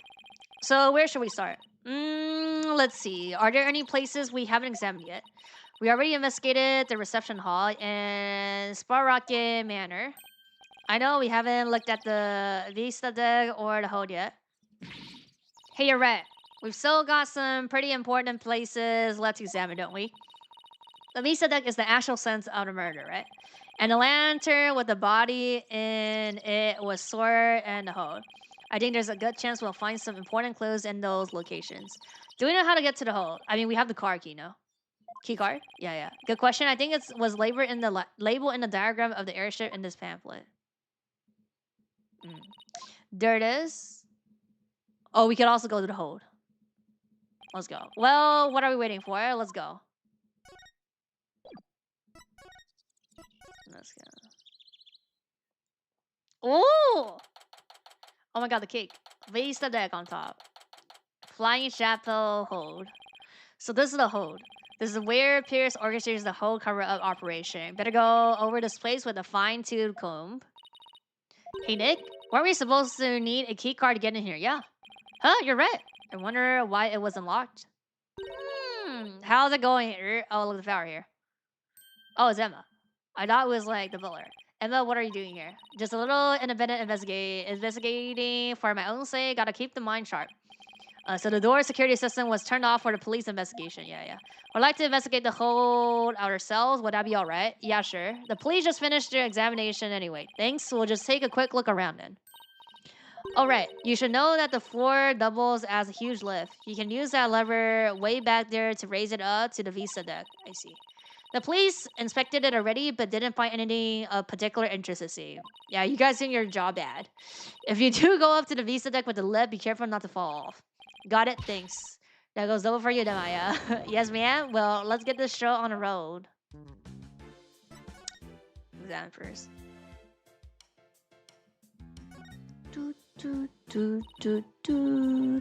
Oh, look, Nick. It's an airplane. I wonder if Soren built that one too. Hey, why don't we take it for a spin? Just a quick tour around the neighborhood. And who do you propose is going to pilot that wooden death trap? Me, of course. Who else? Don't worry, I've seen people fly airplanes on TV plenty of times. I think I'll pass. I've still got my whole life ahead of me. Oh, Maya. Oh, it's a cake, Nick. A cake. It's so big they wouldn't miss one little piece, would you? What day? If you are in that mood for a mouthful of styrofoam, sure, knock yourself out. Oh, just foam. You mean it's not real? Well, it sure fooled me. I was so ready to have some that I'm ready craving cake now. Come on, Nick, let's go get some. Maybe after the trial's over. We have a lot of stuff to do after trial. Huh? It looks like there are some fingerprints on this candelabra, huh? Yeah, I just got done dusting that. Who is it? I was able to pull a set of left-hand prints. Do you know whose prints they are? Yes, the prints belong to the victim. Okay. Nick, I just figured out something amazing. You did? Get this? If the fingerprint on the candelabra were from his left hand, then he is left-handed. Yeah, what do you think of that? Do I have making of a great detective or what? Fake note? You're really silly, Sally, if you thought that deduction was in any way completed. Hey, you're pretty good, Maya. I looked into it myself, and sure enough, the victim really was left-handed. Fake note? Yeah, somebody is not right-handed. Really? I got it right. Awesome. Oh, good for you, Maya. Good for you. That's all you've got to say? I think you did a real great job, Maya. Way to go. I guess one can never have too much info. Now you're talking, hee. But come to think of it, this candelabra isn't in the photo Larry took of the whole, is it? That picture was taken when they were getting ready for the first reception, right? The candelabra must have been brought in here sometime after that then. So, I mean, yeah, 10 to 1. It's still possible it has something to do with the incident though, yeah. Better add it to the evidence file, just in case. But like, prove that he's left-handed, yeah. His dominant hand. Oh, by the way. You can have this powder if you like. Oh my god, we're doing this again. You're giving it to us? Sure. I have 4 other sets, thanks. Feel like there's something more to the candelabra, but I can't put my finger on it. The note, basically. What's that? A wedding bell? According to the pamphlet, it's used on the Vista deck during wedding ceremonies to bless the newlyweds. I guess they disassembled it and stored it away here in the hole when it's not being used. Moo. Ooh? Moo. So there's 2 male peekaboo lantern in the reception hall. That must mean that these 2 are the female peekaboo lanterns. Larry got their sexes mixed up when he replaced the one in the reception hall. Didn't he see the horn? The difference is pretty glaring if you ask me. And yet he managed not to notice. That's what makes Larry Larry. And Larry being Larry is what I've seen more than my fair share of trouble for a lifetime. Oh, Mr. Right? You know that lantern, the victim, was found inside of the reception hall. I'm just about to go piece it back together so the police can examine it. Oh, let's go. Oh, okay. We'll stop by for a look too once you're done fixing it. Yeah. Okay.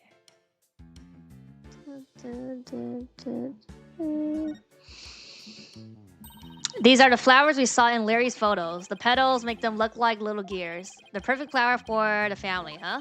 Maybe they were going to shower the couple with the petals. You mean kind of like how people throw rice or confetti? Yeah, like that. Only these were found at the scene of a murder instead. Tea? These must be the dishes and glasses they use for receptions. Very fancy. I bet we'll be in big trouble if we broke any of them. Oh, I want to see Nick. Oh, you young lady need to stay far, far away from them. Nick? You think I'm gonna break them, don't you? Let's just say your rap sheets for breaking things doesn't help your case. Oh. So that's the airship's engine. It's pretty impressive. And Azar rhythmic, like a heartbeat. It's the little heart of the flying traffic. Look at all those huge gears spinning around and around and around and around and around. I think I'm starting to get dizzy. Yeah, me too. Oh. Oh. There's the lever to left Emma told us about. Yeah, let's try going up on it. I'll go flip the switch. There goes nothing. Wait, I'm not even on it yet. Oh. I haven't clicked on the visa deck though. Crime scene, black. Hey Maya, stop the lift, stop the lift. How did it not notice this, bruh? Huh? Oops, sorry. I got a little carried away. Never mind that. Move over a little. Okay. Is that blood? Blood, let me see, bruh. What are you guys doing, huh? Could it be Mr. Gloomberry blood? Well, this lift goes up to the visa deck where the murder took place, so I think that's the most logical conclusion. Bruh. But I thought the victim was clubbed to death and that there wasn't much blood. Something tells me I better take a picture of this. Yeah. I know whose blood it is. Can't you just test the DNA? I should ask him about it some more later. Okay. Can I bring the lift back down now? You got it? I'll go flip the switch again. Green.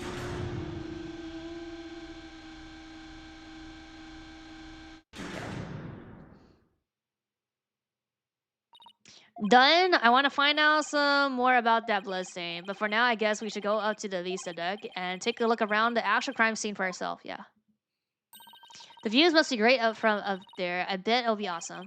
You mean it would be if it wasn't a scene of a murder? Okay, to the visa deck we go. Make sure you actually get on the left this time, Nick. I know. Okay, I'll just flip the switch again, and away we go. Bruh, I want to check this visa deck thing. Guess we'll come back then. Oh.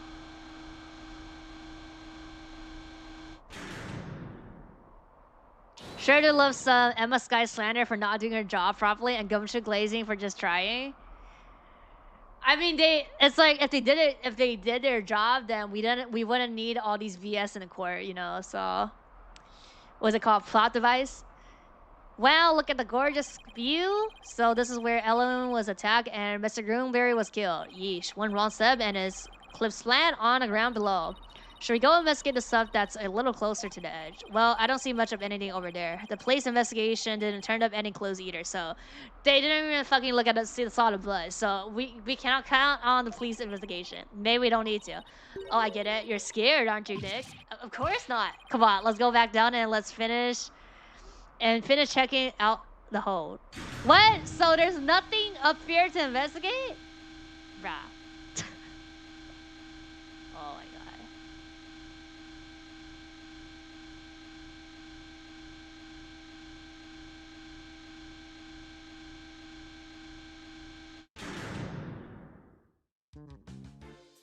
Bruh. Oh, I already clicked. Okay, I clicked on everything then. Well, so we go look at the thing that they fixed here.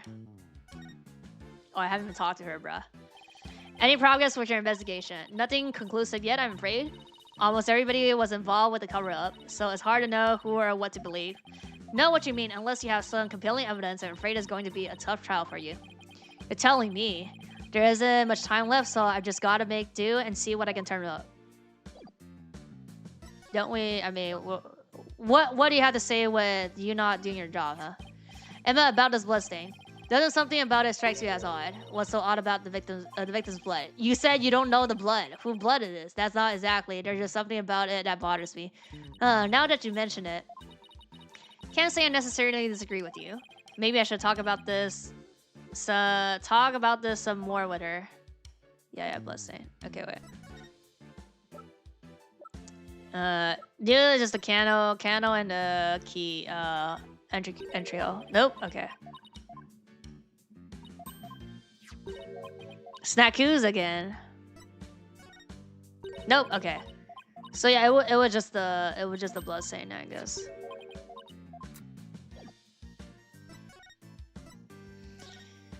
The candelabra. Emma, can we check out this candelabra a little more? A little more. What do you... The powders? Oops. What happened? I almost dropped the candelabra and the candle slipped off, bruh. Uh-oh. Why is this? Well, let's be careful with that. It might be important evidence. Wait a minute. Now what? One of those pins that hold a candle is broken. Yeah. What? That's definitely something fishy about that candelabra. There is? What makes you say that? Call it forensic investigator's intuition. We already did this for Prince earlier, so let's test it for Lumino this time. Knowing Emma, she'll use every test she has at the same time if she could. Just hang on. This will only take a second. Okay. Yeah, just like poke somebody or something. I hope this turns up a new leaf somehow. Well, Emma, did you find anything? Take a look at this. Ooh, what is all that blood doing there? Also left-handed, yeah. Traces of blood were found. Maybe somebody got hurt while they were setting up for the reception. These pins are pretty sharp. But if one of the pins is broken, it means that there was some force involved. Do you think maybe somebody got stabbed? But nobody reported anything like that. That's quite a bit of blood. Wonder whose it is. If I had anything that might shed some light on that, I should probably show it to Emma. Oh, we have to show her. Well, I mean, oh yeah. And then that's like we show the bloodstain. That's why, yeah. And then we see that's the bloodstain. About this bloodstain, what about it? There's something about it that's been bothering me. Yep. Don't forget she's a Nepo baby too, since her sister was like chief prosecutor. Oh yeah, I guess Emma. But Emma doesn't act like a Nepo baby though. And yeah, what's that? They're like just like genius. Like that in that case, like Edgy Boy and Francisca. Like, they're like both like Nepo babies, right?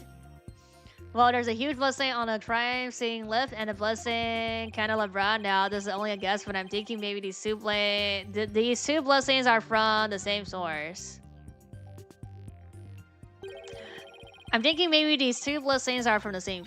I guess that is a possibility. Can we compare the two bloodstains? Would that take a long time? A lot of time. Are you kidding?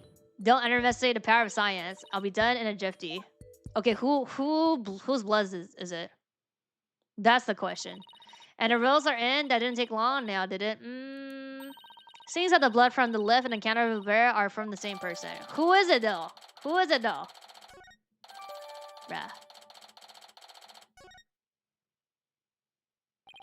Well, the victim was clubbed to death and there wasn't all that much blood. But if this isn't his blood... Yeah. Well, this is just a guess, but what if he stabbed somebody with the candle pin? That would explain both the huge blood stain on the left and the blood on the candle. Oh my goodness! If that is true, then that means there was somebody else present at the scene of the murder, the real killer. It does, doesn't it? This is my substantiate alien statement about a third person. Emma, could you have this blood analyzed? Sure thing. A mysterious bloodstain on a candelabra with the victim's print on it. This might be the thing to back up Ellen's memory of seeing a third person. Next up, the reception hall. It might be worth taking another look around there. The reception hall. The forensic team is in there investigating right now. Oh, they are? Well, we don't have time to just sit around, so let's go check out something else. Good idea. We could go question some people, especially Soren. I have quite a few questions for that guy. Sounds good, Nick. Off to do some legwork then. Yep, I thought we'd head to Soren's house for starters. He was accompanying the police on their investigation here earlier, but he's probably home by now. Great, thanks. Later, Emma. Do we go to the house then? Yeah, we go to the house.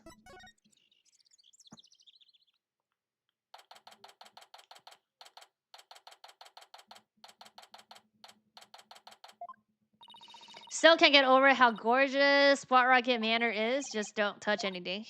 I wasn't going to. She was definitely going to. I was told I had guesses. And thank you for seeing us, Soren. We know you're busy. We'd like to ask you a few questions about the case, if you wouldn't mind. Airplane again. Soren? You're Ellen's lawyer, right? Huh? Yes, that's right. Don't you tell me he doesn't remember me? Will Ellen be found guilty? We're doing everything we can to prevent that. That's why we're here investigating. Will you please tell us what you know? Soren? Alright, fine. What was that pause all about? It was you who gave the order of that large-scale cover-up plan, isn't that right? What large-scale cover-up? Don't play dumb with us. You held 2 wedding reception in order to try and cover up Groomsbury's murder. Ellen thought that, through the power of the timekeeper you built. She traveled back in time. Ah, so that's why there were 2 receptions. He doesn't know. Yeah, wait, does he seriously not know why the reception was held twice? Looks like I have to delve deeper here. So the cover-up scheme, that fake trip through time, you're not the one who was behind it all. Pierre stated in court that you were the one who ordered it to be carried out. Pierre said that? I see. I leave him in charge of everything around me. So whatever he decides is essential my decision too. So I take that you didn't know anything about the cover-up. Nope. That's none of your business. What? But you were in the 2 wedding reception in a row. And still, you claim to know nothing. I have nothing more to say to you. Please leave. But Soren. Airplane?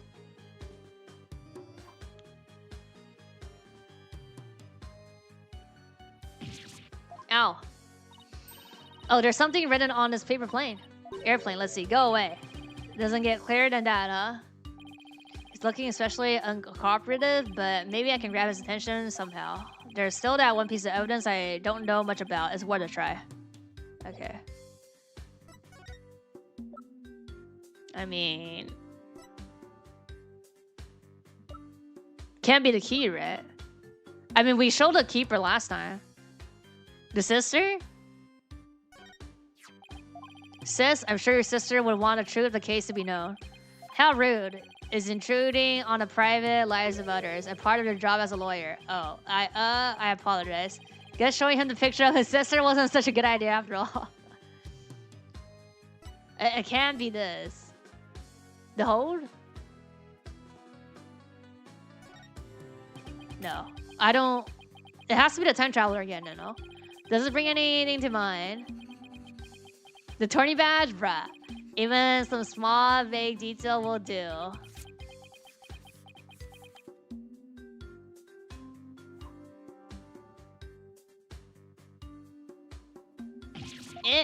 This guy really doesn't want to talk, does he? Here, attorney badge.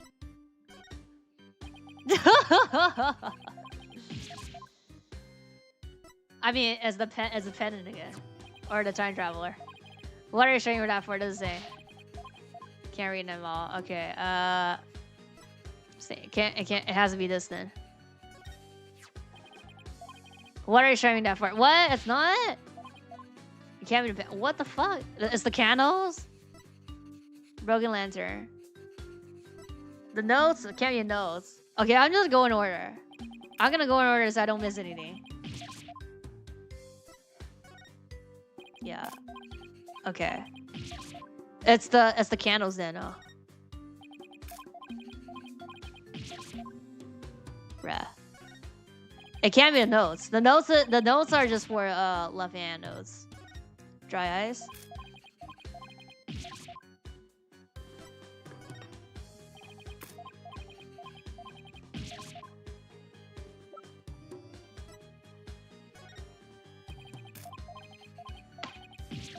Bruh. It's a photo? It can't be the photo. Okay. Didn't I show the photo already? An autopsy? Bruh. It's the candles then.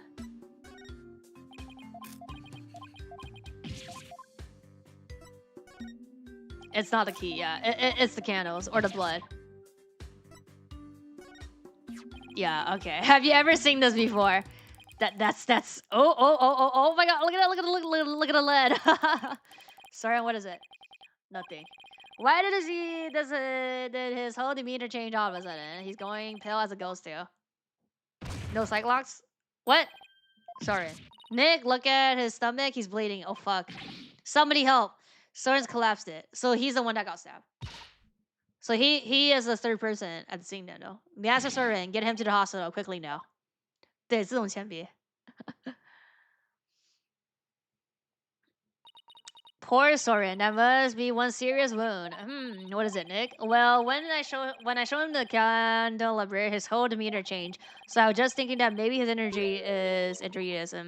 What's this? Oh, it's Soren's notebook. He must have dropped it in a rush to get him to the hospital. Oh, his notebook, huh? Wonder what's written in it, don't you? Come on, you know you want to take a peek. Soren's notebook. What to do? Take a peek. I feel guilty snooping around in somebody's personal notebook, but maybe we should take a little look-see. Well, it's filled with big words written in tiny letters. I guess he uses his notebooks to write down his invention ideas. What else? Huh? What is it? Did you find something? After March 8th of last year, the content of this notebook changes dramatically. Yeah, that's the car accident in quotation marks. Like hell. Well, ever since that day, Soren's been writing down every detail of his life, as in every. He has time loss, or brain damage, memory loss. Maybe he decided to start keeping a diary, but this is way too detailed to be an ordinary diary. Either he's really compulsive, or maybe he's just plain forgetful. But is it really as simple as that? Felt like something happened on March 8th that made him change. The car accident. He was in the car as well. Well, why don't you let me take a look at that, and I'll tell you. She could also channel Selena. Hey, Maya, let's go, or we'll rip it. Now look what you did. You dropped it. So what? You should have just let me take a look. Hell, this is my fault. Oh, no, Nick. It fell into that pool of Soren blood. Bruh.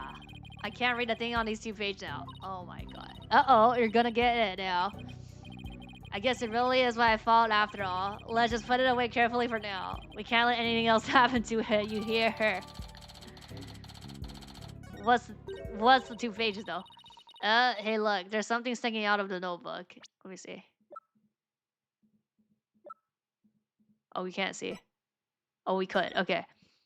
Okay, just writing notes, but idea invention until March 8 last year. Abruptly began to chronicle the events of each day in excruciating detail. However, details of the day of the murder have been rendered illegible. Oh my god, the day of the fucking murder, of course. Bruh. Yeah. Company here dies in crash. I mean the sister, right? It looks like a newspaper article. Let's see. It's about a car accident. Sister died in it. Yeah, March 8th. Yep. Happened on that. The day the notebook completely changed. Oh, wow. What else does it say? It says the driver at the time of the accident was Bloomsbury. How is he a servant working then? It says someone was in a car too, and that he has sustained severe injuries. Oh, I guess he was a driver? In the car? It's just like Pierce said. Soren completely changed after the accident. Newspaper article added to the court record. Yeah. It just says March 3rd, right? So he was driving the car when they got into the accident, yeah. Yeah, severe injuries. That opens up the distinct possibility of Soren holding a grudge against Bloomsbury. You think Soren could have... I don't know. It's not like I have any proof. We should talk to Pierce about this when we return his notebook to him. Though he doesn't seem to be here right now. Maybe he's at the flying chapel. Okay.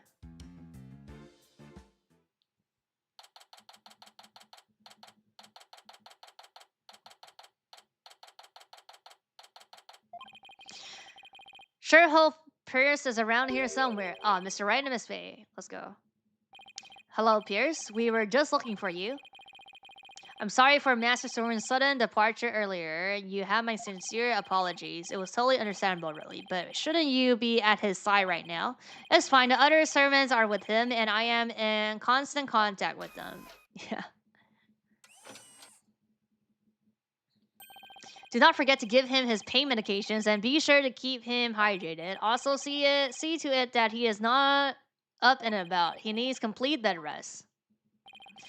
Is this what happens when you're too rich for normal peasant phones? I must return to Master Soren now. But did you want something of me? Ashley, here's his notebook. He dropped it when he collapsed it. I hope Pierce doesn't notice the bloodstain, bruh. Oh, thank you very much for this. I will see to it personally that Master Soren gets it back. Thank you. Okay. I trust he did not look inside. Of course not. Because it is filled with numerous patent-worthy ideas, you see. Look, I know you're busy, but would you mind if I ask you a few questions about the case? We have to go back to the house then, no? This is in public. Well, as I said, I must be getting back to Master Soren. We're going to the hospital together. So if you can make it quick, I would greatly appreciate it. Okay, alright. I'll make this as quick as I can. Let's go. I'd like to ask you about a cover-up you tried to pull off, if you don't mind. I told everything there it is till in court already. Disposing of anything that may harm the family's reputation is simply a part of my job. Sounds like a lovely job suggestion. I have nothing more to say on the matter. He's gonna leave. I will say, I do not think it's wise to spend time on topics that have already been discussed. Right. Oh? Accident? March 8th. Pierce, could you tell us more about this accident? Where did you find that? Uh-oh, it was a notebook, and I did not already tell you about that accident. You did, but you conveniently left out one crucial detail. The fact that Bloomsbury was driving the car at the time. Oh? Oh, did I not mention that? I suppose it simply did not come up then. If he caused the accident, why didn't the family fire him? Yeah. Wouldn't that usually be the natural consequence of such a large mistake? Please not misunderstand. Bloomsbury staying on with the family. Oh. On Master Soren's request. What? That is the type of person he was. I mean, he lost his memories though, I guess. Perhaps it was the influence of Miss Selena's kind nature. He was such a sweet person that even in her last moments, she thought of Master Soren. Not only did Soren not hold a grudge against Bloomsbury, he insisted on keeping him on. No, I really don't understand how that guy's mind works.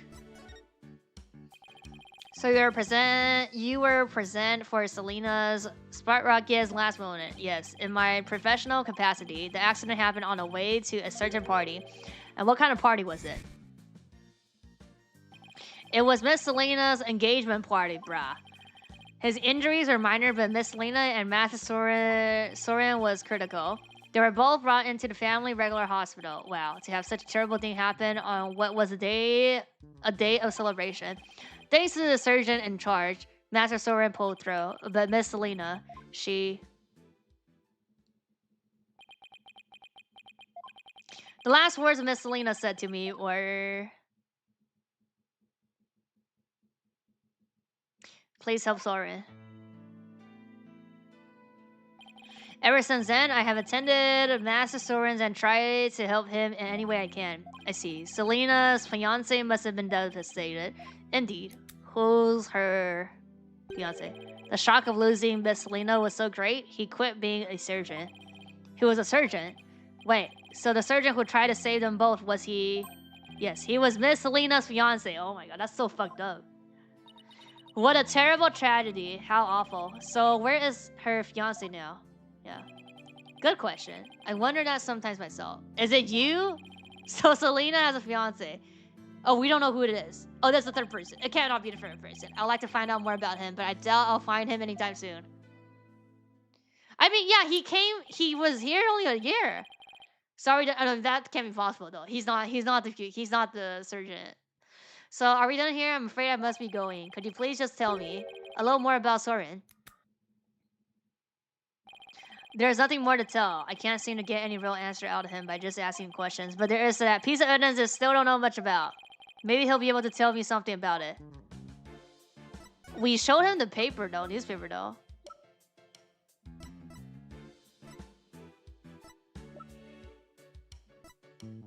Is it the blood? It's the blood. It has to be this again. No. Pierce? Yes, okay. Have you ever seen this candle of blood before? No, I don't know anything about it. Let's go!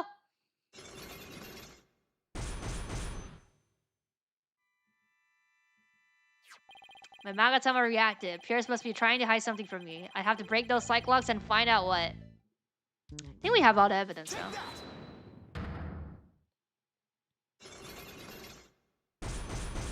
Dun, dun, dun. Pierce, you're hiding something from me about this caliber, aren't you? Do we have everything? We haven't went on to... I mean, we did. We can't investigate at the Vista, so... It's on the caliber from the flying shaft, is it not? Is there something special about it? Actually, yes. There's some blood on it, you see? I think the blood might belong to this person. Take that! Soren has a rather nasty wound on his body, doesn't he? That was easy. Yes, Master Soren is indeed injured. Are there any other people involved with this case injured? Not as far as I know. I see. Then let me ask you this, Pierce. Do you suppose Soren could have been more directly involved than you're letting on? What in the world would you make you think that? Oh, I've got my reasons. His fingerprints were found on this calendar stem. Yeah, Gloomsbury, which leads me to believe that Mr. Gloomsbury stabbed Soren with it. Can I possibly think that Master Soren is the one responsible for the murder? I don't have any conclusive evidence of that at the moment, but I do think he had a motive. This proves that Soren had a motive to kill him. I mean, didn't we say literally like he doesn't have the grudge? Even though it was an accident, and Mr. Gloomsbury was the man responsible for taking Soren's sister away. Bruh.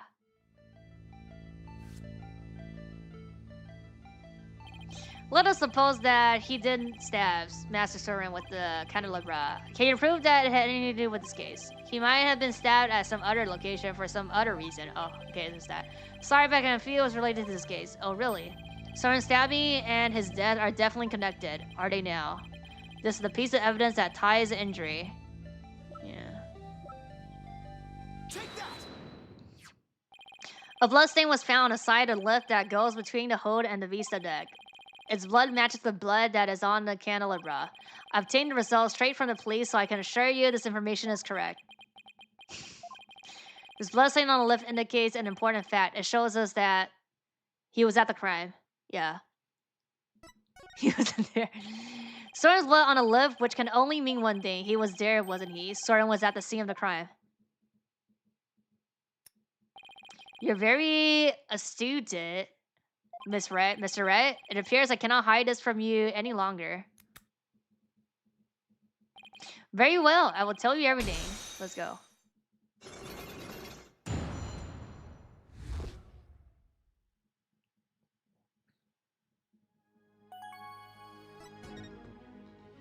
Could you tell me about Soren's injury? Very well.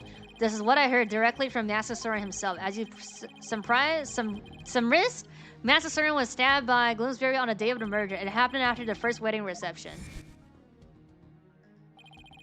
The happy couple was in the reception hall when suddenly he appeared. He attacked Miss Ellen and tried to take her away. Master Soren went to stop him and found himself in a struggle with Gloomsbury. Everybody in the reception hall are like witnesses. That is when Master Soren was stabbed with the candelabra, he said. Even though Master Soren was badly injured, he went after him. So Soren really was at the scene of the murder, wasn't he? Yes, that is correct. However, by the time Master Soren arrived at the scene, Gloomsbury had already been murdered. So Pierce is saying that Soren was at the crime scene, but that he didn't have anything to do with the murder itself.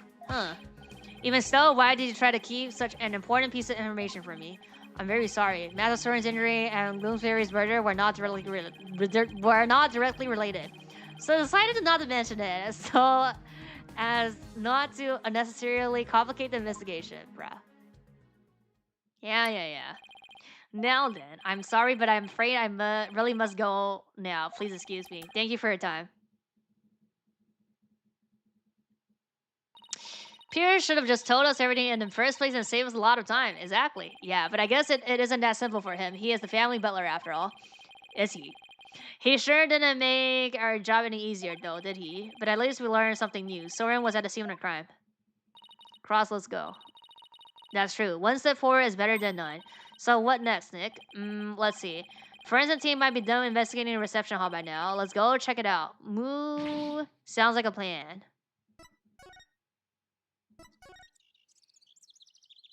Piece of the thing. Oh, cleaning.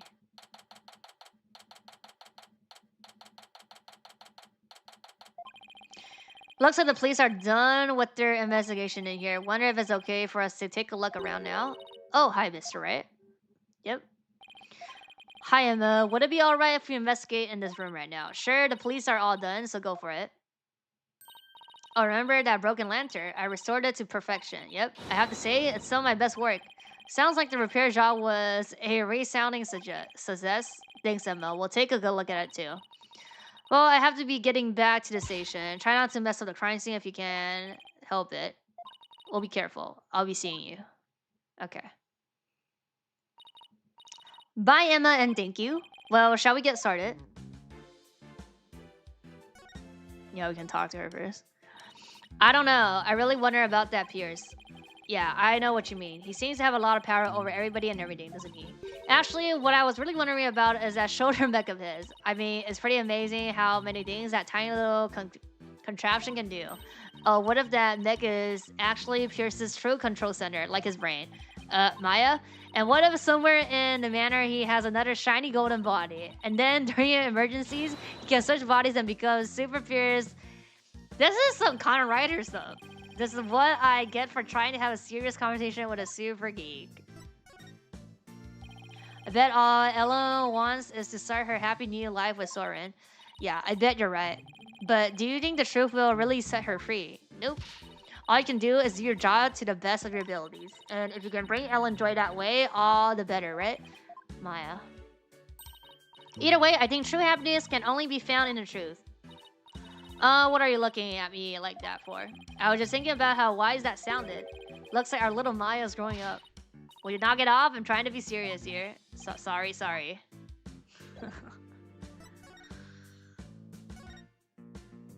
Yeah. Nick, what's wrong, Maya? This hasn't moved an inch since last time we looked at it. It would be pretty creepy if it had. Bruh. Look, we're in the middle of an important investigation, so try not to shout, okay? I was just hoping it had changed somehow, you know? So it would be more interesting. The last thing we need is for things to get more interesting. Oh, you just click on everything again. Oh, this is all same. Yeah. I mean, she's new. The cleaning one? Oh, shiny? Oh. This is where the murder weapon, the timekeeper, was displayed. I guess it's in police custody now. Huh? What's this? A key. Let's go. Let's ask the maid about it. Good idea. She might be able to tell us something. Okay. Excuse me, could I ask you a question? Oh, of course. What would you like to know? Do you know anything about this key? It's the key that starts up the timekeeper. A startup key, that's right. Oh. The first startup of a love ceremony was so beautiful. The bride and groom each had a symbol of their love, and when they put them together, oh, how romantic it was. Let's go. First startup of love ceremony. What exactly did that entail?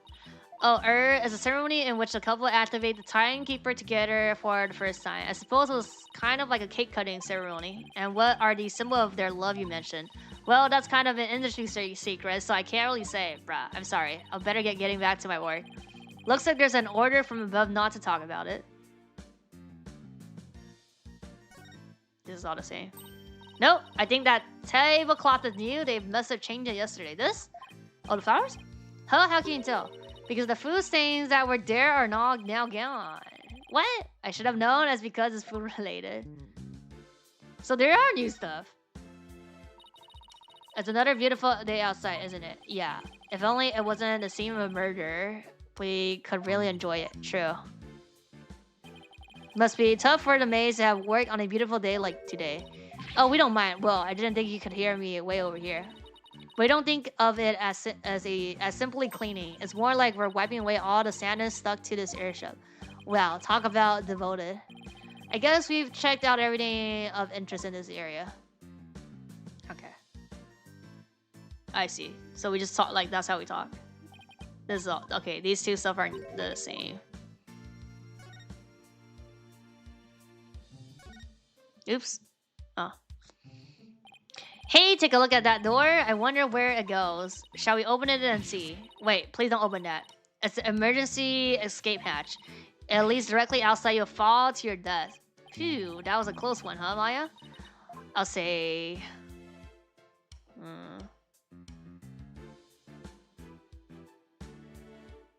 The dry ice. The door. Munyo. Oh, Trojan Munyo. Get a load of that huge set of doors. I bet all sorts of things come and go through there. Insane. This is like elephant. This is all insane.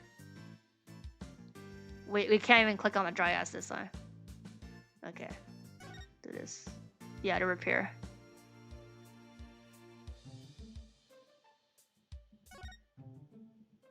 Excuse me, is the fog machine ready to use now?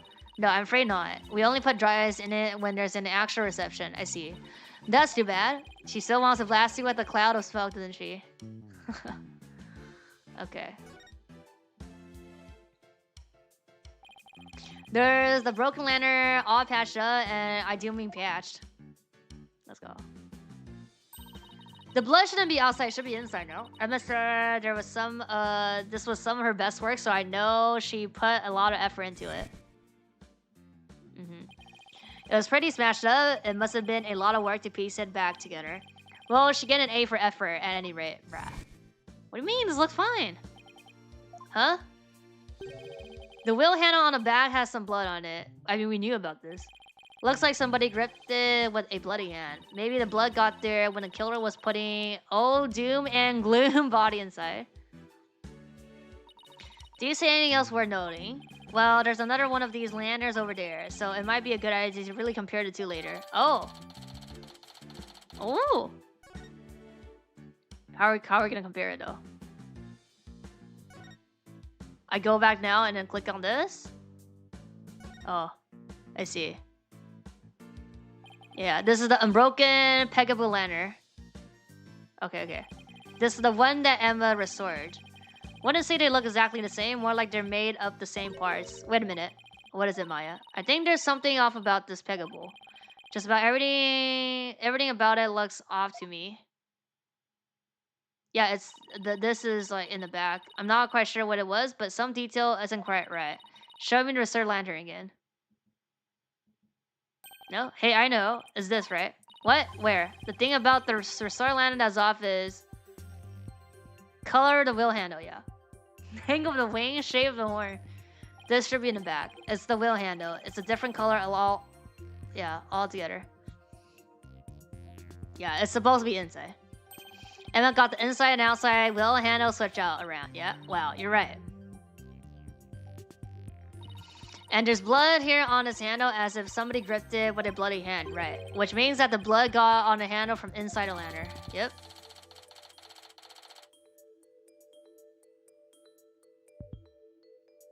Did they fix it? They didn't fix it. Do you think the blood got there when the killer was putting the body in the lantern? It's really hard to say at this point.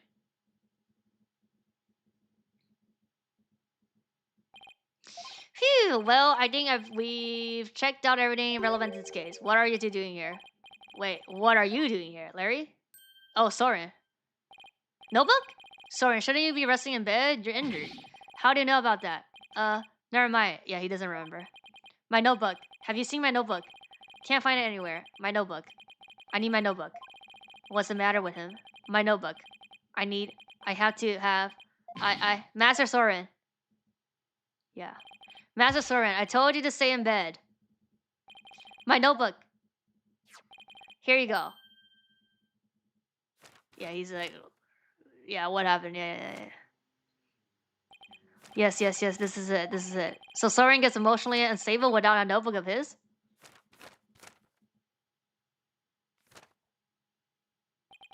Phew. Looks like he calmed down now.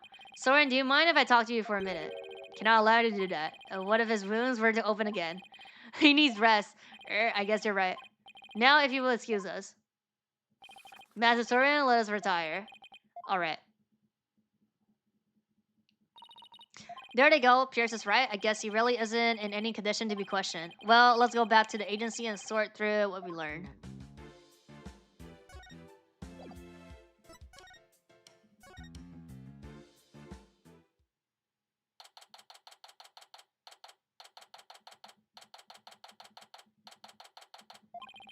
We're back. Anybody here? Oh, hi, boss. Athena, I thought you were with Trucy. I guess you could say that I'm taking a short break, but enough about me. What about the investigation? Did you find out anything? Well, it turns out that the third person, Ellen, says she saw the crime scene might have been Soren. What? Really? Always thought that he seemed suspicious. The thing is, by the time Soren got to the Vista deck, the murder had already occurred, apparently. No way! I don't buy that. Not for a second. It's a cover-up, I tell you. That's certainly a possibility, and as a lawyer, it's certainly a possibility I have to pursue. But what? It's your job, right? So pursue the heck out of it. Just do it. Yeah, but is that really what's best for Ellen? Soren could be found guilty if the truth comes out tomorrow. But if we don't pursue this possibility, Ellen could be found guilty instead. Oh man. Either way, it sure doesn't spell out happily ever after for the two of them. I mean, she's gonna have a meltdown, like when we cross him. Or even like accuse him. So what are you gonna do, Mr. Wright? I can't let an innocent person get convicted, so I guess all I can really do is pursue the truth, even if it ends up devastating Ellen. What a tough call to make. That's like every like couple or like every couple that had been in cases like end up like this. Like no happy endings. Still, there's always a chance, right? I mean, it's like happy endings, but it's like, you know, maybe some things will come up during the trial that will save their marriage. I hope so. I really do. Well, Maya, let's go. Break the news to Ellen, you mean? Yep. Let's go. Please take me with you. I bet I can help you console Ellen through this piece of bad news. Athena, I appreciate the offer, but yeah, we need a therapy in court tomorrow.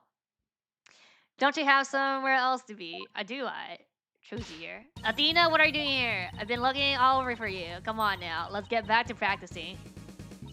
No, wait, my body can't take it anymore.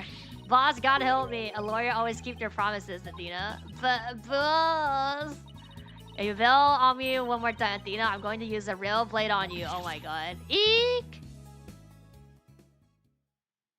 Bruh. Sorry, Athena, but somebody's gotta do it. Better you than me, though. Bruh. Hang in there, kiddo. Come on, Maya. Better get going.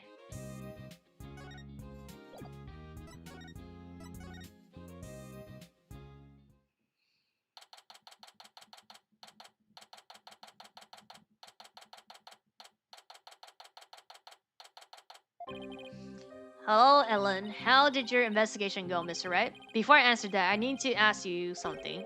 Was Soren with you when Mr. Gloomberry attacked you in the reception hall? I'm sorry I kept it from you. I was afraid that he would come under suspicions if I told you, so I kept quiet about it. I'm really sorry.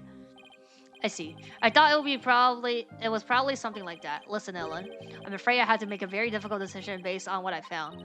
What kind of decision? This is very hard for me to say, but the mysterious person you saw at the scene of the crime was most likely Soren. What? In other words, in court tomorrow, I'm afraid I'll have to propose the possibility that Soren is a true culprit. No. Soren is innocent. No. But don't you see? If I don't try to pursue that line of thought, you'll be found guilty. No. She's gonna be like, I killed it. Like first thing tomorrow. Like for the testimony. Please, Ellen. Calm down. Soren just can't be found guilty. I'll much rather be found guilty instead. Ellen, you can't let yourself think like that. But no. Marriage is for life, right? Do you really think you can run away from the truth and still be truly happy with him? You're not married, so how can you possibly understand? Sometimes you just gotta do whatever it takes to make things work. But, Nick, you talk to her. Hey, don't just dump this all on me. Mr. Right, I'm innocent, and Soren is too. So please. We accusing him doesn't mean that he's gonna be guilty. Prove our innocence in court. I'll certainly do everything in my power. I just hope she doesn't lose control like this in court tomorrow. I mean, it'll be fine. We need Athena. We need Athena. Okay. Athena therapy session, come on. Day to trial.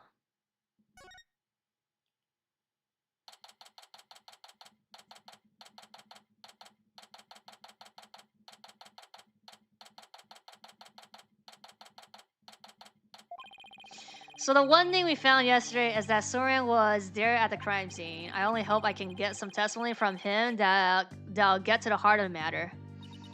Mr. Wright, good morning, Ellen. Look, I'm afraid you might not like the result of today's trial. Nevertheless, don't tell me you're still thinking of going that route. Soren's innocent. He can't be found guilty. Take me instead. Ellen, please, try and get a hold of yourself. No crying, just immediately doing that. Okay. I believe in Soren with all my heart, so how dare you doubt him? Regardless of which one of them is found guilty today, it's going to be devastating for Ellen, isn't it? We'll just have to do everything we can. That's the best we can do, you know? The trial's about to begin. Alright, let's go, Maya. Yeah.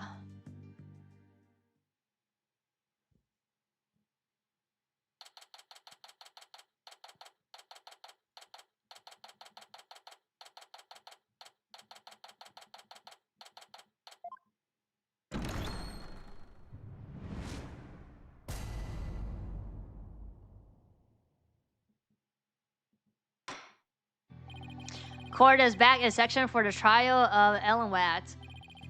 The defense is ready, Your Honor. The prosecution is ready, Your Honor. Let's see now. Where are we? In yesterday's session, we found out about the family's conspiracy to cover up the murder of Bloomsbury with a second reception. Taking advantage of our collective shock, the defense, as usual, made a nonsensical claim, namely that there was a third person presented who struck the victim. Hey, don't try to make it sound like I made it all up. The defendant herself made a statement about the existence of a third person, and further investigation had only proved her statement to be true. Then I presume the defense intend to focus on proving the identity of the third person. Is that alright with you, Mr. Edgeworth? Indeed, Your Honor. In fact, I predict that the defense will most likely attempt to name Soren as the true culprit. How did you... The driver during the accident, he's just saying everything. The accident that killed his sister was the victim. Therefore, he had a motive to murder. That's what you plan to assert, is it not? And my dad transparent. Come on, come now, Mr. Wright. Did you really think the police wouldn't uncover this information? Congrats on getting it in one, Mr. Edgeworth. But, you're wrong. Soren didn't do it. He's innocent. Shut the fuck up, bitch. Miss Watt, please. He's innocent, I tell you. What's this, Mr. Wright? I thought you claimed about the existence of the third person came from the defendant. It did. This is just a minor hiccup. Did you not discuss your strategies today with the defendant? Right. Starting off on the wrong foot again and seriously cutting into my lifespan. It would appear that the defense is in disarray. Therefore, the best way to clear things up is to ask him himself what happened. Your Honor, the prosecution would like to call Soren to the stand. What? Very well, please bring him to the witness stand. Is he well enough to... Okay.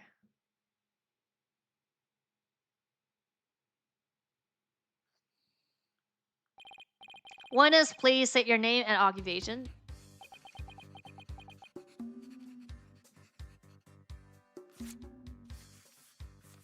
I mean, he doesn't, because the blood got onto the 2 page, he doesn't remember what happened on the 2 days without the notes. Oh, there's something written on this paper airplane. Let's see. Soren, managing director of the habitation. Please give your answer in words, not paper airplanes. Now then. Please tell us that doubting lawyer that what really happened at the time of the crime. Well,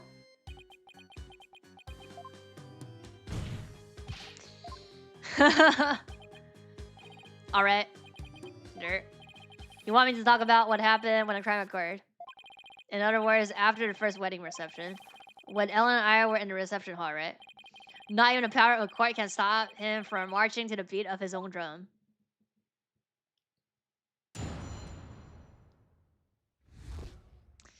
What he remembers. I was stabbed by Dumas in the reception hall and then collapsed to the floor. The next thing I saw was Ellen and Dumas on the visa deck. I knew Ellen was in danger, so I headed for the visa deck. But when I got there, Dumas was ready. I don't want to believe it, but it must have been Ellen. Nothing else makes sense. Yeah. Wait just a minute here. You actually think she killed the victim? That's right. Dumas was killed by Ellen. This is unbelievable. How can you suggest your bride a woman you love? Objection! Be like, there's no other possibility.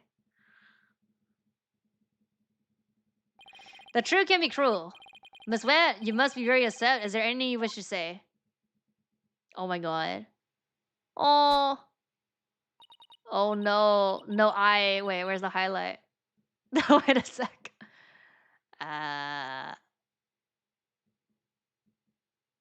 Right here. No, I can't believe this, Soren. I thought that at least you would believe in me. The best way now to show your love for your groom is to admit your guilt and try to atone, bruh. Soren. Mr. Edgeworth, I haven't even crossed the witness yet. And quit picking on the clearly distraught. Yeah, that's not so cool, Mr. Edgeworth. A court is where we seek the truth. And the truth is unyieldingly even to the truly fitful. Mr. Edgeworth, I find it distasteful to make a lady cry. To your honor? So what are you going to do, Nick? If the third person Ellen saw on the visa deck was Soren, then we have to prove Soren was there at the time of murder. I don't see any obvious inconsistency in his testimony, but we have to push forward. Okay, I get my highlight back.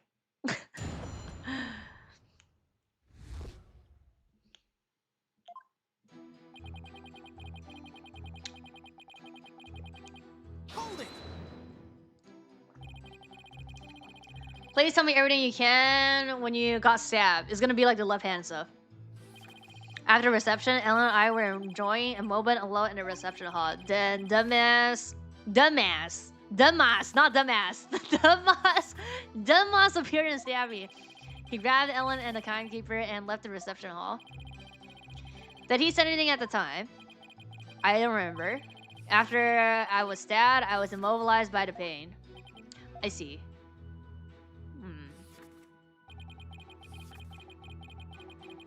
Hold it! The vista deck, huh?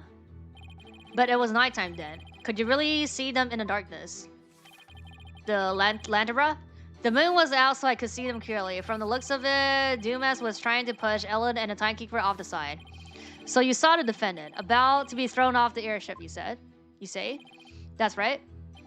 In such a desperate situation, it would only be natural for her to fight for her life, and the murder weapon was right there within her grasp. Ugh, this isn't going well at all. I've got to do something fast.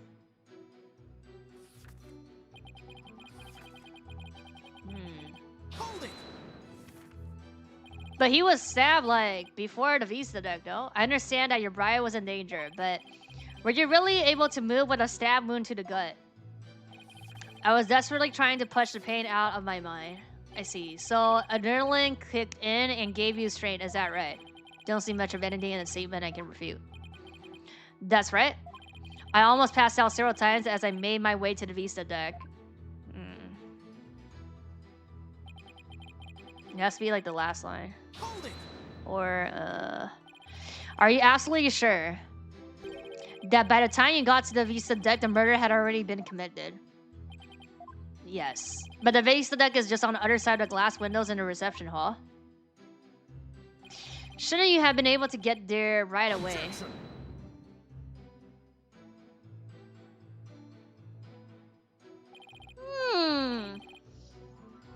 Have you investigated nothing?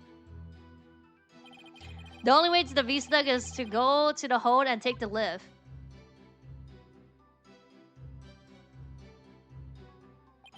No matter how much one hurries, it would take at least 10 minutes. Well, that's unhelpful, but Soren had to have gotten there before the murder, or my claim won't stand. Do you have any ideas for me, Maya? It's definitely easier to prove that someone did go to the hole than not. I mean, you can't leave anything if you don't got someplace, right? Can't leave anything. Wait a minute. I think Maya's onto something here. The lack of certain something actually proves that Soren didn't go to the hole. The lack of what? What's the matter? Are you stumped already? No, I am far from stumped, Mr. Edgeworth. I know for a fact that he didn't go to the hold. Huh? You and your Paverton bluffs. His blessing on the lip proves that he went through the hold. So what possible proof could you have that he did not in fact go through there? You want proof? You got it. You can do this, Phoenix. There's gotta be a proof that Soren didn't go through the hole. There is? Well, this proves that he didn't went through the hole.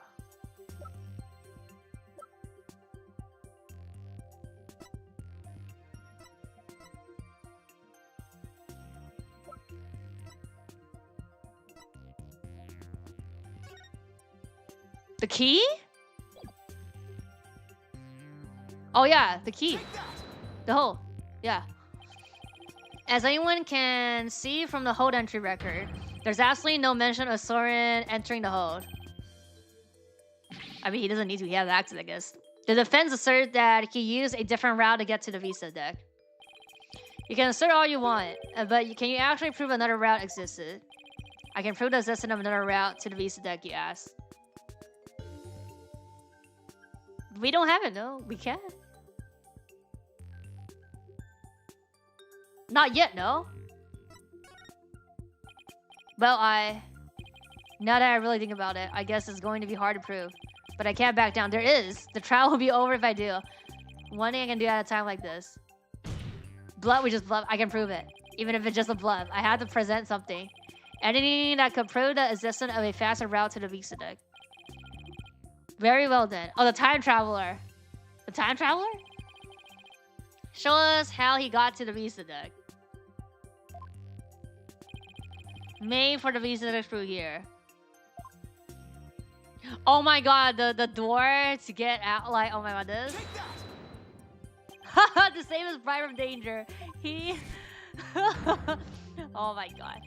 Opened the escape hatch and made his way along the outside wall of the Visa deck. How? Isn't that right? With the stab wound as well? I don't think so, man. Oh my god. Nobody questioned about this? Okay. 有证据吧？没有，有的。我有证据，我没有证据。Then that would certainly be a much faster route to the V stack. 因为有时候他问你有没有证据，你说有证据，但是你没证据，他会扣你血的。There's times when they ask you if you have proof and then you say you have it, and then you don't have it, you would get like punished. That has happened before, so just say. That would certainly be a much faster route to the Visa deck. Yeah, let's go. I'm disappointed, Mr. Right. Is that really the best you can muster? That escape hatch is not meant to be used to get from the reception hall to the Visa deck. One slip and that's all it would take for him to plunge to his death. I have to agree. The defense claim is really stretching it. I feel like it's impossible. I understand how it sounds, Your Honor. But at this point, it's too early to definitively say that he didn't go that way. So that's what you're going with then, I take it. Of course, Your Honor. This is real life, Mr. Right, not some cinematic, drama, or comic book. 有证据说没有，就是刚刚呀。他就说不行，必须得虚张声势，然后你得选证据，就像刚刚嘛。Do you have some sort of logical explanation to share that would convince us of your claim? I do. Are you sure, Nick? Kind of. Actually, I have nothing. So I'll just have to wing it somehow.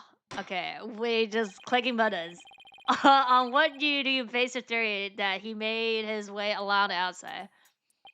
My theory that he was able to go along outside while inside the danger was power love. Power money! Power money! Power love! Power love! To save the bride he loves, the groom risked his life and rushed to her side. Yeah. He was able to make it to the Vista deck despite the danger. Because of the power of love. The power of love? That love is a source of strength that can help one overcome any obstacle. I think I can relate. Thanks to my own long, happy marriage. Well, he actually seems to be buying it. The power of love, you say? That kind of illogical argument is hardly viable in a court of law.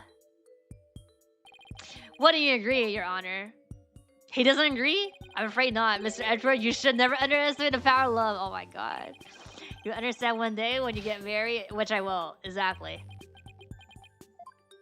Exactly what is so wrong with wishing to remain unwed. Way to set him off, Your Honor.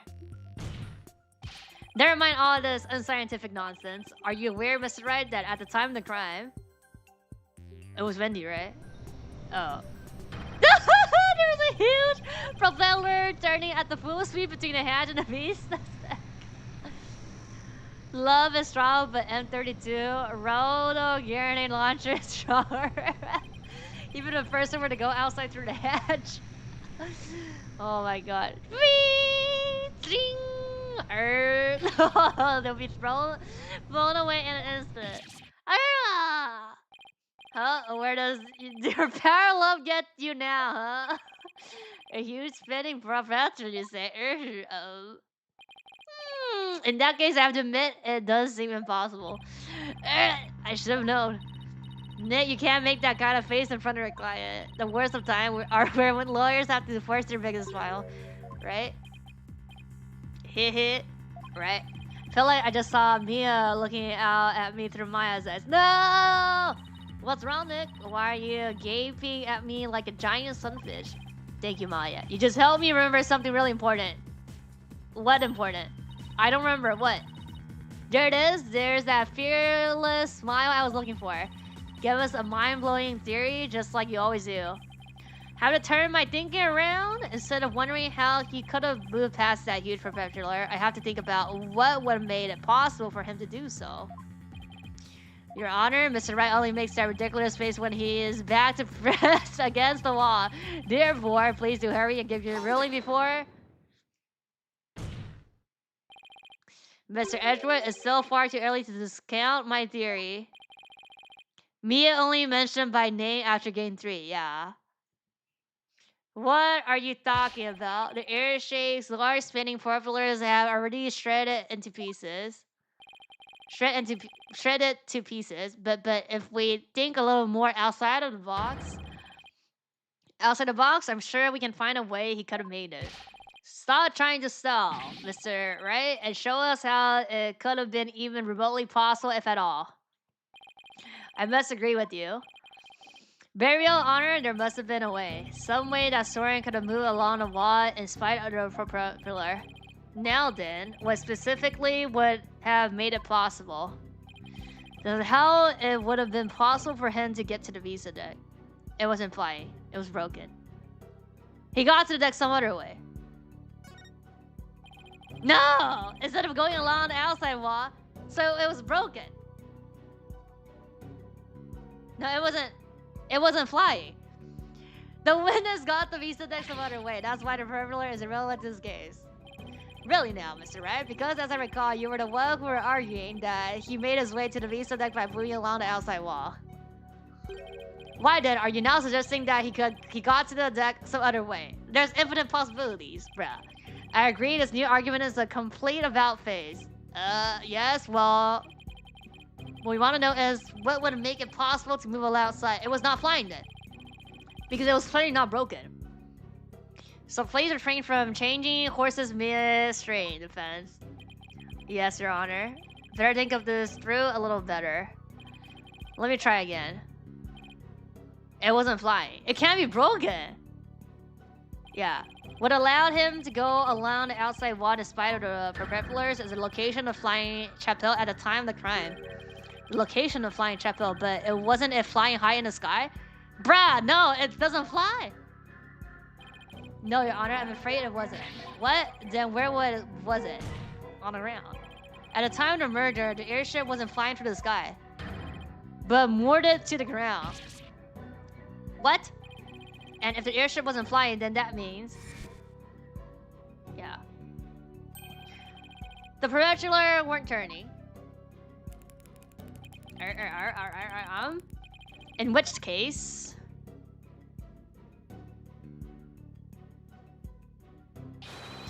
He could have gone to the Vista's deck and landed on the outside wall. Isn't that right? Oh! Eek. Oh my god. I just noticed the... Oh my god, the finger. the thumb? I don't remember. Oh, he stabbed himself with his pencil. That's gotta leave a mark.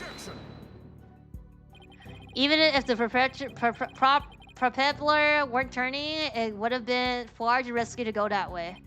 But Mr. Edgeworth, you're forgetting about the power of love. Yes, the amazing power of love. Not us again. Very well, for the sake of argument, let's assume the so-called power of love made it possible for him to move along the outside wall of the airship. Can you prove that the airship was tied to the ground as you claim? Well, I don't have any evidence that proves where the airship was at the time. You can prove it, can you? Maya, can you think of anything we can use to prove it? Can't say I can. Oh wait, didn't somebody see something outside the window at the time of the crime? The fucking dino? I think I remember somebody saying as much. Do I have a piece of evidence that shows that what was outside the airship? Yeah. Oh my god, it's the dino? Well, what are you waiting for? This piece of evidence shows that it was what was outside the airship at the time of the crime. Oh my god. Take that! Right, yeah, at the murder. What kind of a lousy drawing is that? It's a drawing made by Larry Buzz. Huh? And what can you prove with that poor attempt at artistry? Larry made his drawing before he switched to lanterners, so it must have been right around when the murder was being committed. Now, if you could direct the court's attention here. That's lantern, I guess? Is that a pterodactyl? Does that mean that the airship actually went back in time to the Cretaceous period? We already proven that the time travel is nothing more than a gimmick, did we not? We did, and I have no intention of bringing up that argument again, but this drawing shows us an important piece of information. It shows that the airship was actually moored onto the ground. And what makes you so sure? That's easy. All you have to do is consider who made this drawing. Yeah.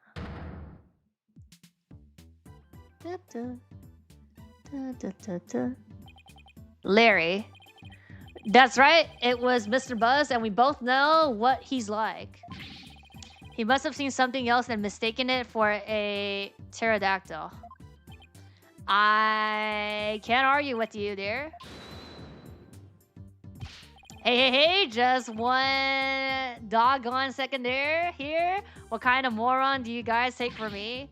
Take me for? I saw it with my own eyes. A pterodactyl flew right in by the window, I tell you. I have the sharp eyes of an artist, don't you believe me? No. Nope. Some friends you guys are. What about the judge? You believe me, right, Your Honor? You literally said you believe in time travel. I'm sorry, but I'm afraid you need to leave this courtroom. Believe me if you would, bruh. Come on, buddy, let's go. Why does anybody believe me? Bruh. Good that we're not crossing him, I guess. Don't take it personally, Larry. I know you're just being, well, you. And now that. So you're saying that what he really saw bears some relation to what was outside the airship at the time of the murder. Yes, Your Honor. At least I think it does. What does pterodactyl really is will prove the airship was anchored at the mooring dock. It had better anyway. If it doesn't, my whole argument is a bust. So what is it? If you're that confident about it, then please go ahead and tell us what it really is. Yes, Your Honor.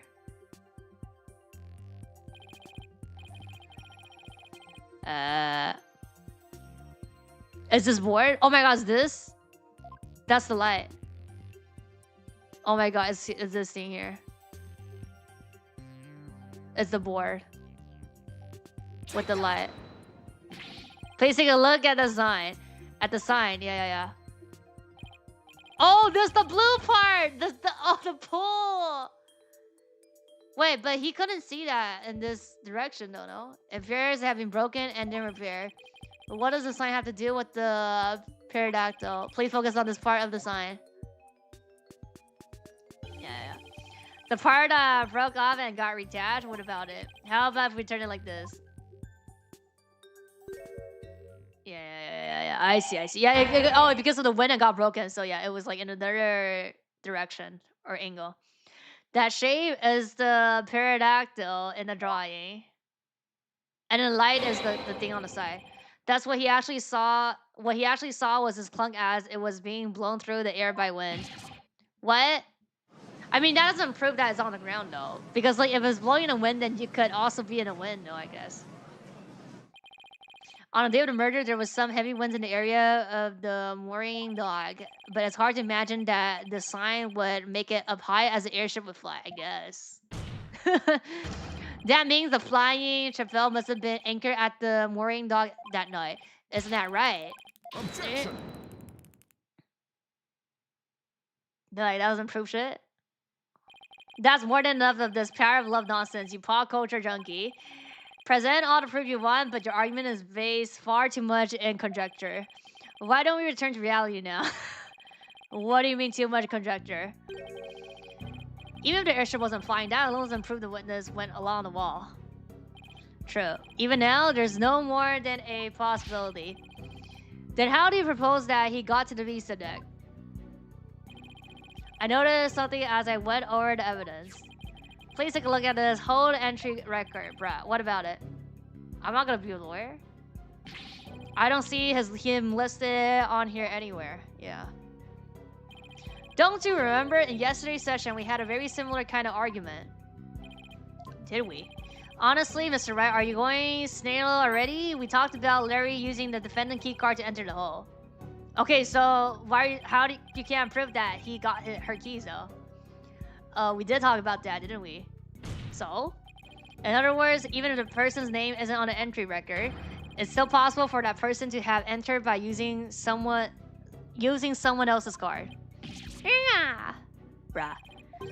You entered the hole with Pierce, didn't you, bruh? No. I did. Fuck. What? Why didn't tell us that in the first place? Yeah. Pierce is indispensable.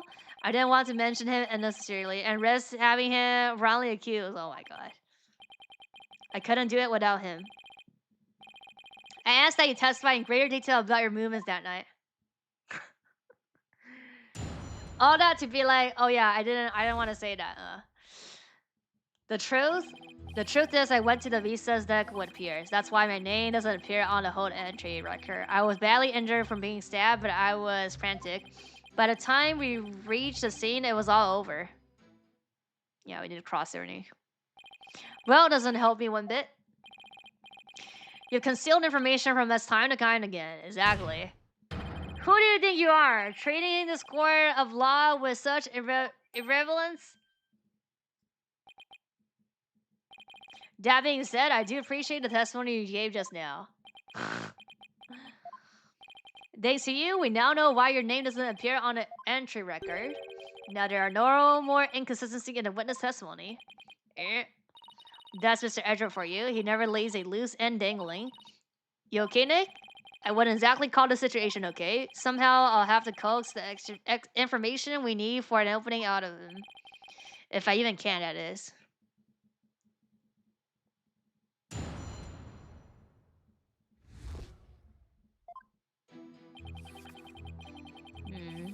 Hold it! You didn't mention this because you didn't want him to fall under suspicions. Is that because he has something to hide? I just didn't want police to take up his time with all their questions, that's all. Neither the company nor the household would function smoothly without him. I see. Wow, it sounds like Pierce is absolutely indispensable to the Spet Rockets. Anyway, getting back to your statement. When did you meet up with him? We met up on my way to the Vista's deck. I think Pierce and some of my relatives were on another floor, but Pierce heard the commotion and came running to my aid. He could hear the pandemonium all the way from another floor. Yes, add everything.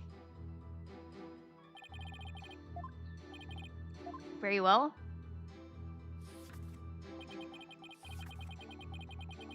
He came running. Did he come alone? I believe some of his subordinates were with him, but I don't remember exactly how many.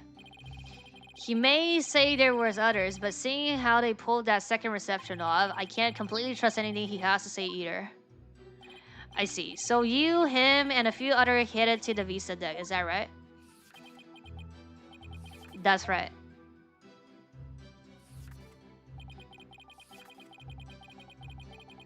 Hold it! Your name doesn't appear on the hold entry record because you enter with him using his key card. That's right. So I guess the hold entry record doesn't matter as much as we thought. But now that Soren's saying that he was with Pierce and a few others, it's pretty tough to refute that statement. What's the matter, Mr. Wright? Can't guard your tongue? Did you finally realize there's no point in continuing this trial any longer? Of course not. I'll wipe that smug lug off your face. Please continue with your testimony.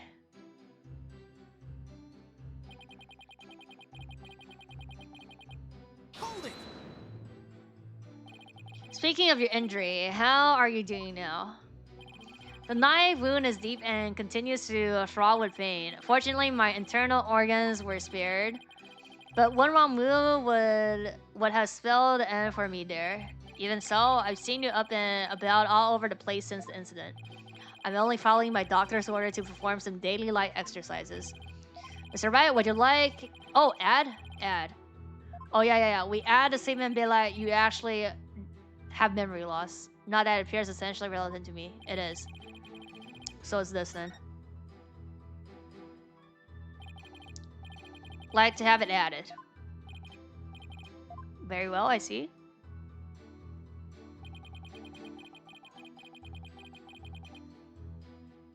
Hold it! Your injury was really that deep?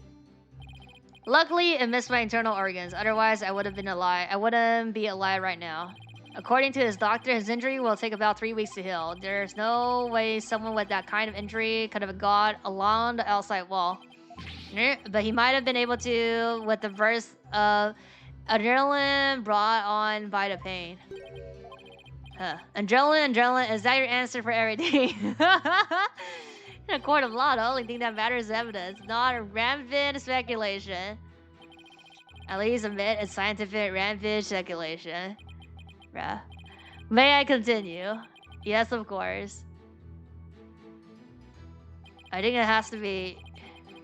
I think it has to be like we show that you have injuries. So you still insist that you reached the Vista deck after the murder had occurred. Is that correct? Yes, that's right. Ella must have killed him. There's no other explanation. I guess whether Paris was with Soren or not doesn't change the outcome. I guess not. In fact, more witness actually makes it worse for us. Yeah. So another cover-up, huh? That Soren has too many secrets. Bet he's still hiding other things too. Definitely a possibility. But in a situation like this, what we have to do is go back to the basics. You mean go over the testimony and check for any lies or inconsistencies? You got it. Alright, Nick, let's go for it. It has to be like... Came running. Badly injured from being stabbed. Frantic. Knife wound deep. Probably.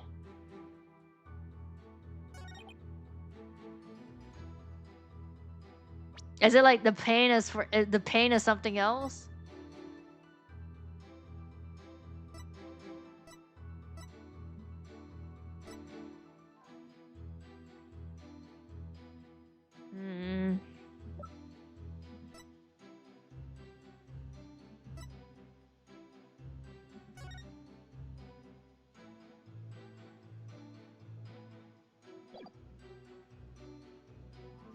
Drop in plane? Is it this? It's either this line or the line before. 双子恶魔同款配色。不是同款配色。It has to be this line or the line before, no? And I'm thinking we should do... It has to be something about this, no? Objection! Nope, okay. Your Honor, I have a feeling this piece of evidence contradicts the witness statement. A feeling defense? Yes, Your Honor, or rather a hope that it indicates a contradiction, bruh. Mr. Wright, is there or isn't there a contradiction here? It looks like there is, but there really isn't one, is there? Are you asking me? Because what it really seems like to me is you're asking for a penalty. Thanks for that. Definite and definitive answer, Your Honor. Oh my god. What a lawyer like you, Mr. Wright. Even I feel bad for a defendant. Well, you don't have to feel bad for her for law. I'll get it right next time. You'll see. It has to be this line, then. I was badly injured for being stabbed, but I was frantic. He wasn't stabbed? Is it this?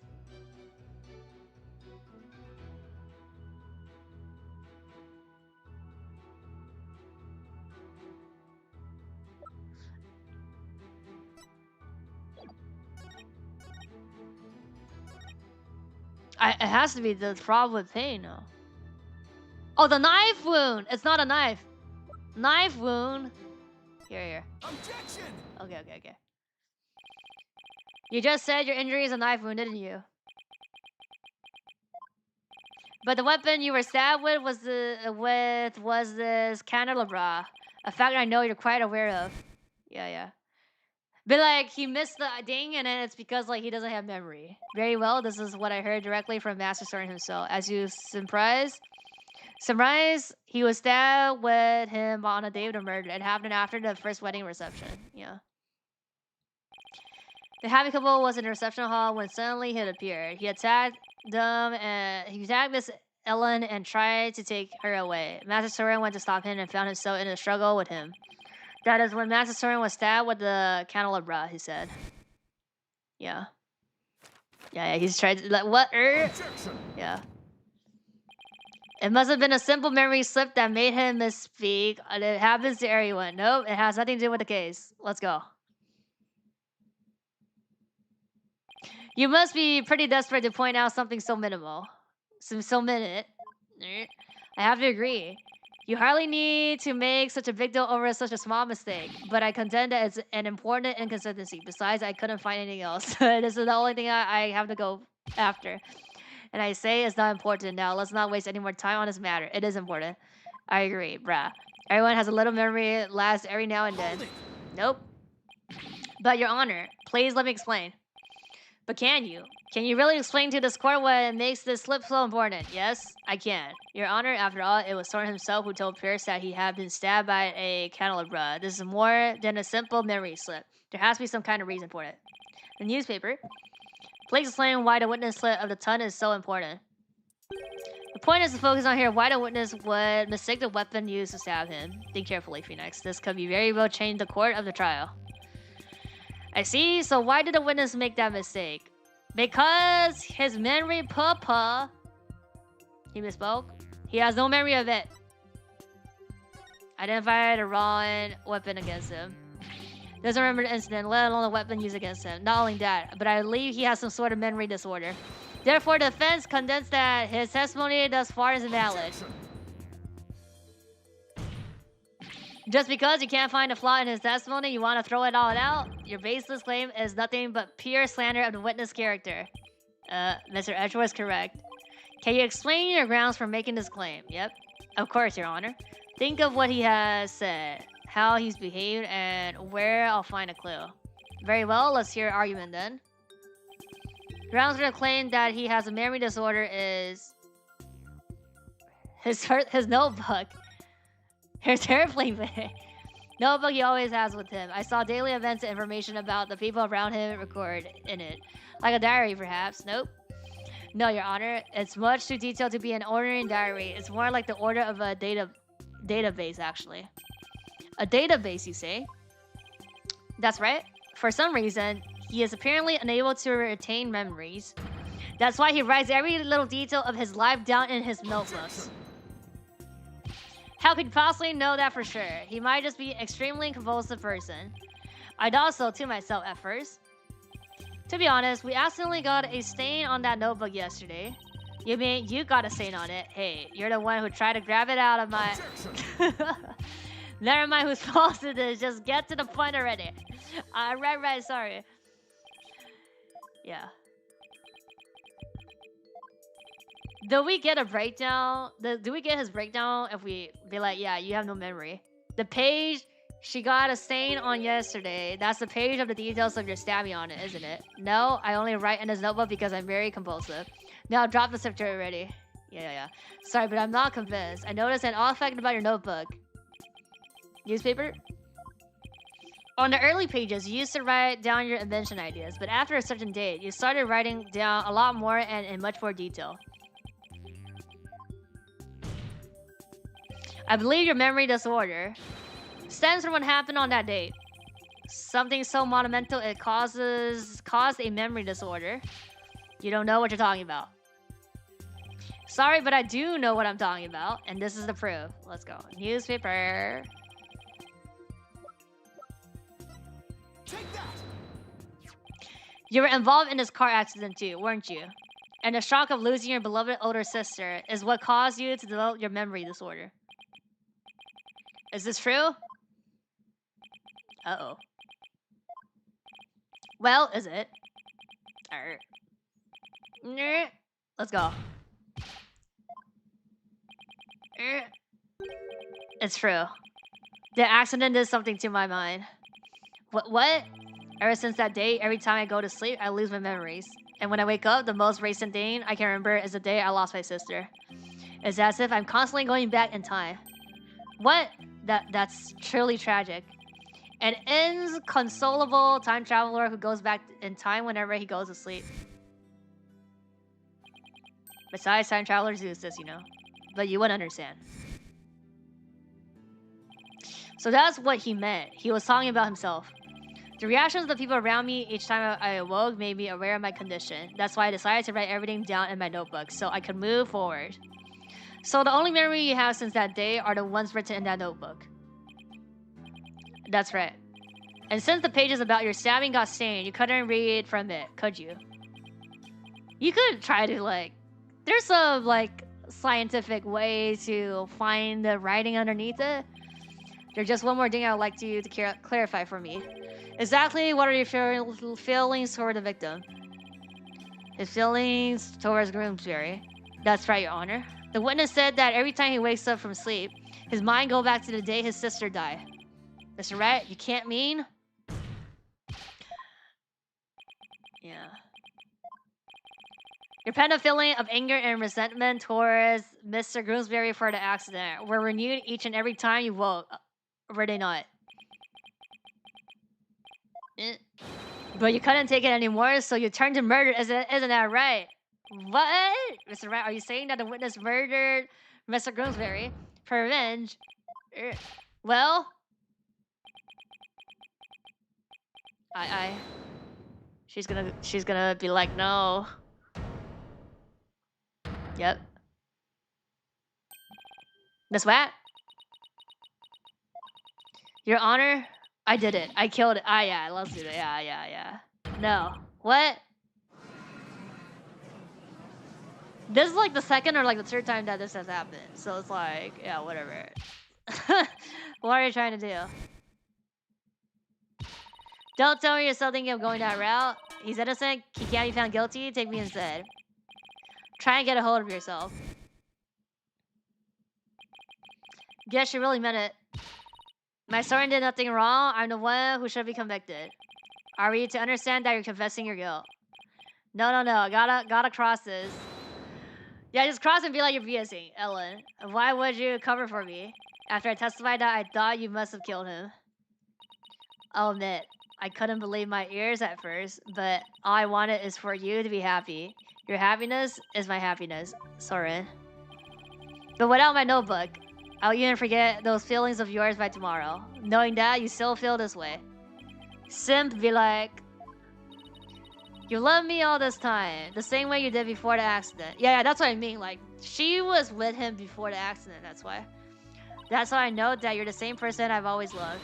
No disorder can change that. Ellen. Your Honor, there are two things I would like to correct. Two corrections. What are they? First of all, I want to withdraw one of my statements. Be like, she didn't kill? That's right, yeah. Dumas was killed by Ellen. Without memories to rely on, I took the police completely at their word. You can't be serious. So that means Soren never really doubt Ellen in the first place, did he, Nick? Bruh. Ellen really does love Soren with all her heart. But in order to save her, I'll still have to go after Soren. I hope you can forgive me, Ellen. And what is your other correction? I'm the person that killed it. The truth is, I never felt anger or resentment towards him about my sister. I mean, we know about this. Because his sister were like, don't, you know. What? Why not? That's because, yeah, Selena. The one who caused the car accident. Oh my god, it's him? Was me. Ah, fuck! What?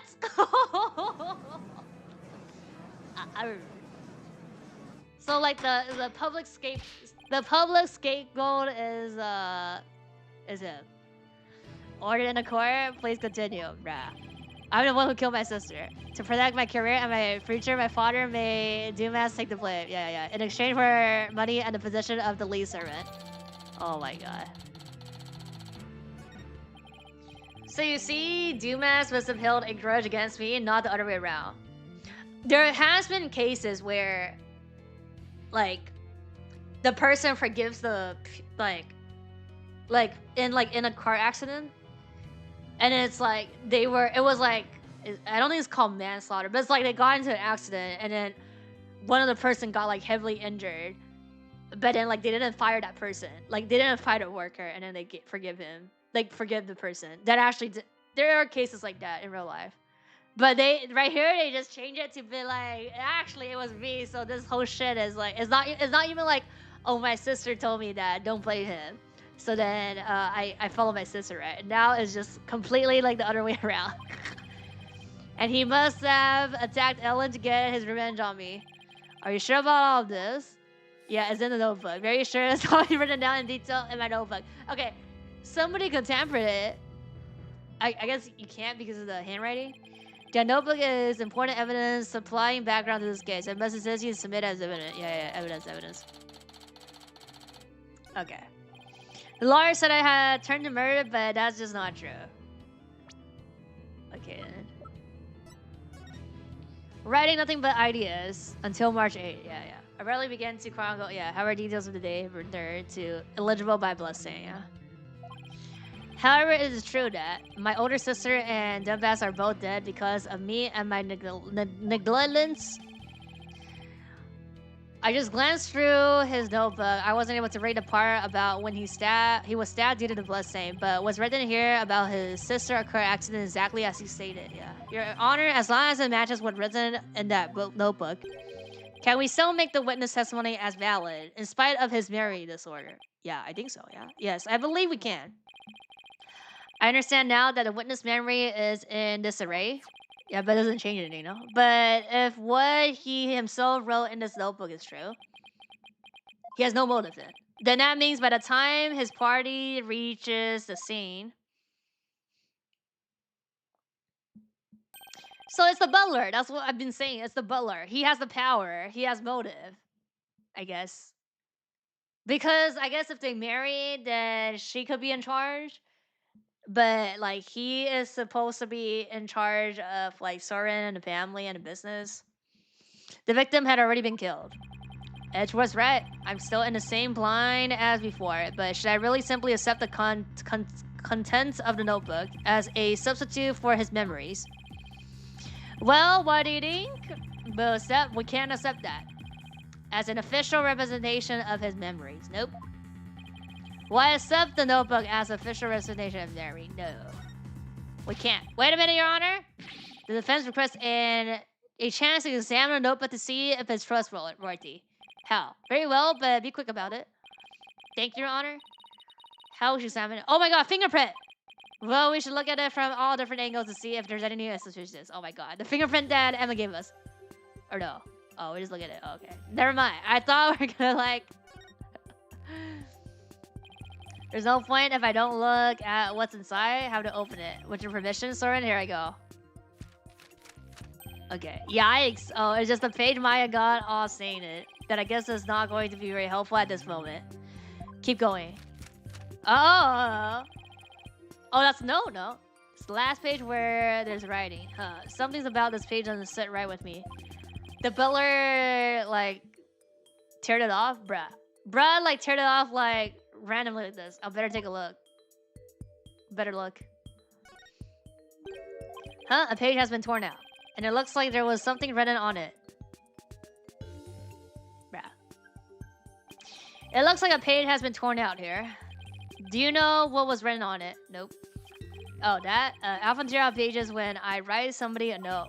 Probably wrote something down for somebody, torn it out and gave it to them. Oh, the airplanes. Oh, I see.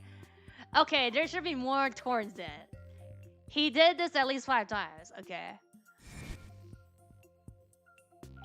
Oh, yeah. That solves that then. No? Wait a minute. We can't ignore the possibility that something important was written on that page. But now that the page has been torn out, how can we determine what was written on there? Well, we have a note. Yeah, let's see. To find out what was written in the notebook, we should fingerprint powder. Heat it up with a lighter. Hold it up to the lighter. Okay, so yeah, we do fingerprint powder. Let's go. We use fingerprint powder on a notebook. You might be able to see what was written. Oh, you mean like the next page? Fingerprint powder. How would that help us to find out what was written there? Well, if the writing left, indentations on a blank page behind it. Yeah. Fingerprint powder would make those small indentations visible to the naked eye. Oh, stop. Fingerprint powder would only solely for notebooks further. Bruh.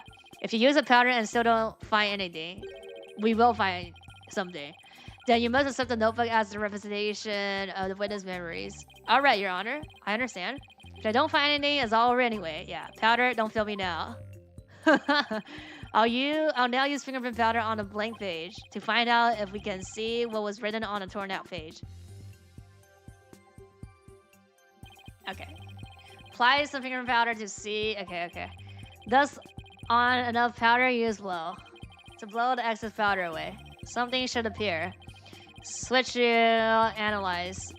Point to what came up, then confirm. Oh my god. I mean, it's like down here, no?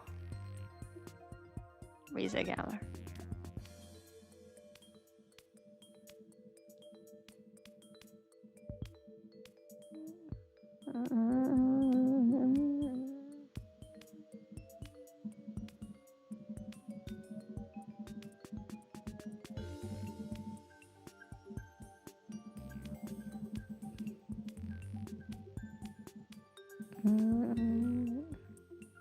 Oh, I should have dusted here, bruh. Below. Oh, here. I struck. That's a lot of excess powder, I know. Oh, tuna. Oh my god. Okay, that's why.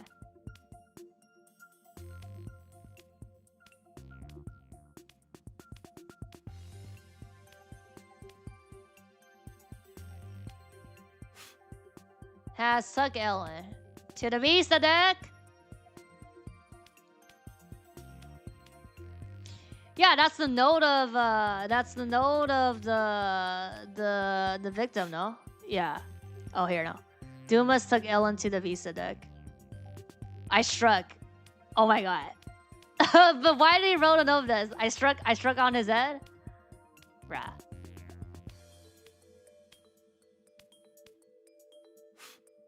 I struck that. Oh my god. Uh-oh. Wait, no, that's not his handwriting.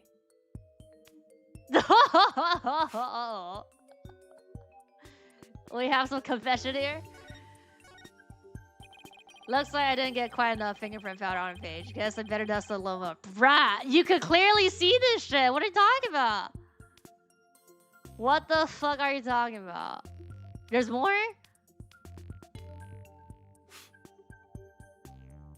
What? Or do I? Here, I killed it. I killed him. It says I struck and killed Dumas. This is huge. Okay. Might as well put powder on a whole container. I know. We don't have enough powder though. I struck and killed Dumas. That's what that was written on the Turnabout page. What? It can't be. I don't believe it. There has to be some kind of Soren would never, could never. Yeah, some kind of mistake. Yeah, that's not his handwriting though. Miss Watt? Billet, please get a defense to the infirmary at once. Okay.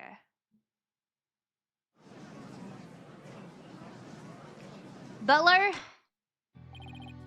Apparently the defendant got 2 workloads. She is resting in the infirmary as we speak. Now then, please continue. Yes, Your Honor. This notebook is all he has to remember things by. With his critical page torn out, not even himself knew the truth of what he'd done.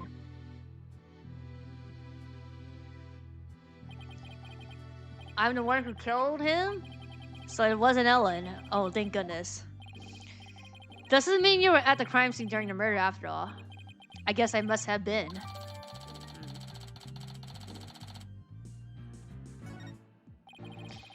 But... Page 2, yeah. I guess the top part we don't care, so it didn't, the analyze didn't work. It's just the bottom. The kill part was the thing that matters. Can't really believe it was written in this notebook. Nobody touches this notebook but me. Butler, and when I sleep is under lock and key. I don't remember writing that I killed Dumas, but I guess I must have. Oh well, now that we have a confession. No, I'm afraid I must render my verdict. Objection. Of all the... Yes, Your Honor, please give your ruling now. While Ellen's asleep, I want the woman I love to be set free as soon as possible. Soren really does love Ellen after all, doesn't he? Yeah. So this is how it ends? But is that how it really went down? Is there really no way for them both to be happy? I know we should consider anything written in notebook to be true, but still. I myself wrote the crime in my notebook. No further proof is necessary. Soren himself wrote it in his notebook. Wait a minute. Yeah. Very well. Objection! Now give my verdict. Ellen's about to be found out guilty and Soren will be convicted for the crime instead. And yet, am I really ready for the judge to give the ruling? No. Give his ruling? No, not when there's still one more avenue left to explore. This court finds the defendant. Hold it! Your Honor, there is still something that bothers me about that notebook. Oh, is there? What are you doing, Mr. Rhett? All you have to do is keep quiet and your client's a free woman. I know, but I think there might be more to this case than meets the eye. I'm not quite sure yet, but I think there still might be a way for Ellen and Soren to be happy. What do you mean by more than meets the eye? Mr. Wright, I believe the question here, Your Honor, should be, why was the incriminating page torn out in the first place? Why? To destroy the evidence, I would imagine. But removing it from the notebook is the same as removing it from his memory, which means that he wouldn't have been able to track the police if he came under suspicions. No, if he wanted to cover up his crime, he would have to remember that he had done it. Just what are you getting at with this line of inquiry? Mr. Wright? Yes, please explain it so that we can all understand. Yes, Your Honor. The page was torn out to notebook because somebody else torn it out. The incriminating page was torn out by somebody else. What?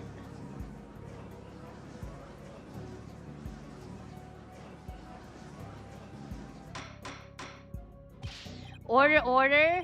Are you claiming a third person interfered with the notebook? It's not all that surprising if you consider what's happened up until now. After both of the car accident and the murder of Dumas Bloomsbury, there was always a cover-up not far behind. But I had my notebook with me at all times. Not yesterday.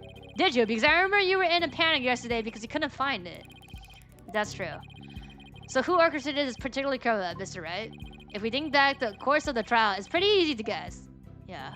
The one who may have tried to tamper with the memory. His memory is... Take that! The one who tampered with the notebook in order to manipulate his memory. How old is he? 25, 26. It's like they're like all like 20s, yeah. I see. Like 25 plus minus. It's Pierce. Are we shocked that the butler is the killer? Pierce tried to tamper with my memories. Pierce was manipulating me. Case in point, the 2 receptions that were held to cover up the murder.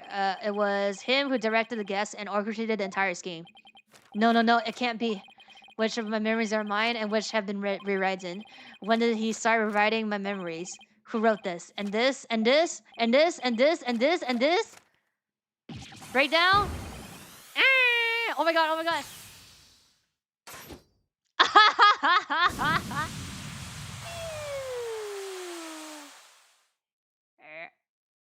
He's gonna come down, right? He literally took off. He's gonna land back. No. What?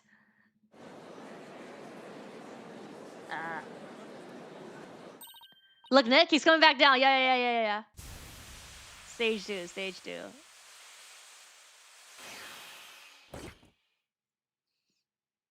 My memories, Ellen. Oh, he collapsed it. Both gonna go to the infirmary.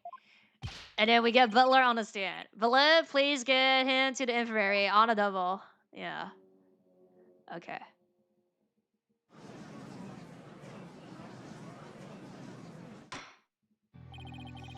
He has been taken to the infirmary. We don't have to worry about him running away. So let us resume where we left off. Your Honor, the defense would like to call Pierce to the stand. Why are you objecting to that? We already know he carried out the cover-up to protect the company. What more do you want from him? Bruh. This time is different. The notebook, or rather, his memories, have been tampered with.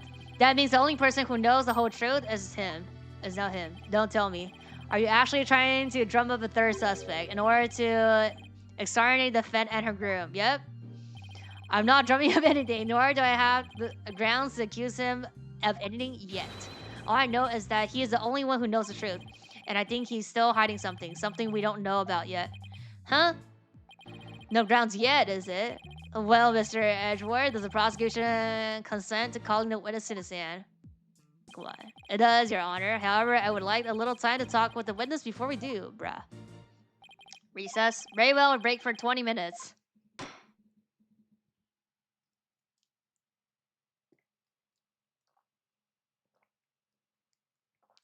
Do we get Trucy and Dina running around? Wow, there's a break here. Secret unveiled?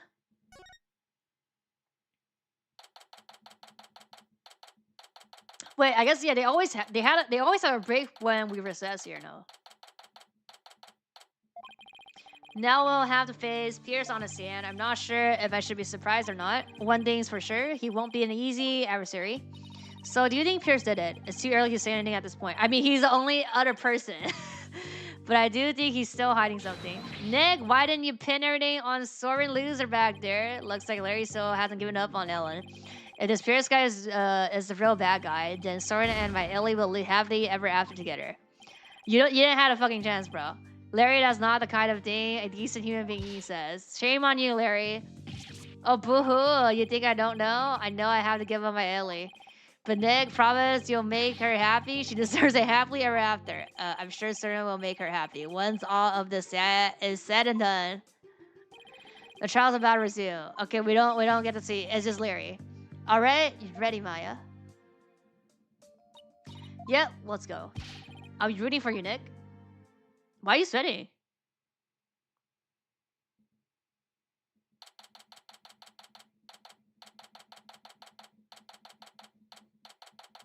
It's gonna be like 2 or 3 cross with Butler here. This court is now back in section. Witness, please take the stand.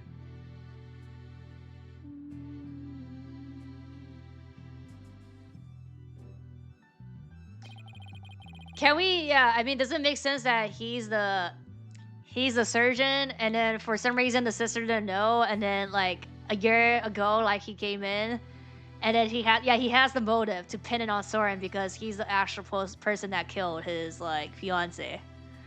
Please state your name and occupation. My name is Piers Nicody. I'm the Sparrick family butler. Let's get straight to the point. Someone tore out a page from his notebook to manipulate his memories. And that person was you, wasn't it? That is correct. I was just trying to say family, and what about it? Well, that was easy. Why do you do it? Why do you tamper with his notebook? Please allow me to explain. It pains me to do this, but I'll tell you the truth. Yeah. It pains you? That is correct. For my testimony will go against Master Soren's wishes. Soren's wishes? What is he talking about? He's gonna make up shit because he doesn't remember. Unless it's on a note, no. Be like, he told me to? Why tore out the page? Rushed to the Vista deck, but the crime had already been committed. I saw Miss Ellen and Grocery collapse and Master Soren writing in his notebook. Master Soren said to me, I'll take the blame for the murder, so please take care of Ellen. Bruh. But I went against his order. I tore the page out of his notebook and hid the body. Oh my god. Wait a sec. Oh, what he was writing in his notebook at the time? Could it be? It was meant to be a confession and admission he killed him himself. He wrote that message to take the blame for Miss Watt. That is correct. Master Soren did hit Grimsbury with the timekeeper to save Miss Ellen. So then he was a culprit after all. However, that blow did not kill him. That makes sense. His injury wouldn't allow him to put much force into it. Enraged, Grimsbury tried to attack Master Soren, who was already seriously wounded, but just in the nick of the time, she hit him from behind. Okay, so that's also I mean, it's not self-defense, but it's like, what's the term in English? But it's like, it's emergency to do something to not get killed, basically. And finish him off, it would seem. So the one who inflicted the fatal blow was the defendant. Yes, that is correct. But Master Soren tried to take all of the blame onto himself. No way. This is pretty bad, Nick. No kidding. Pretty bad is an understatement. Well, Mr. Wright, it seems your decision to call him has backfired. You literally said that you had to talk to the witness, so you know what the fuck is going on here, okay? For the true culprit behind this case remains the defendant. Nope. Could this get any worse? But Pierce was involved in the Karua plot, and I bet he still has something to hide. Let's go.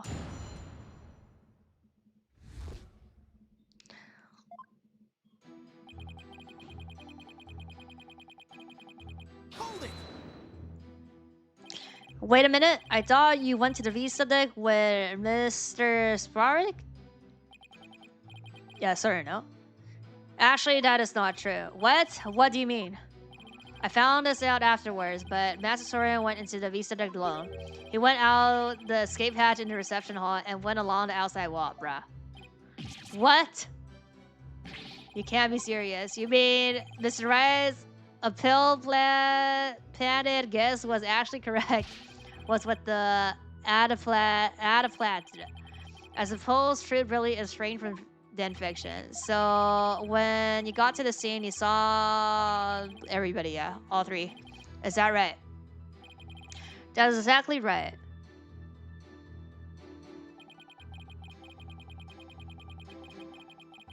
Writing is a notebook.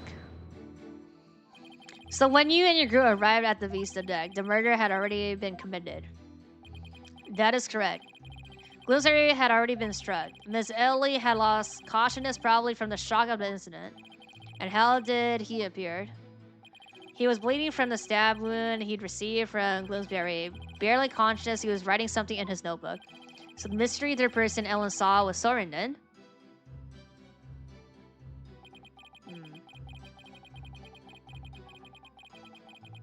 Hold it! Is it this? Wrote a note to confess in order to take the blame. Wasn't there something on the top as well? Yes, that notebook is the only form of memory Master Soren has, so you understand what his action meant, I trust. What did it mean? To Soren, everything in that notebook is true. So Soren tried to take the blame by altering his own memory to make himself think he did it. No. Master Soren truly loves Miss Ellen. It must have been love that made him do that. But I went against his order. I tore the page out of his notebook and hid the body. Wait, let me see. I can't see it anymore. So I guess the top part didn't matter. Hold it! Could you please tell this court about that in more detail? That, you say? Which part do you mean? Could you be more specific? Oh, alright. Oh, okay. Yeah, which part do I want to know more about? Turning page, turning page. We don't care about hiding the body. Oh, wait, if we do hiding the body, we could be like, your bloody hand, no? Maybe it's hiding the body? Please tell me more about the hiding of the body. Very well. Oh, he has gloves.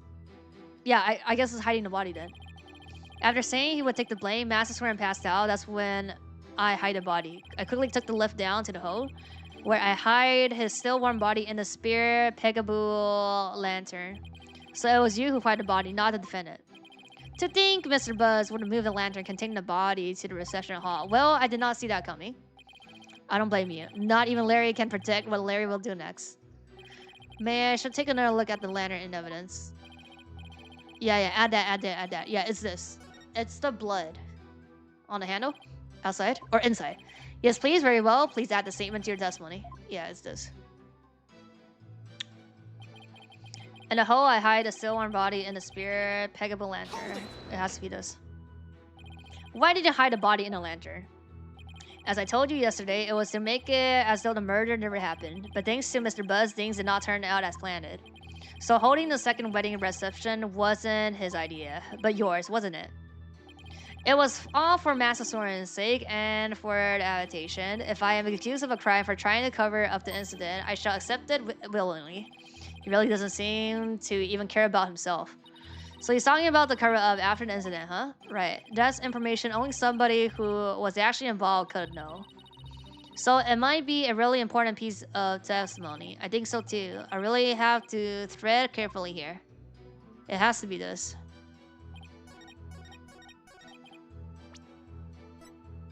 Objection! Yep. Could it be? Is that what happened?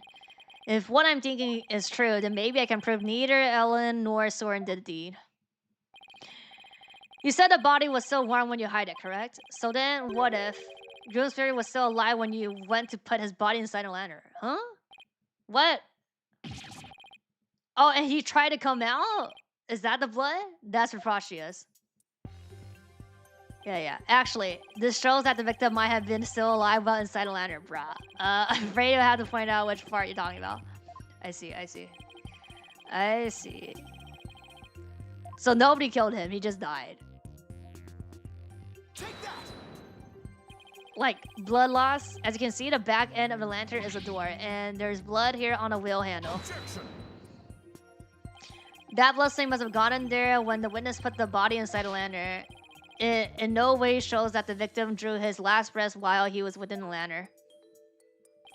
I disagree. For you see, in putting this lantern back together, the police inadvertently placed the inside handle on the outside, and vice versa. Yeah. In other words, the wheel handle got swapped. Oh my, so they got swapped. Yes, they got swapped. What? But that's ridiculous. Yeah. Not at all. If you compare the other male Pegaboo lantern in the reception hall. Yeah.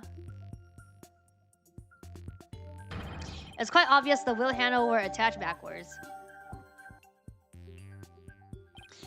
The detective in charge of the restoration will see me in my office later. Eva? Sorry, Eva, yeah, and good luck. In that case, what does the bloodstain on the wheel handle mean? The bloodstain didn't get there by chance. When the victim was put inside a lantern, he was only unconscious, not dead. When he regained consciousness, he probably tried to get out of the lantern. So he grabs the inner wheel handle, and that's when the blood got on it. This proves that the victim was still alive when he was still inside a lantern. At the time, I was completely convinced that he was dead. Had I checked more carefully, he might have survived. Unfortunate to be sure, but not significant enough to change this trial's outcome. I mean, he didn't die though. Well, I guess yeah, you could say that it resulted in him dying, so it's still like, you know, rare. Again, I disagree. It actually has a very significant impact on this case. The victim was struck by the defendant, then died from his injury sometime later. Yeah, there's nothing more to it. That's where you're wrong. Let's take another look at his autopsy report, shall we? Yeah. Please focus on the description of his injuries. It says one concussion was found on the back of the head and one on the side. Yes, the one he gave him and the other Ms. Watt delivered to finish him off. Oh, but oh yeah, he wasn't dead yet, no. The defense would like to submit a different interpretation. The victim was knocked unconscious by the first blow and then was put into the lantern. Then what about the lethal blow by the defendant that the witness talked about? Yes, well, that didn't happen after some time. When the victim regained consciousness and tried to get out of the lantern. You enjoyed this game on 3DS? You're OG. That's when he received the second blow that finished him off. It can't be him falling off here, right, bruh? Taking into account the fact that the victim was alive for a period after the first hit and that he did receive a second blow to the head, it does seem entirely possible. Yes, as long as the first blow didn't kill the victim instantly, then there's a possibility that someone other than both of them delivered the fatal blow. Huh, that's all you got?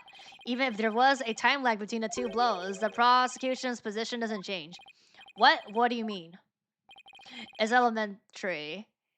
Mr. Wright, after reception, when the defendant was cleaning up the reception hall. Yeah.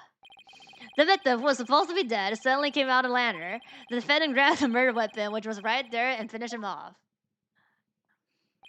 That theory sounds awfully familiar.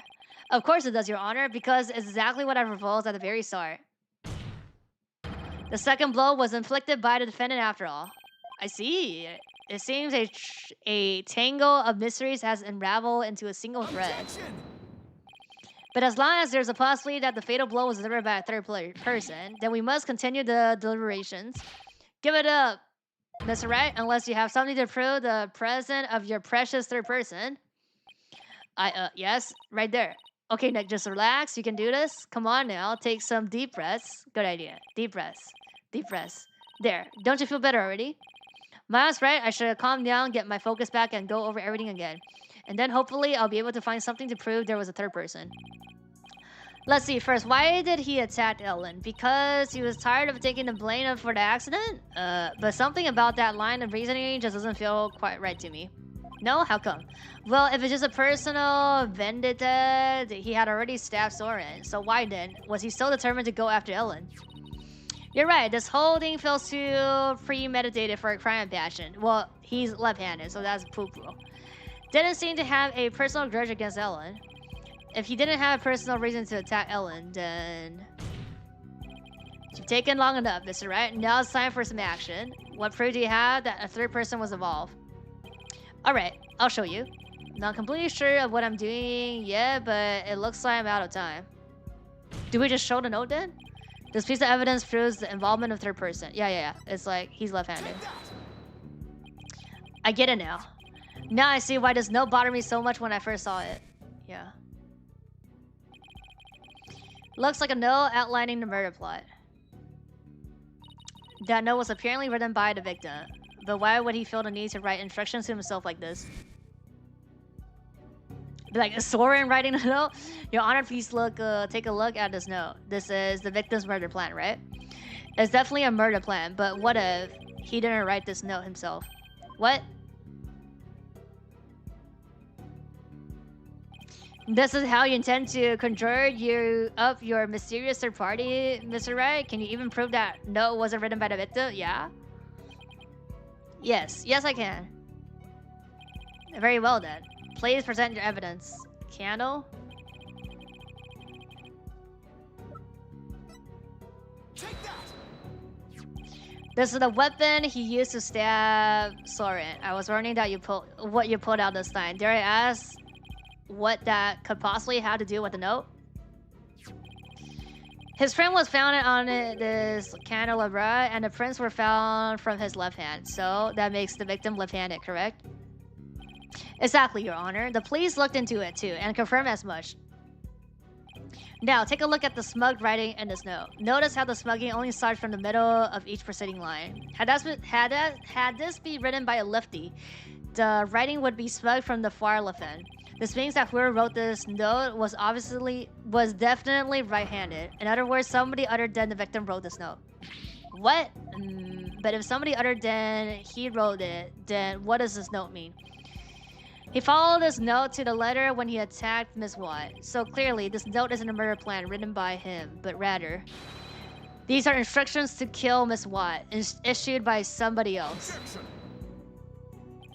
If it wasn't the victim who wrote these so-called instructions, then who wrote it? Most of the people involved are right-handed, you know? He is correct. The majority of the family and their employee who were on the airship are indeed right-handed. I must say, that is a very rough and slipshod conjecture you propose. You have proposed? I admit I haven't figured out who wrote it just yet. I mean, it has to be the butler. Leave it to Mr. Edgeworth to go for the juggler. The scorpion who ordered Bloomsbury to attack Ellen. What could their motive have been? Doesn't seem very likely Ellen did anything to incur anybody's wrath, right? The marriage itself, right? Not too likely anyway. In that case, it has to be about Soren. If somebody were to hold a grudge against Soren, what would it be? The sister. The accident, I guess. I could understand if Bloomsbury felt resentful about having to take the blame. But the one who lost the most to the accident was Soren's sister. She lost her life after all. Soren suffered too. Of course, he was crushed by losing someone so precious to him. Somebody precious, yeah, Soren's sister. Soren's fiance. Wait, there's one more person. There's somebody else who must hold a grudge against Soren. Okay, so yeah, my logic was correct. He's the doctor. Did you figure something out? I think so. I think that somebody else used him to try to get revenge against Soren. Did you say somebody tried to get revenge against Soren, Mr. Ray? Yeah, the person who manipulated and used was father, family elder, Selena's fiance. The person who used Mr. Groomberry to try and get revenge on Soren and then finished Groomberry off to silence him was a man dear to older sister, Selena's fiance. Not that I'm not positive, but it's certainly possible. This fiance could have made Bloomsbury attack Ellen to get his revenge on Soren. But what? Her fiance? Yeah.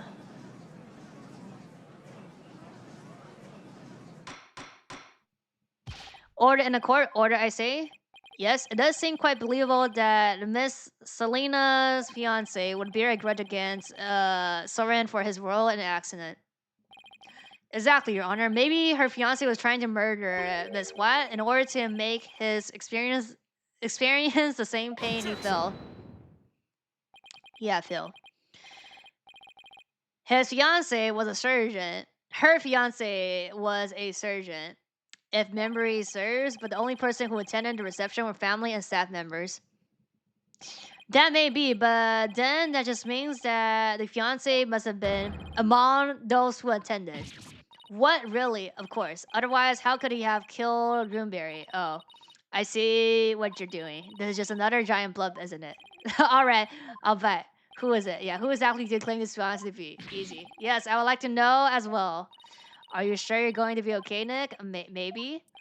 When it comes to suspicious people, there's only one person on my list. I need to find something that connects him to Selena. We have a... This will help us identify. There is a thing? Oh yeah, the watch, yes. Please take a look at this photo. That photo. Yeah. Notice the pocket watch. Haven't we seen this somewhere before? Yeah. Yes, now that you mention it, I do feel as I've seen it somewhere before. I believe we've all seen it. Right here in this very courtroom. Impossible. That's right, the pocket watch in this photo.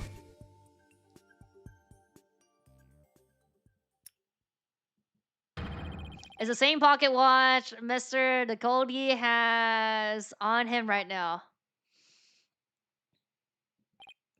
What? This is clear proof of a strong connection between Pierce and Selena. No. Well, is this true?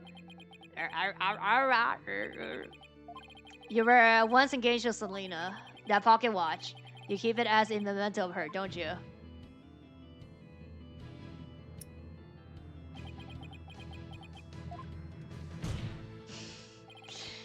Do you plan to rob Soren of his loved one to make him feel the same pain as you, isn't that right?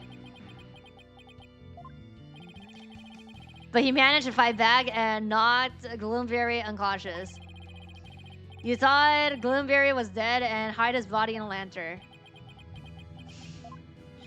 But then you noticed Gloomberry regained consciousness. And so you finish him off to prevent your plan from being exposed. This is the defense take on what really happened in this murder case. Mr. Wright, does this mean you wish to officially accuse this witness of the murder of Dumas Gloomberry? Yeah. Does the defense accuse? Defense indicts Pierce on the charge of murdering Dumas Gloomberry. Oh my, Mr. Nicoli, would you care to respond? Man, this warrior just yaps on and on and on. As you guessed, this watch is a memento of Selena. It stopped working at the time of the accident, though. Then you really are.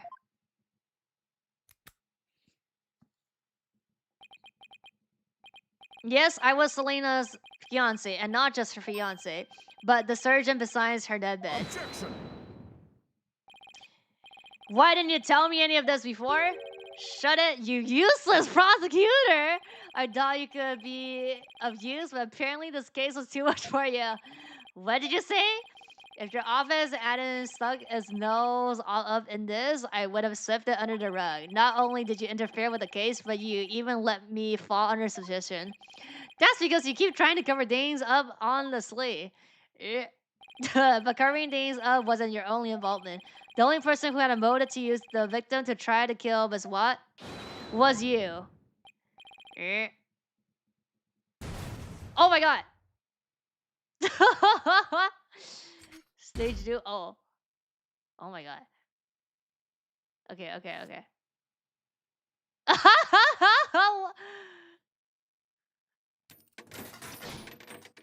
Okay. Oh, surgeon mode. Malignant tumors. There are malignant tumors in this courtroom. Leeson's oozing with fire charges. Who's that? The tumor are one idiot lawyer and one useless prosecutor.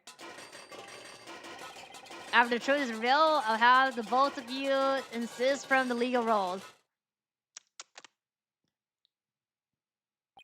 I'd like to see you try. With the power of the family, I'll be a cinch. Bruh, oh my god. What is he building? I will now begin the operation. What in the world happened to Mr. Nicoli? Looks like he's finally showing his true colors. Nick, look what he did to that shoulder neck. Oh. Quit your yapping before I suture your chatty lips shut. It's like he's a completely different person.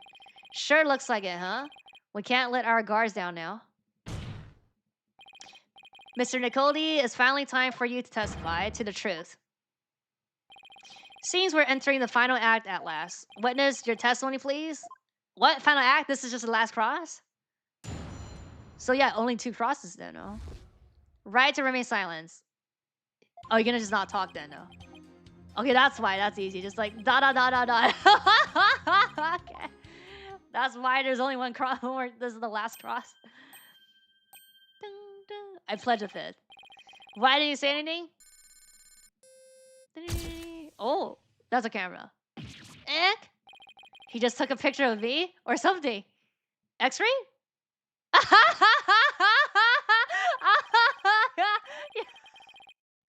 You want me to voluntarily testify, hoping I will make a slip of a tongue. Not very impressive plan or brain, I might add. Oh, that was uncalled for. If you want to know something, you ask the question. I will answer it, but I have no intention of making any voluntary statement of my own. Okay, then. What's he trying to do, Nick? He's using the silent treatment as a strategy to avoid getting tripped up. Clever guy. No more lies. She will tell us nothing but the truth from now on. Oh, you're gonna take a picture of him as well? What's this going to be like? Oh, what do you think you're doing? Let's see. Oh, no one asked you to speak. Just keep quiet over there and play with your frills. How dare you? Well, this is a rather unconventional situation, but please proceed, Mr. Wright. Yes, Your Honor. Bruh.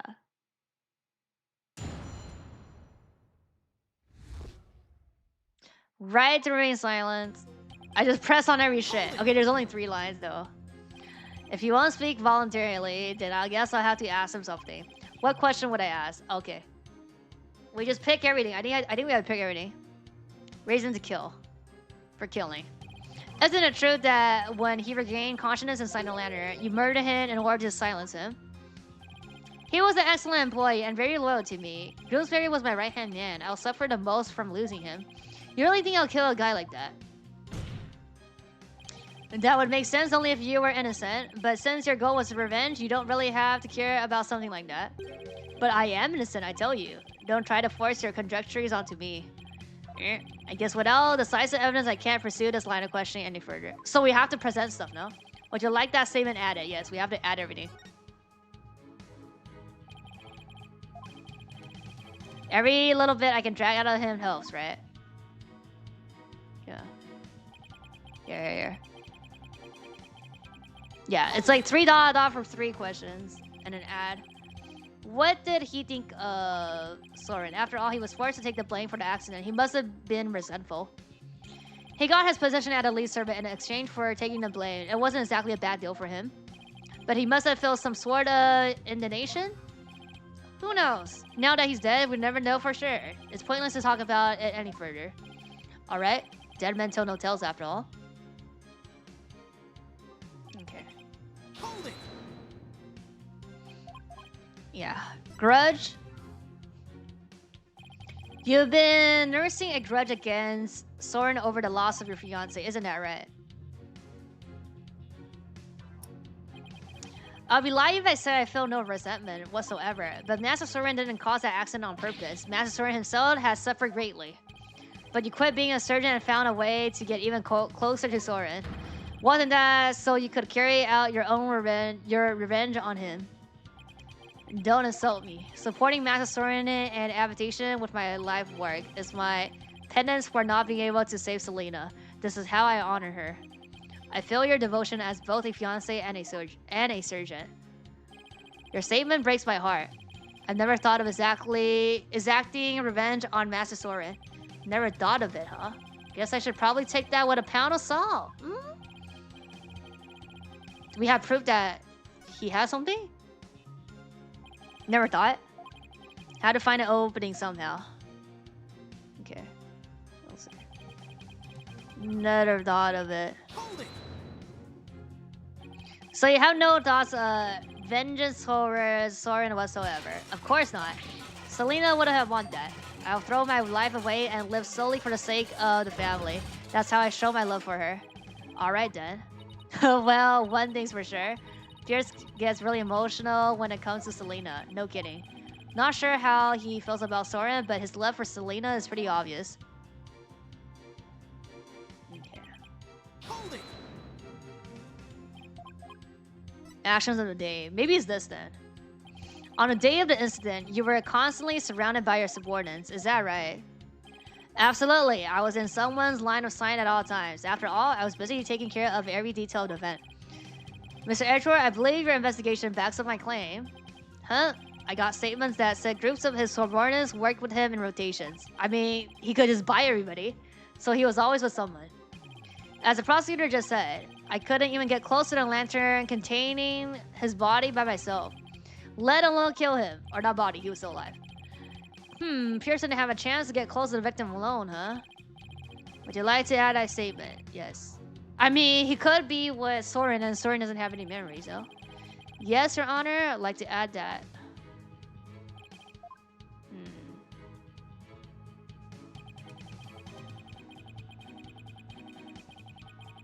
Didn't have an opportunity. So you're always in someone's line of sight. I was surrounded by family members and staff as we prepare for the reception. During the reception, I was stationed behind a sweetheart table to attend to the couple. When could I have possibly committed the murder? I'm not buying it. If Pierce is a true killer, then there must have been some time when he was out of everyone's sight. Yeah.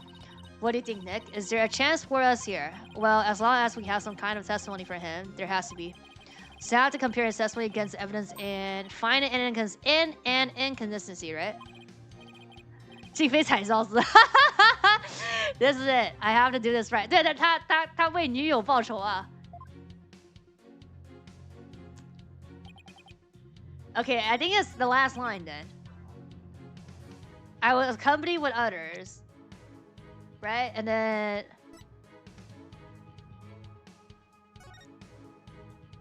He was accompanied... Yeah, he's accompanied with Soren, but Soren's memory can be poo-poo. Right? Or this. He was in here.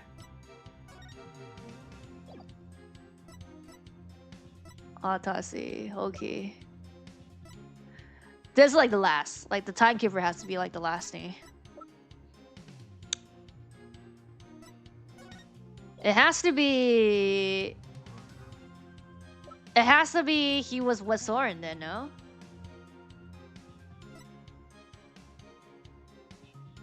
I did have an opportunity. Objection! No. Your Honor, the witness statement contains a glaring contradiction. This is the piece of evidence that says it all. Will it start saying something anytime soon? It's not speaking up at all, is it? Maybe it's being shy. Your evidence has said nothing at all to this court, but your choice of tactics speaks volume about your defense. Even I knew that wasn't a very smart move, Nick. Is it not that line? Let me think. Never thought of this. Never thought of revenge.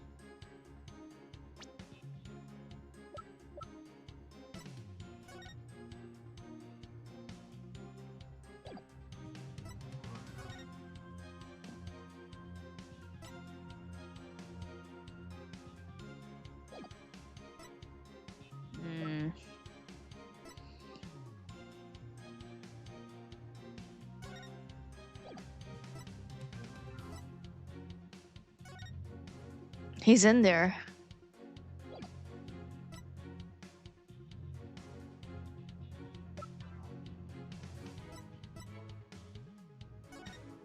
The note? You wrote the note. Objection! No! Your Honor, the witness statement contains a glaring contradiction. Can I get consult?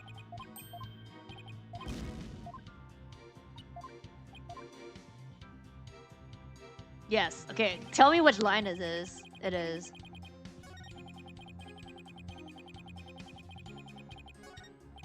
So what do you think we should do now, Maya? That one statement sounds awfully fishy to me. Yeah, I was thinking the same thing. So now it's just a matter of deciding which piece of evidence to present, right? Yeah, I'll take another look at the evidence and compare it to that statement then. So it is the last one. It is the last one. I was always accompanied by others. So it's not this then. Didn't have an opportunity.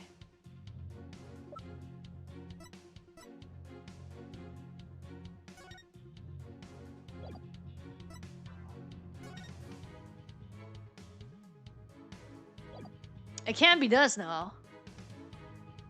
Like, he can't fucking do it there. I mean, there's no... he wasn't here. But that doesn't mean anything.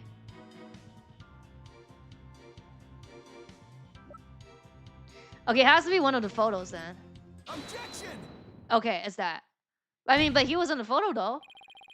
testified that he was always with someone at the time of the incident. I mean, is that not at the time of the incident? And never had a moment alone to commit the crime. I mean, he wasn't alone there. Police investigation and backs that statement up, doesn't it? But there was an opportunity, in fact, one and only one. A moment where he could have killed him without anyone noticing. What? And the one thing that made that moment possible is shown here in this photograph. The fog machine. With all those people watching, I couldn't have possibly committed murder. Do not believe them, Your Honor. This lawyer is a malignant tuber. He wants to infect this juristic body with... Wait, what? With what? I would ask that you keep quiet this time. With reluctant accusations, we need to validate the defense claim, and your yammering only serves to throw further suspicions your way. Yeah. Mr. Wright, let's see this one thing you mentioned. Yeah, dry eyes. But be warned, this better not be one of your offhanded claims. Who do you think you're talking to, Mr. Edgeworth? Very well. Please point out for us the one thing that made the moment of the murder possible. That moment when it was possible for him to kill. The fog, no?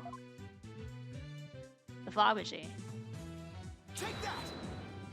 Yeah. The one thing that made the moment of the murder possible is this thick mood fog that infused the entire reception hall.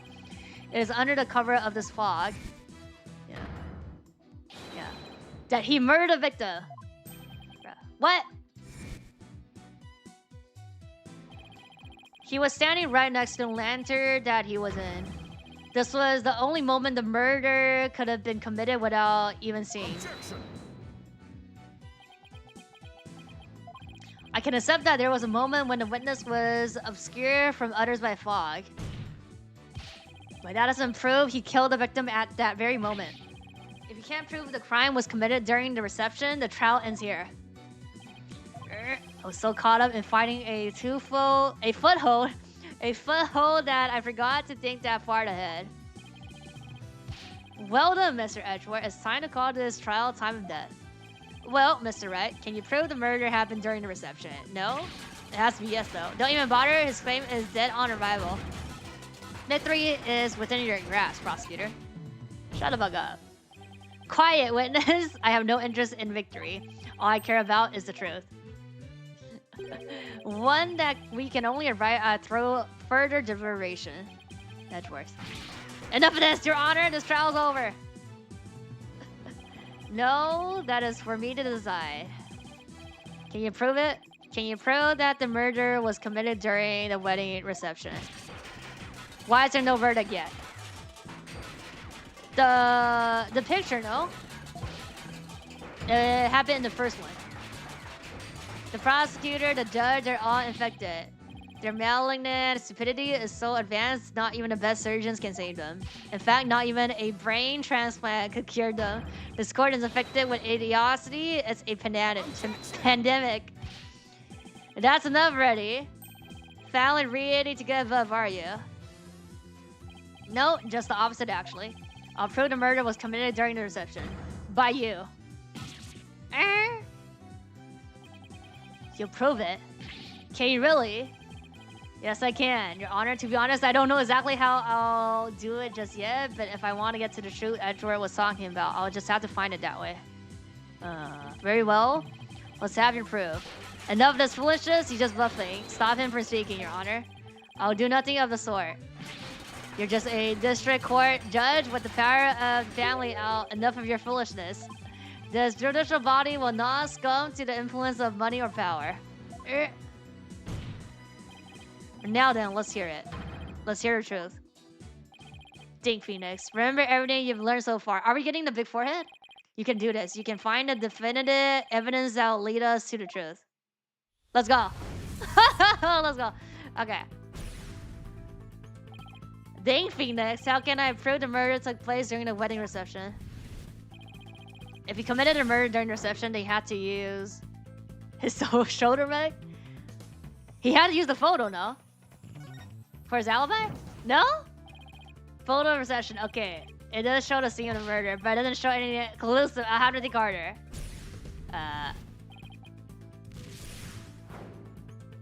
It can't be his shoulder mech, no? It has to be the murder weapon. Okay, okay. He used the murder weapon. The key? We finally do the key. For the time travel thing. The weapon that was used to strike the victim twice. Yeah. According to the autopsy report, the victim was hit by the same object both times. But so without a doubt, first used it to commit the murder. Like he couldn't do it the back, he had to do it on the side. The weapon used to kill was the timekeeper. The key of love? Bruh, the key of love. The timekeeper was a murder weapon. If he struck the victim during that one single moment, then he must have used the timekeeper. Come to think of it, wasn't it also used for something else during the reception? Oh, the key thing, yeah, the key thing. During the reception, the timekeeper was used for the... No, not the cutting. The first taste of love. What's it called? Startup. Yeah, the first taste of love, no? The cake thing? No? Wait, what's it called? Yeah, the bride and groom feed cake to each other, right? Story might and Leonard might have done that too, but it had nothing to do with the case. Oh, this is the final stretch in Carter. It's not a cutting, no, it's not called a cutting. Oh no, it's a time machine. Yeah, the cutting of the time machine. Yeah, the time machine, it's a time machine. No? What does that even mean? They could never even get a knife into that thing. No, it's okay, not a kid after all. Where the head at? Okay. So it was that thing. I just don't remember the name. The keeper we used for the first? No. The start of love. Yeah. And then use the key to turn it. Yeah. Okay. Let's go. Timekeeper has been activated. Okay. By the key though. That's right. The timekeeper has been activated during the reception. If we activate the timekeeper now, and find any trace evidence of the murder. Oh, let's go. Use the key. That would be the conclusive proof that he was killed during the reception. We find blood on it then. Let's go. A special ceremony took place during the reception in question. What kind of a special ceremony? It was called the first start of love. But didn't they do it both times? So they could also done it in the second one. I guess it didn't matter if it's the first or second. We already established it first. Apparently, the couple activated the timekeeper for the first time during it. Yeah. Does that mean the timekeeper here and evidence isn't activated at a moment? And what would happen if we were to activate it? Why don't we see it for ourselves? It would give a chance to examine it. And while we're at it, we just might find some conclusive evidence. What? No, you can't activate it. Uh-oh, keep quiet or I'll have you thrown out of court. By the way, this is supposed to be a time machine, right? We aren't going to travel back in time to the Stone Age or anything, are we? Nope. I don't think we have to worry too much about that, Your Honor. I'm still a little nervous nonetheless, but the truth must be known. Very well, go ahead and start up the timekeeper. Do you know how? I think so. Maybe? The key. Yeah. The bride and groom each had a symbol of their love, and when they put them together, how romantic it was. Oh, it's the pendant then. No, it's the pendant. Let's see. I think the symbol of the groom's love must be the timekeeper itself. What symbol of the bride's love? Yeah. Will fit together with the timekeeper. So what's the key then? Oh, I know. This has to be it. Are you ready to activate a time machine now? Yeah. Yes, Your Honor? Symbol of the bride love that is necessary for activation. Yeah, it's a pendant. Okay, but we haven't used the key though. Harsher key to activate. Key of love? It has to be the pendant. It's not a pendant then, it's the key. It's the key. Yeah. No, it's the pendant. Once we set this in place, we can activate the timekeeper. Bruh, lie! Harsher key used to activate timekeeper. Set it in place where? It doesn't look like it fits anywhere. Oh my god, you don't think so? Not even if we think jammed in it. You know what's coming, don't you? Okay, a penalty, Your Honor. I'm glad you understand. That will save us some time. Oh my god. I got lied to. I see no further to prolong this trial. The defense case is impetus to overturn the prosecution's claim. This court finds the defendant, Ellen Watt.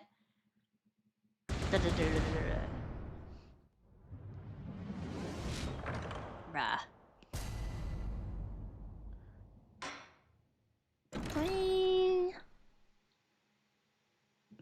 Okay.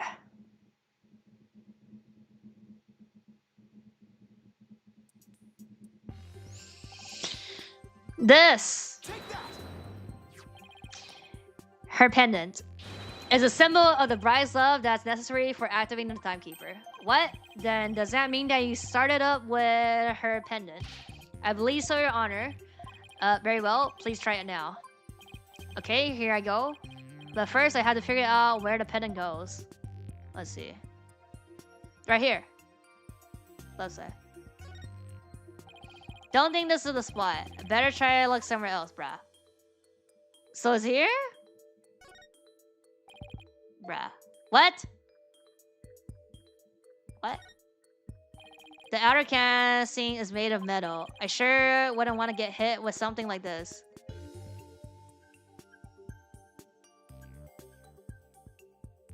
Oh, right here? The time. It's probably it's designed to look like the hands of a clock. I don't think it has anything to do with activating the timekeeper though. What? Right here, right here. Oh, it's on the other side? This hole? Oh, that's a hole? Looks like a good spot. I'll try settling the pendant in here. Ah, I see it now, I see it now. Yeah, yeah. Oh, I see. It fits. This must be the right spot. Now I have to find a place to insert the key. So we do use the fucking key. Bruh, right here? Don't think this is the spot. I better try somewhere else. Here. The key.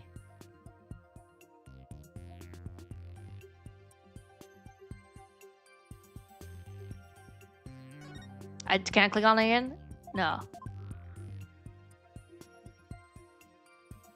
Key. So there's a hole then, though. I click this again? This hole in the middle of the pendant. Oh, could this be? Ah. Oh my god.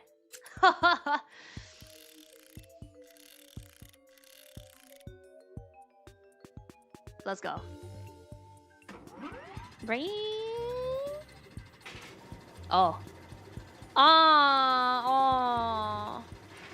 That's his blood. It worked. The timekeeper's been activated.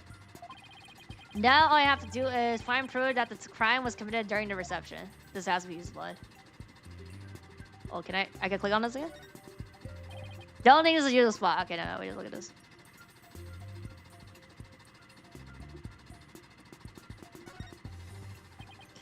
I think I found it. Conclusive evidence that the murder was committed during the wedding reception.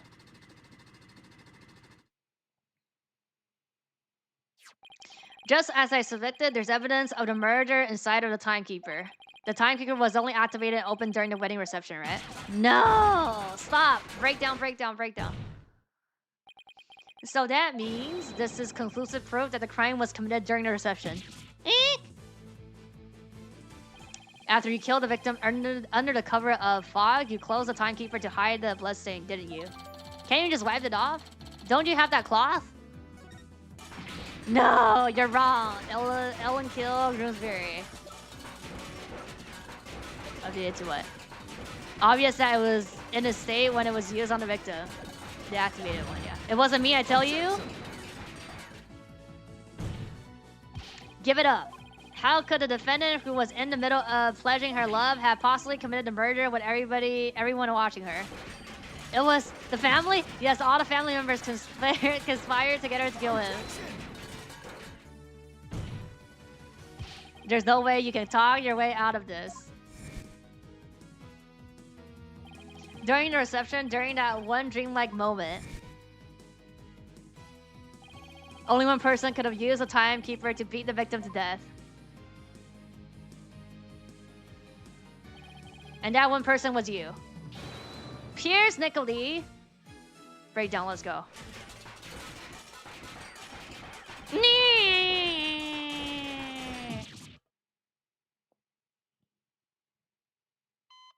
Oh my god. No, this isn't over yet. I won't give up. Oh no, I cut the artery, the stupid thing. We must stop the bleeding now. Give me forceps, I say. Hey, where's everyone? Yeah, who gave you the knife before? Fine, I'll manage this alone. I'll do it all by myself. I can fix anything, repair anything. So you have to get better. You have to live. You must. I would have been able to save her. If only I hadn't listened to her. If only I had treated her first. If only that Soren hadn't been there. Selena, no. So what? Like Selena said, like, take care of my brother first. So she didn't make it. That's what he's saying. Are you finally ready to tell us the truth? It just as the lawyer deduced. So it was our revenge scheme against Soren. Do you have any idea how hard it is to lose someone you love? Right in front of you. Selena's condition was clearly more critical than Soren's, but in spite of that, she said, please help Soren.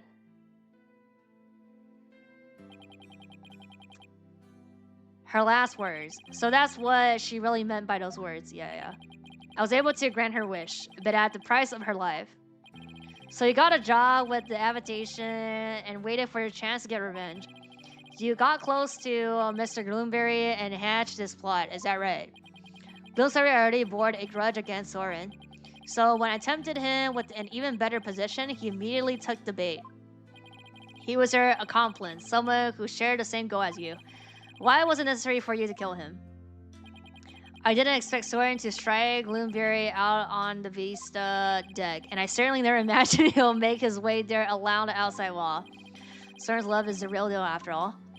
My plan had been compromised, so for the time being, I hid his body in a lantern, and I tried to think of my next move. And then he came to during the second wedding reception. As soon as I saw Gloomberry, I instantly hit upon an idea to pin the blame on Gloomberry's murder on Ellen. You tried to break up the couple by making the bride out to be the murderer. How's the reading? Wait, you missed the breakdown. How despicable. Soren was getting the company and a wedding. Both things that were supposed to be Selena's. He took every happiness from her. Who's the deceitful one here? Huh? Do you think what you did would make her happy? I know it wouldn't, but I couldn't just stand by, watching Soren enjoy his happiness. I was going to have Soren taste the same pain I had and then take over Habitation. You missed the Renka? You missed time travel. I would take back from him all of the happiness that was rightfully Selena's.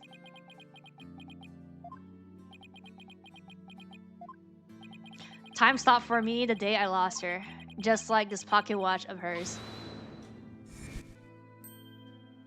Yeah. Pierce? Miss Wade, I believe Selena would have said, leave this ill will behind, your time is yours to live. It's too late for me. Time will never advance for me ever again. Oh, it worked! What? It can't be? Oh my god. Oh, it breathed? Wait, what? Oh my god, it started working! Oh. I see now, Selena. What I did was wrong.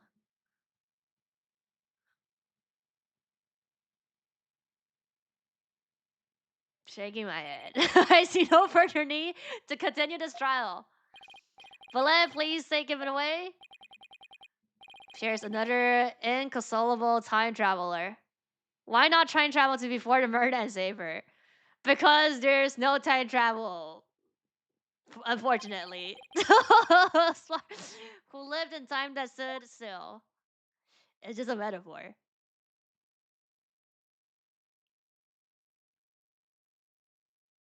Now then, I must render my verdict regarding the defendant, huh? Your Honor, before you give your ruling, would you please allow me a moment? What, he's gonna talk? He's gonna give a speech? Very well. Okay, TED Talk here. Ellen, there's something I need to say to you. Oh my god, you guys gonna get married here. Yes, Soren? I put you through something truly horrible. This whole thing happened all because of me. I would understand if you wanted to call off our marriage. Yeah. What?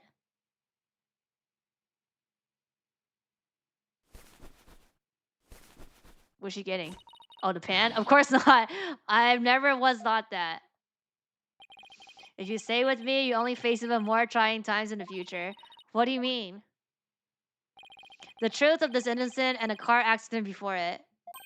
I'm going to tell the public every day. So? That doesn't mean shit? I expect the company's reputation will suffer and I'll take a lot of criticism. Okay, your company's not gonna go bankrupt of this shit here.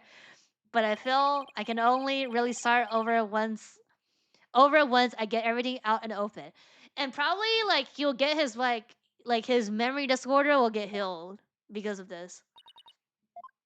Soren, after all that's happened, I might not have the right to ask you this, but well, yeah, how should I say this? Maybe I'll just oh, he's gonna airplane it, brah. What a coward! Just say it, just spit it out. Oh my god. What? No airplane. Oh, he's gonna say it now. A life would be probably won't be very easy, but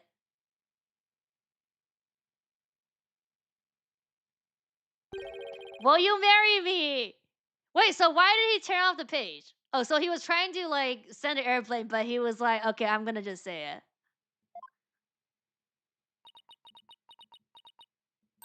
Yes, of course. Why now you have freckles? You didn't have freckles. What? Your Honor, thank you for the sign. Please continue with the ruling.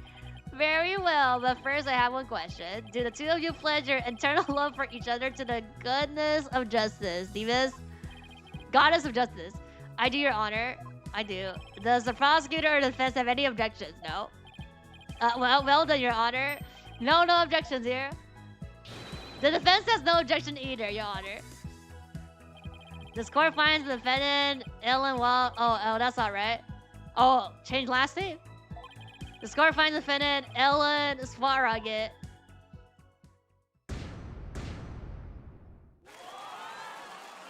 I mean, you don't have to change your last name. Even if you get married. Actually, no. I think in Japan, you have to, but it doesn't have to be... Like, you could... Like, the husband can change the name. This court is adjourned.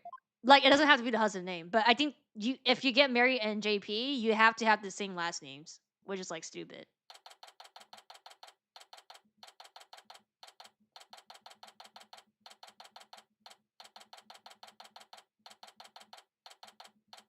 Okay. Ellen, Soren, congratulations. Mr. Wright, I can't thank you enough. If you hadn't exposed the truth, Soren and I wouldn't get married. You guys just still get married. But now you can finally start your new life together, right? I guess without the butler getting out of the, like... Without the butler getting accused, then it wouldn't happen. But I'm just saying. Oh, thank you, Mr. Wright. We'll be holding our real wedding ceremony in the near future. Is that our confetti? Would you do us the honor of coming to it? Wanting to witness our fresh start. Of course. I wouldn't miss it for the role. And Ellen, the sign, it'll finally be happily ever after, right? Oh, yes. The two of you have persevered and overcome this trial together. Now, no matter what obstacles come your way, I'm sure you're able to handle them. And there's another thing I'm sure of it, too. This person will be always watching over the two of you. Right here. Take that! Selena, yes. I think you're right. And we promise to live life to the fullest for Selena's sake, too. Right, Soren? That's right. Well, we better be on our way. Yes, my love. Ah. She just has permanent freckles now with the blush. Wow, the old threshold carry. That's what's called? Oh, threshold carry, huh? Way to show off. We'll be seeing you. Goodbye for now. I'll be looking forward to that wedding. Hold on tight, Ellen. You better believe I will. I'm never letting you go. Ha ha ha ha ha ha. Okay. I don't know where they went. There they go. You're not thinking of going that wedding by yourself, are you, boss? Athena, you're back. How about Trucy? You're taking us too, right? Oh boy, I bet there's gonna be all kinds of fancy food there. Athena, when did you get here? Just now, I wouldn't be here to cheer you guys on earlier, but Trucy never gave me a chance to slip away. You're going to be in even bigger trouble with her later. Speaking of the wedding, maybe I should ask them to invite Edward. Mr. Edward, really? But he thought Ellen was guilty all the way to the end. That may be true, but yeah, he helped us. Yeah, don't even bother. His claim is dead on arrival. Victory is within your grasp, prosecutor. Yeah. Quiet witness. I have no interest in victory. All I care about is the truth. Yeah. One that can only arrive through further deliberation. If he hadn't stood up for us when he did, the trial probably would have ended there. You mean Mr. Edric gave us that chance? Yep, maybe. Though, knowing him, I doubt he will ever tell, even if I asked. He'll say no. Well, if that's how you feel about it, Nick, why not try to get him invited? Hey, Maya. Have you ever tried to catch a boutique? What? No? I never had either. Fighting over a boutique that's been tossed by the bride, talk about a fierce competition. Totally soaked. I'm not sure it's really supposed to be all that competitive. I'm a pretty good jumper, so I think I got a chance. She's definitely missing the point of the whole thing. And Larry, how did you manage to stay so quiet for so long? He's like, touched? Shut up, wishing a lady you fell in love with every happiness is what a real man does. I'm pretty sure that relationship was over before it ever began, Larry. Darn it all, if only I was 10 years younger, things would have gone differently. Hands of time, why don't you turn back for me?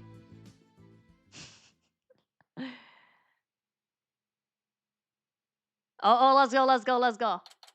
Are they? Do they? Yeah, it's just the third reception of the weddings, no? 22, so like a week later. Today is Ellen and Soren's third wedding ceremony and reception. I heard the bride and groom insisted it be on a flying chapel again. In the end, they were nice enough to invite me and Maya. How about Edward? And Athena kind of invited herself. They also invited Edward, Emma, and even Larry. Everybody's there. They said third time's a charm, right? Yeah. I really do hope it's happily ever after for them this time around. Still, I get the feeling it's going to be one rowdy party. We don't have visuals. Ready when Let's you go. are. Ready when you are? Oh yeah, yes. Catching the boutique. Look at Emma. Oh. Oh, it's Larry. Hey, look who's next. Aren't supposed the girls get it? The guys can't get them, no?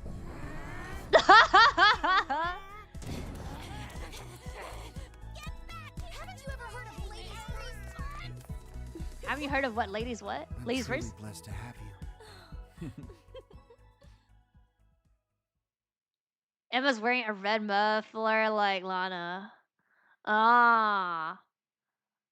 No, like her hairstyle. Her hairstyle looks like different. Let's go. Okay, I could look at the museum, right? Oh wait, costumes. Wait a sec. Is that only on Spirit? Dun, dun. Oh no. Okay, yeah. Actually, I haven't looked at all these. The costumes. Edward should have been caught it. He doesn't want to get married. Oh yeah, here. Yeah. Oh yeah, this. No, I've seen this. Confirm change. Okay, wait. How about let's do Destiny.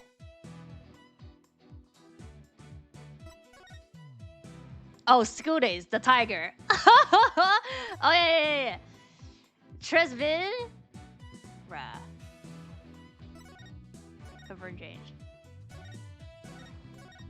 Wait, does that make it like the model would be like that? The last one's the museum, right? Yeah. Orchestra hall.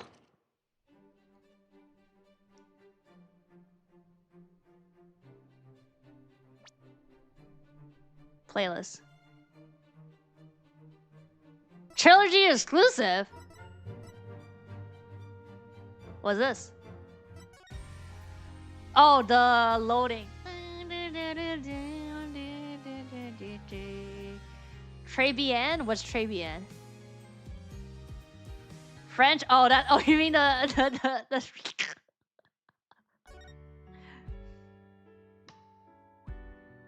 So these are trilogy exclusive.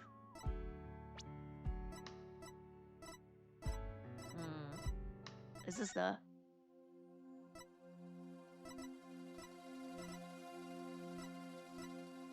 Yeah, this is all the BGM. Yeah, the costume. Yeah. Dun, dun, dun. Dance of devotion.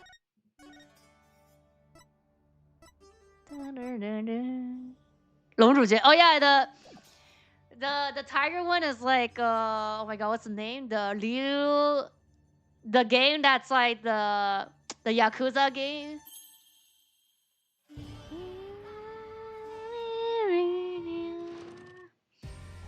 Our library. Oh. Oh my god. Oh my, look at the blue badger. What's these? Oh, the movies. These are all the cutscenes. Why does this only have one? Key visual. Huh? I didn't unlock these? Without using story mode, complete every episode. Beginning of each episode, via episode or an entire game via new game. Huh? I did though.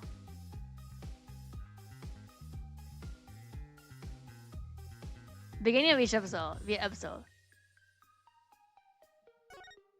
Is it because I just said continue and then I didn't did the episode?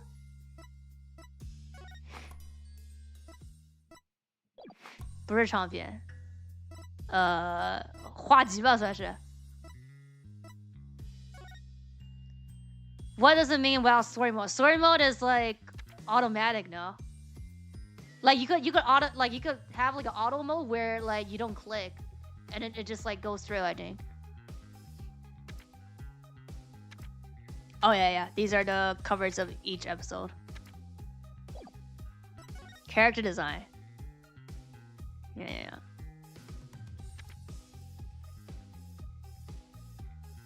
Yoshi. Angry.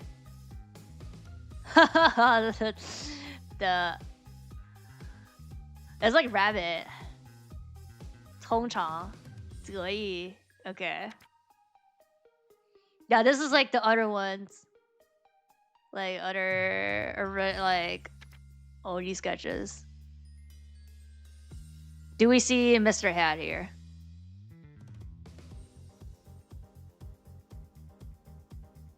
Oh, this is like in school. For Tracy?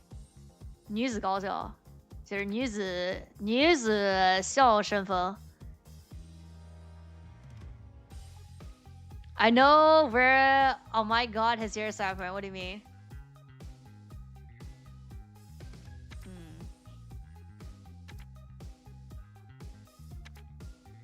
Here, Mr. Hat. What? Gika tasu tasne.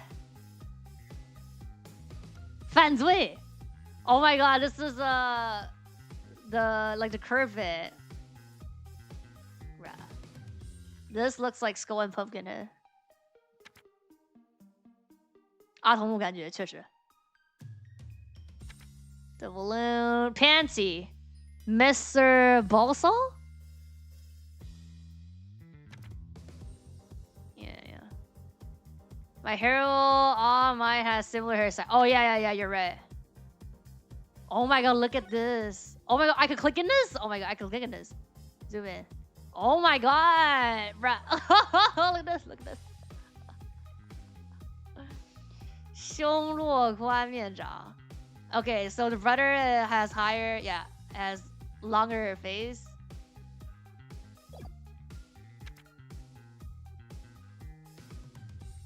Can you imagine Gavin's hairstyle being like this? This is like some like JP, like I don't know how to express. Yeah, bro.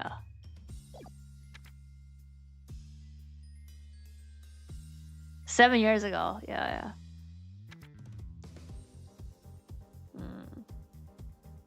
我当然知道晚安大小姐，这怎么可能不知道？操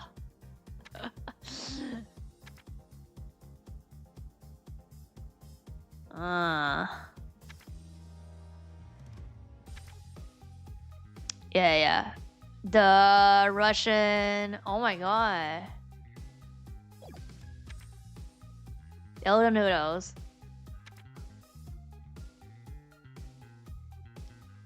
What? Wow.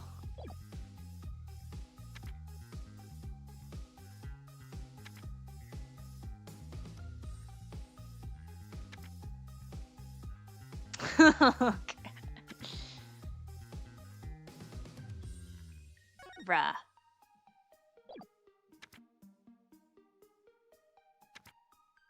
Mom. Sage costume. 北欧风. This is like Northern Europe. Yami no Imenji. Oh, nighttime.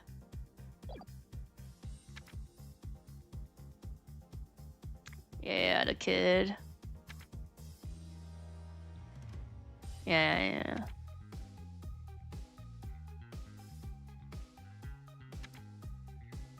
Hmm.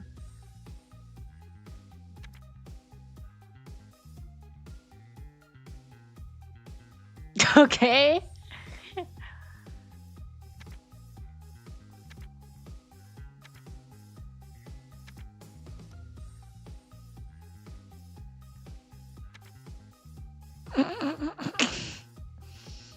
Why they draw him fat as well? Oh my god, not this hiccup place. Oh yeah. Okay. Look at this. 对啊，就是原稿、废稿都在。啊。Oh, they split it into two, I guess. Ah, right here, I see. And this was the final one. Oh, the middle one looks so nice with Athena like that. But yeah, what you need an objection. This right in the middle just like doesn't make sense. Right here. This is the art book cover. I have this art book. Yeah, oh right here, yeah. Official right here. This is what it is. Official visual book. Yeah. Game magazine. Yeah, episodes.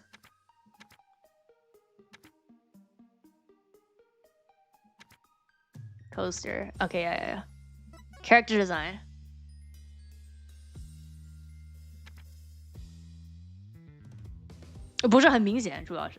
Oh my god. Bear Phoenix.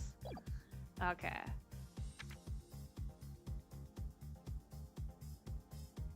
Yeah. Oh my god, look at her hair. look at this. Look at this.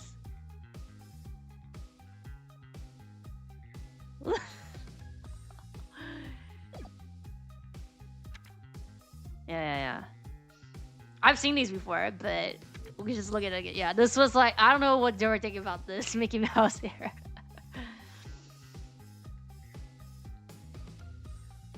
Yeah, there's like some space like Tempa. Yeah. This one is like close to what they've done.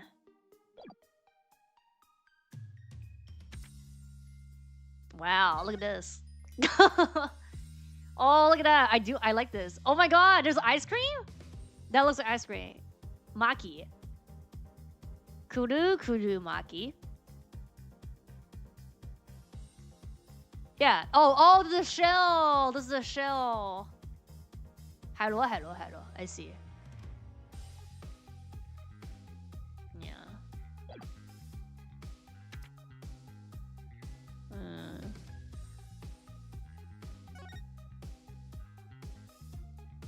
AI Robo.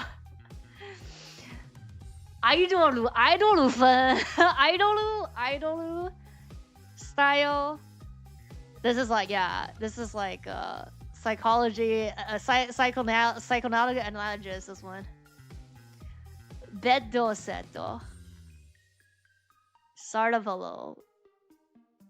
Yeah. Pew pew pew. 对，是海螺。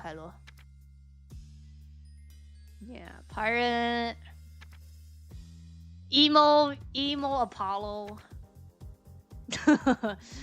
What the fuck is this?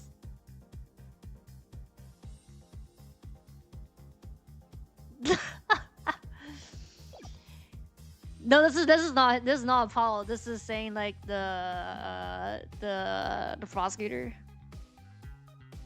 Dad's motto.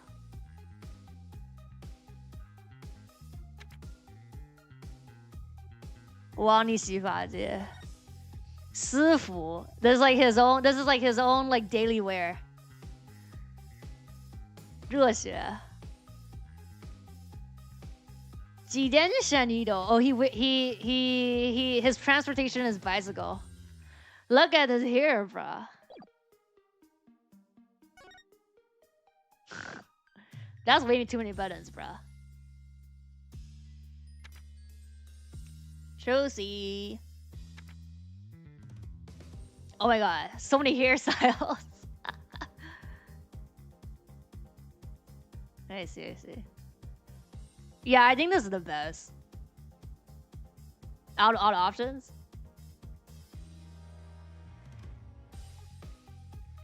Mayo Eva. Bruh, this is like Maya style. Bruh.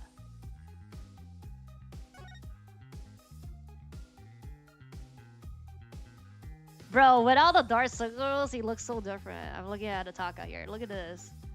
突然清纯男大了. He looks so different without the dark circle thing. Pro would obviously want to look like her goat, I guess. No, but like when she was younger, she didn't look like that anyways. 眼神都清澈，对啊。Bro looks like bro never went to jail. Bro hasn't studied law. No dark age of law. 就是变成学法前对吧？学法前。Wow, this white colorway is like what? Also looks so different when his hair is not doesn't have white. 明镜止水。Bruh. Yeah, the chains. Oh my god. What do you guys think about this design? Apple. This is Death Note. This is some like Death Note plus what's that Soul Eater shit. Red chains. Bro, like this is so emo. Red scarf. Bruh. Butler 直视 Butler. Sei no Oji-sama. Akai no Meido. Justice Princess. Lei Wangzi. Oh my god, this is some prince shit. 金发王子直视 American 归来 came back from America. Blind prince prosecutor go into prisoner. Top clear mind, yeah. This is top clear mind. This thing right here, this. The pose, bruh. What else do you have? So this is some kimono stuff. Before being a prisoner, yeah, Taisho. This is like basically Great Ace Attorney. Yasashi no Onisa. Okay. White and yellow. I don't know, man. 99? I don't know, man. Likes music. Amai monosuki. So he likes the apple because it's sweet. Oh my god. Yeah. Oh, the white looks so good. Ooh. Oh my god, yeah. This is just like younger. This is like trying to be like Gumshoe here. 表面温柔腹黑。没有，他说的是没有变成囚徒的时候。Okay. Edgy boy. Nobody likes edgy boy with glasses, guys. What the fuck is going on C here? I don't. Oh my god, these hairstyles. They just gotta see what they look like with the beers. Yeah.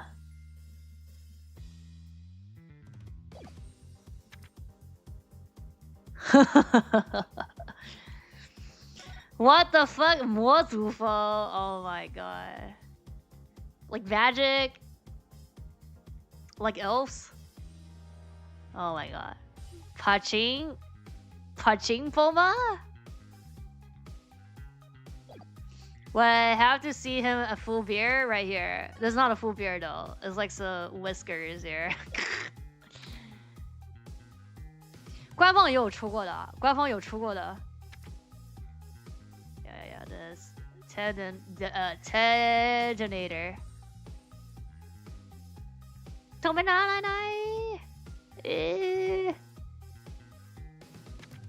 Whiskers, yeah. He's like he's like a cat. And a little bit what the goat thing on the bottom here. Wow. Okay. Sunflower shit. Yeah, AP4 uniform.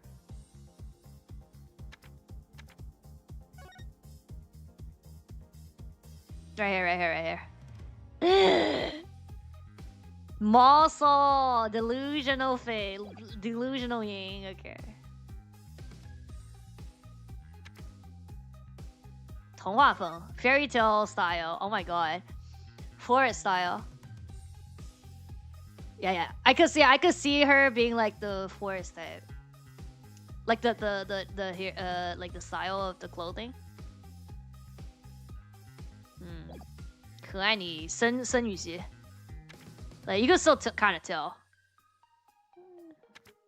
It's like just more simplified. 你最爱的短发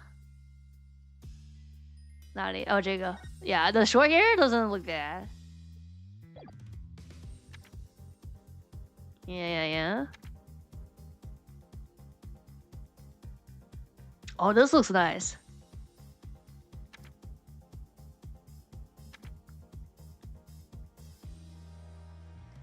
Okay. Bruh. Oh, not this bro. This bro. Oh my god.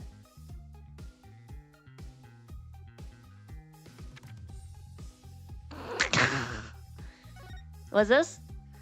Lado Bukuria. Oh my god. Mummy? That's not mummy? 你说这个是吧? This is mummy. This mummy. Oh, this what 5-3? The episode that I just cannot. I was like falling asleep.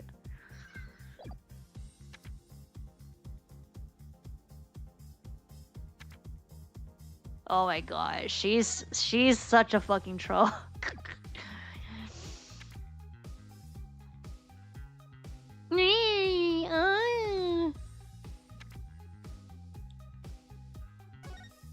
What does it even mean? Artist skin. Oh my god, what the fuck is what the fuck is this? 是妹子啊，是妹子啊。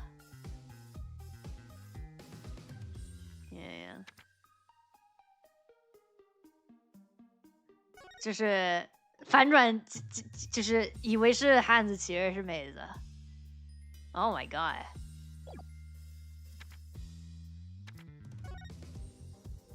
$100 points.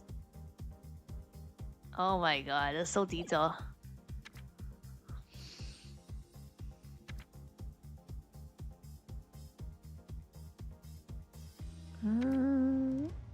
Not this bro. Oh my god. Why the big nose like this, bro? Yeah.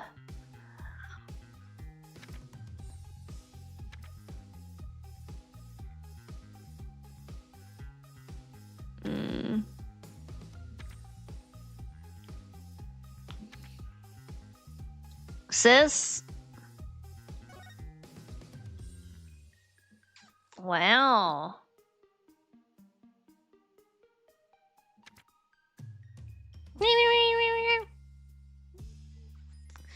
Oh my god. Do they have both of them? No, they only have one. With the pink sticker.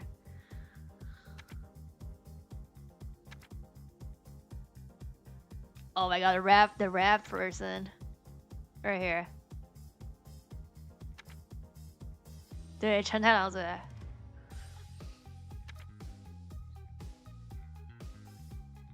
Kanbeki no Onna. Perfect woman here. Oh my god. Ninja style. Oh yeah, the penguin.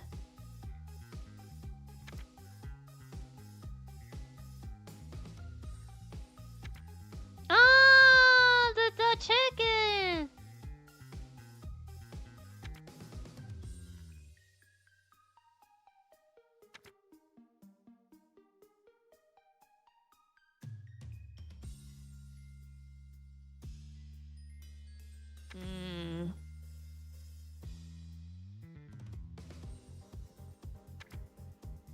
The pixels. Promotional pixel art. Campong exclusive stickers. Taka. Oh my god, they have the bird here. They have everybody here. Widget head is so fucking big. Oh yeah, even Athena, the uniform ones.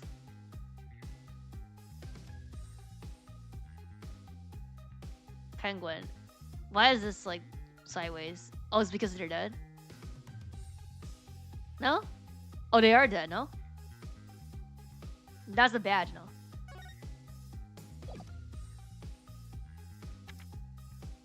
Where? Yeah, that's the badge, no? The shiny thing?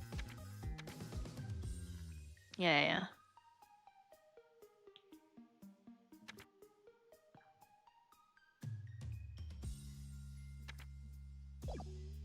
A lot of character designs in Dual Destiny. Wait, what are these though? Oh yeah, these are the in games and then the backgrounds. Oh my god, we could. Oh my god, wait a sec. Oh yeah, illustrations are just the same in the game. Okay, I haven't. Let me look at the characters first, and then we can go to the background.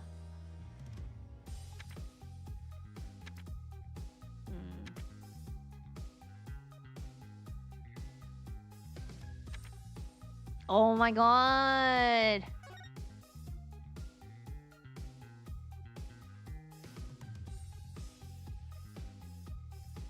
I don't know about that.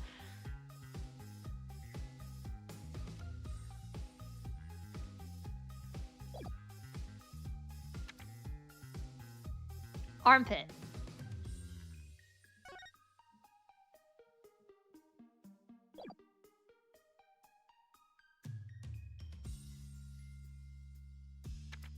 看拖鞋。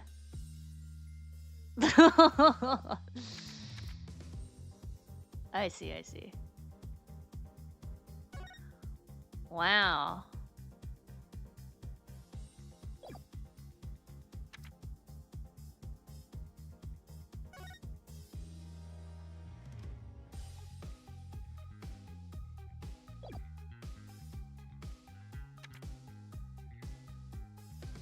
Wow, this looks so nice.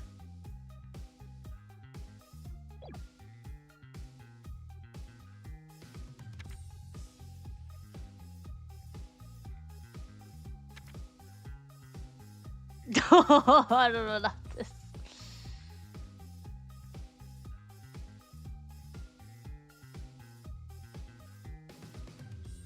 This is like the same haircut in this one is like the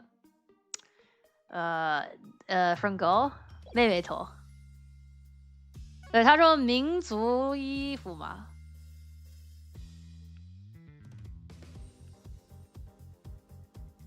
It's like some type of traditional inspired clothes.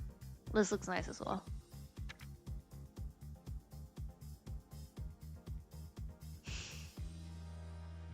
This is like a monk, no? Yeah.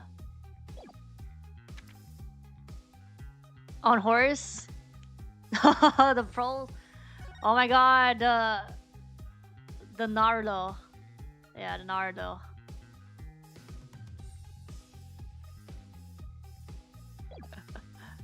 The butterfly.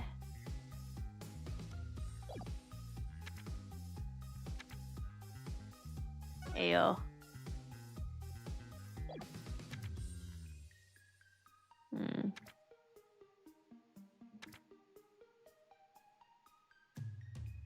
Taco.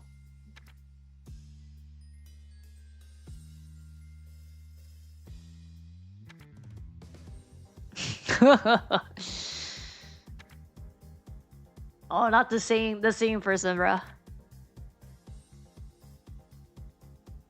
Yeah, the where I don't know where this these stuff came out.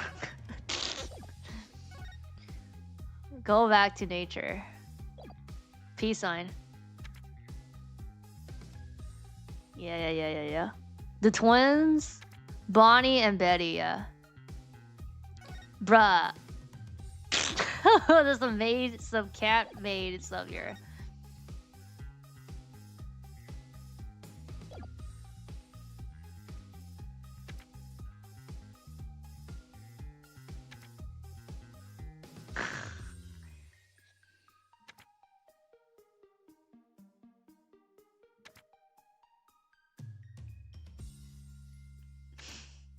Oh my god.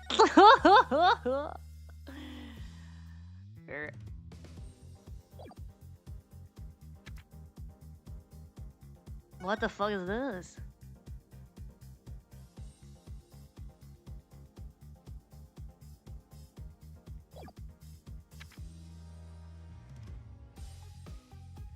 Yeah.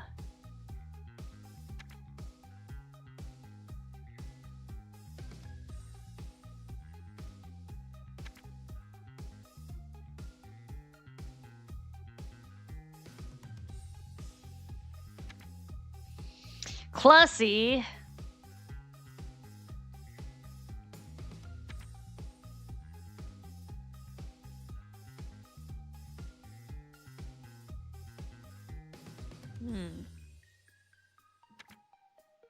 More classy. Classy balloon. Yeah. The DID.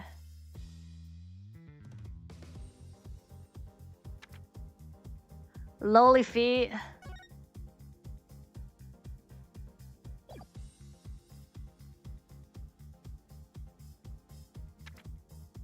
Oh my god.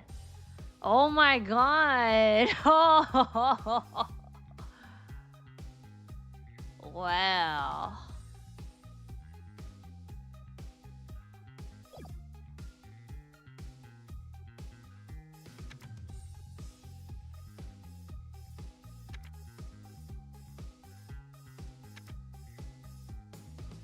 Daddy.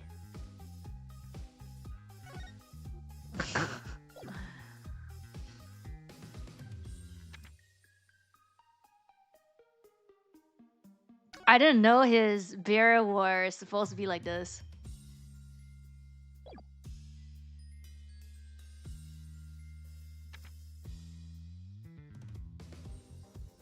They like to explore braids on a lot of the guys. Oh yeah, here.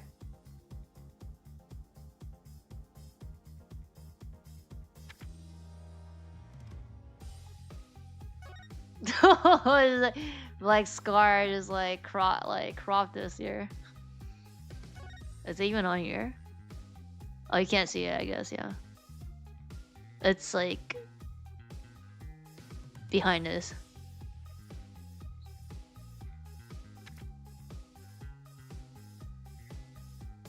Yeah, Disney princess be like BDSM.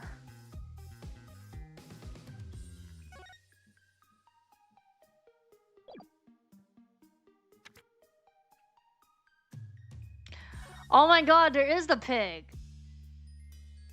Oh my god, I never. Oh my god, I only thought. Oh my god, I thought it was just a heart pig. I didn't even notice the yellow part, bruh.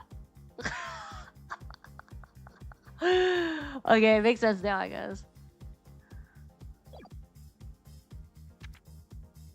Oh, these are the other options of the pig. It's like too good for Larry's, right? That's it. Has to be that. These are too. This is too much. This is less. This is less abstract. Does she have like outfit that is not in the wedding dress?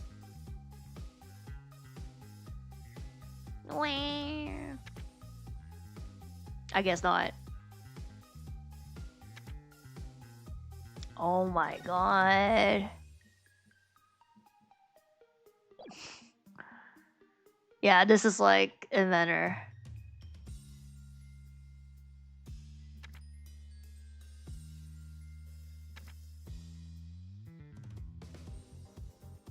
Yeah, where's the poor tea? Where's my tea, huh? Why is it a bear? Oh, he used to have a bear? Why a teddy bear though? Oh, it's for like human. Like that's like the dummy for human. I see.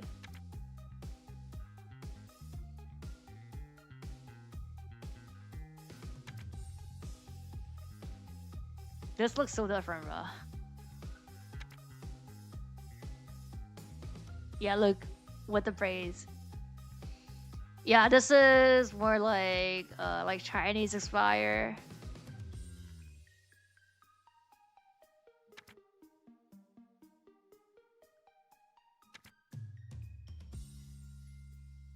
That's that. Okay.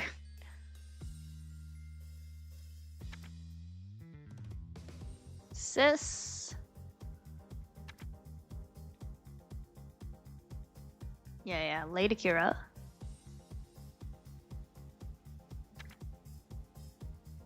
Special episode ending anime design. Oh yeah, right here. Their own outfit. Oh, they brought back. This is like the show one, just without the show. 这个不就是之前废稿里的那个海螺的这个大马尾吗？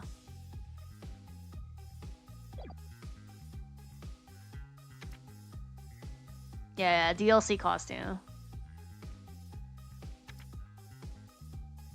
Super deformed character art.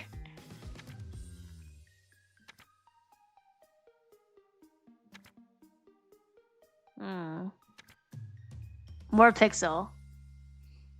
Yeah. Bruh, the coffin.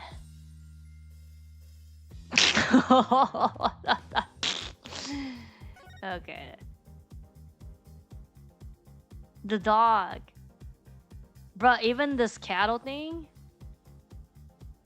Yeah, the helicopter. Like the lolly, yeah.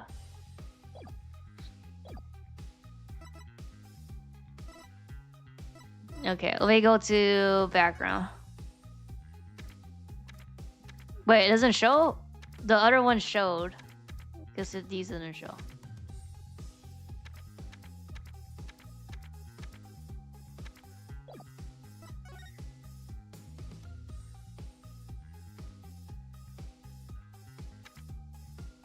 They just put it all in one.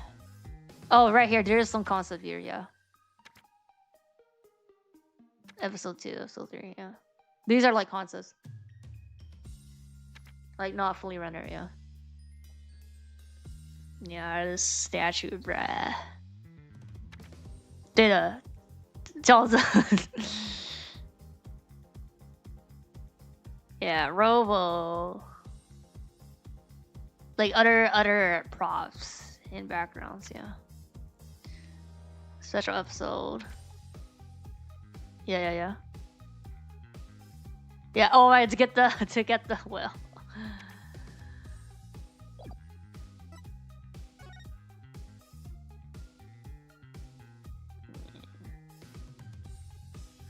This stupid lock. Bruh.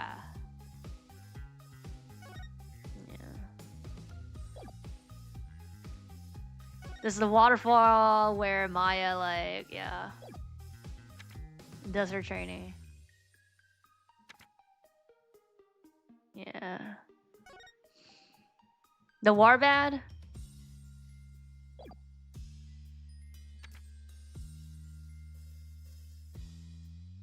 Different types of mountain. Different birds. Oh, this would be so cool. with this thing. Oh yeah, the manju. Oh my god, the manju. Bruh. Okay.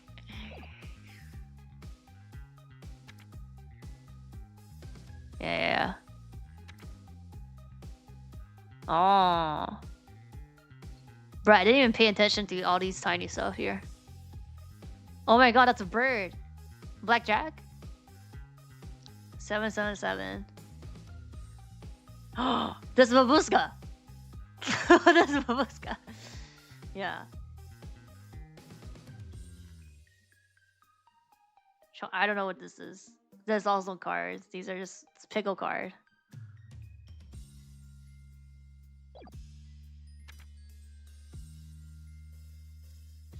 Aladdin? What is this? Aladdin. Alice in Wonderland. Joker. Some type of foresting.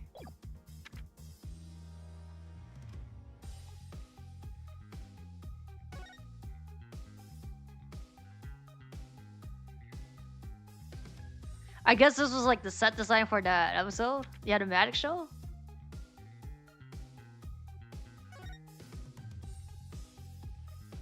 That's a dog.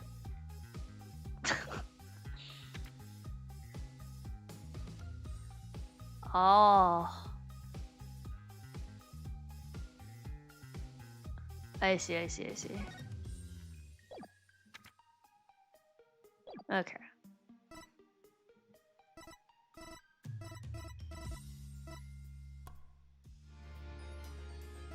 Animation studio. Oh yeah, here. I looked at this like once. But like you can make your own thing, no? Yeah, default. Yeah. Okay.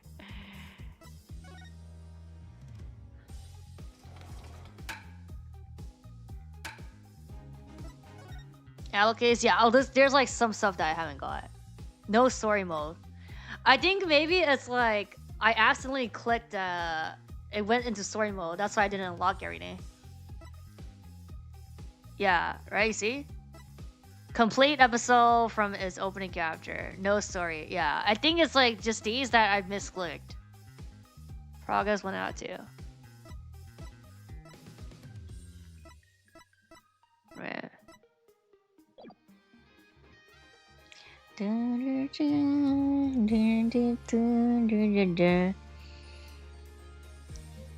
Okay, that's it though.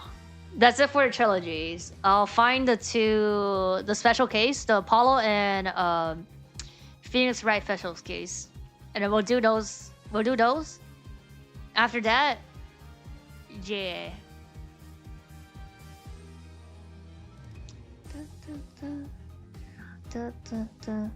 I'm gonna go eat and shower and sleep as usual.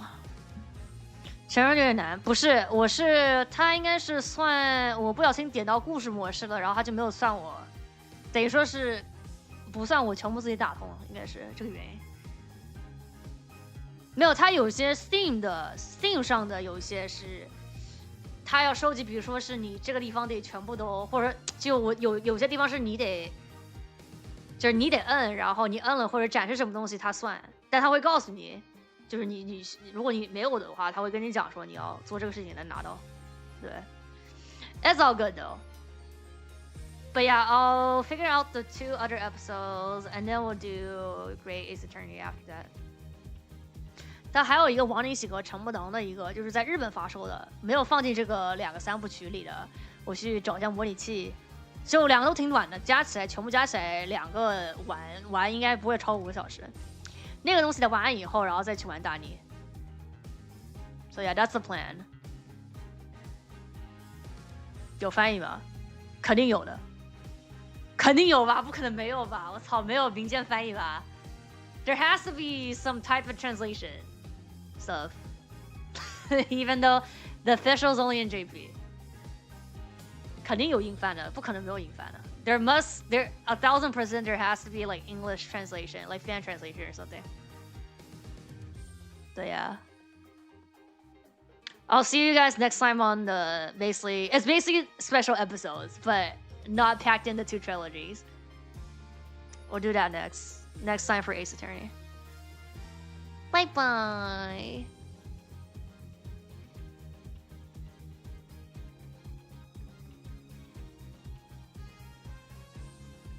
Mm-mm.